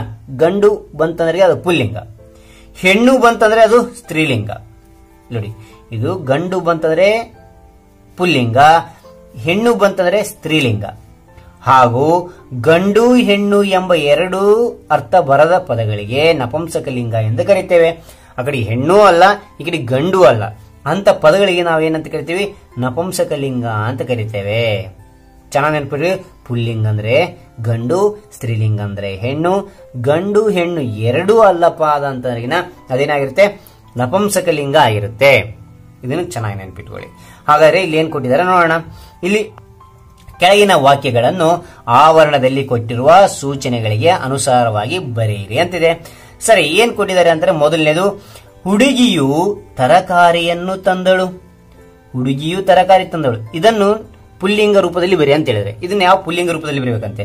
ಏನು ಅಂದ್ರೆ ಹುಡುಗಿ ಇದ್ದಿದ್ದು ಹುಡುಗ ಅಂತ ಆಗುತ್ತೆ. ಹುಡುಗನು ತರಕಾರಿಯನ್ನು ತಂದಳು ಇದೆ, ತಂದನು ಅಂತ ಆಗುತ್ತೆ, ಓಕೆನಾ? 2ನೇದು, ರಾಜು ಗಾಡಿಯನ್ನು ಎಳೆದನು. ರಾಜು ಗಾಡಿಯನ್ನು ಎಳೆದನು. ರಾಜು ಎಂಬ ಪದದ ಬದಲಿಗೆ ಎತ್ತು ಎಂಬ ಪದ ಬಳಸಿ ವಾಕ್ಯ ರಚಿಸು. ಇಲ್ಲಿ ರಾಜು ಇದೆಲ್ಲ, ರಾಜು ಬದಲು ಇಲ್ಲಿ ಏನಂತ ಬಳಸ್ಬೇಕು ನಾವು? ಎತ್ತು ಅಂತ ಬಳಸ್ಬೇಕಂತೆ. ಸರಿ, ಹಾಗಾದ್ರೆ ರಾಜು ಬದಲು ಎತ್ತು ಬಳಸಿ. ಎತ್ತು ಗಾಡಿಯನ್ನು ಎಳೆಯಿತು ಅಂತ ಆಗುತ್ತೆ. ಇಲ್ಲಿ 3ನೇದು, ಅಣ್ಣ ತಮ್ಮಂದಿರು ಸ್ನೇಹಿತರಂತೆ ಇದ್ದರು. ಅಣ್ಣ ತಮ್ಮಂದಿರು ಸ್ನೇಹಿತರಂತೆ ಇದ್ದರು. ಇದನ್ನು ಸ್ತ್ರೀಲಿಂಗ ರೂಪದಲ್ಲಿ ಬರೆ. ಇಲ್ಲಿ ಅಣ್ಣ ತಮ್ಮಂದಿರು ಸ್ತ್ರೀಲಿಂಗ ಏನಾಗುತ್ತಾ? ಅಕ್ಕ ತಂಗಿಯರು ಅಂತ ಆಗುತ್ತೆ. ಅಕ್ಕ ತಂಗಿಯರು ಸ್ನೇಹಿತರಂತೆ ಇದ್ದರು ಅಂತಾಗುತ್ತೆ. ಇಲ್ಲಿ ಮುಂದೆ ನೋಡೋಣ. ಕೆಳಗೆ ಕೊಟ್ಟಿರುವ ಪದಗಳನ್ನು ಪುಲ್ಲಿಂಗ, ಸ್ತ್ರೀಲಿಂಗ, ನಪುಂಸಕ ಲಿಂಗಗಳಾಗಿ ವಿಂಗಡಿಸಿ ಬರೆ ಅಂತಿದೆ, ಓಕೆನಾ? ಹಾಗಾದ್ರೆ ಇಲ್ಲಿ ಪುಲ್ಲಿಂಗ ಯಾವುದು, ಸ್ತ್ರೀಲಿಂಗ ಯಾವುದು, ಈ ಪದಗಳು ಹೇಳ್ತಾ ಹೋಗ್ತೇನೆ. ಇಲ್ಲಿ ಬರಿತಾ ಹೋಗಿದ್ದೇನೆ ನೋಡಿ. ಪುಸ್ತಕ. ಪುಸ್ತಕ ಅನ್ನೋದು ಗಂಡು ಹೆಣ್ಣುನ ಅಲ್ಲ, ಅದು ಗಂಡು ಅಲ್ಲ ಹೆಣ್ಣು ಅಲ್ಲ, ಆದ ಕಾರಣ ಪುಸ್ತಕ ಅಂತದ್ದು ನಪುಂಸಕ ಲಿಂಗ ಇಲ್ಲಿ ಬರೆದೇನೆ. ರಾಣಿ. ರಾಣಿ ಅಂತಕ್ಕಂಥದ್ದು ಏನದು? ಸ್ತ್ರೀಲಿಂಗ. ಸ್ತ್ರೀ ಆದ ಕಾರಣ ಇಲ್ಲಿ ಸ್ತ್ರೀಲಿಂಗದಲ್ಲಿ ಬರೆದೇನೆ. ಇಲ್ಲಿ ತಮ್ಮ ಇದೆ. ತಮ್ಮ ಏನದು? ಪುಲ್ಲಿಂಗ, ಆದ ಕಾರಣ ತಮ್ಮ ಅಂತ ಇಲ್ಲಿ ಬರೆದೇನೆ. ಮೇಜು. ಮೇಜು ಅಂತಕ್ಕಂಥದ್ದೇನು? ಪುಲ್ಲಿಂಗ ಅಲ್ಲ, ಸ್ತ್ರೀಲಿಂಗ ಅಲ್ಲ, ಆದ ಕಾರಣ ಇಲ್ಲಿ ಬರೆದೇನೆ. ಗೋಡೆ. ಗೋಡೆ ಪುಲ್ಲಿಂಗ ಅಲ್ಲ, ಸ್ತ್ರೀಲಿಂಗ ಅಲ್ಲ, ಆದ ಕಾರಣ ಇಲ್ಲಿ ನಪುಂಸಕಲಿಂಗದಲ್ಲಿ ಬರೆದೇನೆ. ರಾಜ. ರಾಜ ಅಂತಂದ್ರೆ ಏನು? ಪುಲ್ಲಿಂಗ, ಆದ ಕಾರಣ ರಾಜವನ್ನು ಇಲ್ಲಿ ಪುಲ್ಲಿಂಗದಲ್ಲಿ ಬರೆದೇನೆ. ತಂಗಿ. ತಂಗಿ ಅಂದ್ರೆ ಏನು? ಹೆಣ್ಣು ಆಗುತ್ತೆ. ಹೆಣ್ಣು ಆದ ಕಾರಣ ಇದು ಎಲ್ಲಿ ಆಗುತ್ತೆ? ಸ್ತ್ರೀಲಿಂಗ ಅಂತ ಆಗುತ್ತೆ. ಅಕ್ಕ. ಅಕ್ಕ ಅಂದ್ರೆ ಯಾರು? ಸ್ತ್ರೀ ಆಗುತ್ತಾಳೆ, ಆದ ಕಾರಣ ಸ್ತ್ರೀಲಿಂಗದಲ್ಲಿ ನಾನು ಬರೀದ್ದೇನೆ. ತಮ್ಮ. ತಮ್ಮ ಅಂದ್ರೆ ಏನು? ಗಂಡನ ಹೆಣ್ಣನ ಅಂದ್ರೆ ಗಂಡು ಆಗುತ್ತೆ, ಆದ ಕಾರಣ ತಮ್ಮ ಇಲ್ಲಿ ಬರೆದೇನೆ, ಪುಲ್ಲಿಂಗದಲ್ಲಿ ಬರೆದೇನೆ. ಶಾಲೆ. ಶಾಲೆ ಅಂತಂದ್ರೆ ಪುಲ್ಲಿಂಗ ಅಲ್ಲ, ಸ್ತ್ರೀಲಿಂಗ ಅಲ್ಲ. ಶಾಲೆ ಅಂತಕ್ಕಂಥದ್ದು ನಪುಂಸಕಲಿಂಗ ಆಗುತ್ತೆ, ಆದ ಕಾರಣ ಇಲ್ಲಿ ಬರೆದ ನಪುಂಸಕಲಿಂಗದಲ್ಲಿ ಬರೆದೇನೆ. ಅಣ್ಣ ತಂಗಿ ಆಲ್ರೆಡಿ ಬರೆದೇವೆ. ತಂದೆ. ತಂದೆ ಅಂದ್ರೆ ಯಾರು? ಪುಲ್ಲಿಂಗ, ಆದ ಕಾರಣ ಇಲ್ಲಿ ಪುಲ್ಲಿಂಗದಲ್ಲಿ ಬರೆದೇವೆ. ತಾಯಿ. ತಾಯಿ ಅಂದ್ರೆ ಏನು? ಸ್ತ್ರೀಲಿಂಗ, ಆದ ಕಾರಣ ತಾಯಿ ಇಲ್ಲಿ ಬರೆದೇವೆ. ಸಹೋದರಿ. ಸಹೋದರಿ ಅಂದ್ರೆ ಯಾರು? ಸಹೋದರಿ ಸ್ತ್ರೀಲಿಂಗನ ಪುಲ್ಲಿಂಗ ಅಂದ್ರೆ ಸಹೋದರಿ ಅಂದ್ರೆ ಸ್ತ್ರೀಲಿಂಗ ಆಗುತ್ತೆ, ಸ್ತ್ರೀಲಿಂಗದಲ್ಲಿ ಬರೆದೇನೆ. ಗೆಳೆಯ. ಗೆಳೆಯ ಅಂದ್ರೇನು? ರೈಟ್, ಪುಲ್ಲಿಂಗ ಆಗುತ್ತೆ, ಆದ ಕಾರಣ ಇಲ್ಲಿ ಬರೆದೇನೆ. ಕುರ್ಚಿ. ಕುರ್ಚಿ ಹೆಣ್ಣು ಅಲ್ಲ, ಗಂಡು ಅಲ್ಲ, ಆದ ಕಾರಣ ನಪುಂಸಕಲಿಂಗದಲ್ಲಿ ಬರೆದೇನೆ. ಗೆಳತಿ. ಗೆಳತಿ ಅನ್ನೋದು ಹೆಣ್ಣಾಗುತ್ತೆ, ಆದ ಕಾರಣ ಗೆಳತಿ ಇಲ್ಲಿ ಬರೆದೇನೆ, ಓಕೆನಾ? ಸರಿ, ಆದ್ರೆ ಭಾಷಾ ಚಟುವಟಿಕೆ ಅಂತ ಕೊಟ್ಟಿದ್ದಾರೆ. ಇಲ್ಲಿ ಭಾಷಾ ಚಟುವಟಿಕೆ ಏನಿದೆ ಅಂತಂದ್ರಿನ ಈ ಪದ್ಯದಲ್ಲಿ ಬರುವ ಪ್ರಾಸ ಪದಗಳನ್ನು ಆರಿಸಿ ಬರೆ ಅಂತಿದೆ. ಈ ಒಂದು ಪದ್ಯ ಇದೆಯಲ್ಲ, ಈ ಒಂದು ಪದ್ಯದಲ್ಲಿ ಇರತಕ್ಕಂಥ ಪ್ರಾಸ ಪದಗಳಿದಾವೆ, ಆ ಒಂದು ಪ್ರಾಸ ಪದಗಳನ್ನು ಅಲ್ಲಿ ಬರಿಬೇಕಾಗುತ್ತೆ, ಪ್ರಾಸ ಪದಗಳನ್ನು. ಇಲ್ಲಿ ನೋಡಿ, ಬಂತು ತಂತು, ಹಬ್ಬ ಕಬ್ಬ, ಹಾಕಿಕೊಂಡು ಮಾಡಿಕೊಂಡು, ಇಂತಹ ಪ್ರಾಸ ಪದಗಳಿದಾವೆ. ಆ ಒಂದು ಪದಗಳನ್ನ ಅಚ್ಚು ಮೆಚ್ಚು, ಈ ರೀತಿಯ ಪ್ರಾಸಪದಗಳಿದಾವೆ. ಇಲ್ಲಿ ನಾನು ಇಲ್ಲಿ ಬರಿತಾ ಹೋಗಿದ್ದೀನಿ ನೋಡಿ. ಹಾಕಿಕೊಂಡು, ಮಾಡಿಕೊಂಡು, ಅಚ್ಚುಮೆಚ್ಚು, ಗಿಲಿಗಿಲಿ, ಗರಿಮುರಿ, ಕೊಂಬನು, ಕಿಚ್ಚನು, ಹಬ್ಬ, ಕಬ್ಬ, ಬಂತು, ತಂತು, ಈ ರೀತಿಯ ಪ್ರಾಸಪದಗಳು ನೋಡ್ತೇವೆ. ಇನ್ನು ಹಾಗಾದ್ರೆ ಈ ಒಂದು ಪಾಠದಲ್ಲಿ ಏನಾದ್ರು ಡೌಟ್ ಇದೆಯಾ? ಡೌಟ್ ಇದ್ದಲ್ಲಿ ಕಾಮೆಂಟ್ ಮಾಡಿ, ಖಂಡಿತ ನಿಮಗೆ ಉತ್ತರ ತಿಳಿಸ್ಕೊಡ್ತೀನಿ ಅಂತ ಹೇಳ್ತೀವಿ. ಈ ವಿಡಿಯೋ ಇಷ್ಟವಾದಲ್ಲಿ ಲೈಕ್ ಮಾಡಿ, ಶೇರ್ ಮಾಡಿ, ಸಬ್ಸ್ಕ್ರೈಬ್ ಆಗೋದು ಮರಿಬೇಡಿ ಅಂತ ಹೇಳ್ತೀವಿ. ವಿಡಿಯೋ ಮುಗಿಸಾನಿ. Thank you for watching. Bye.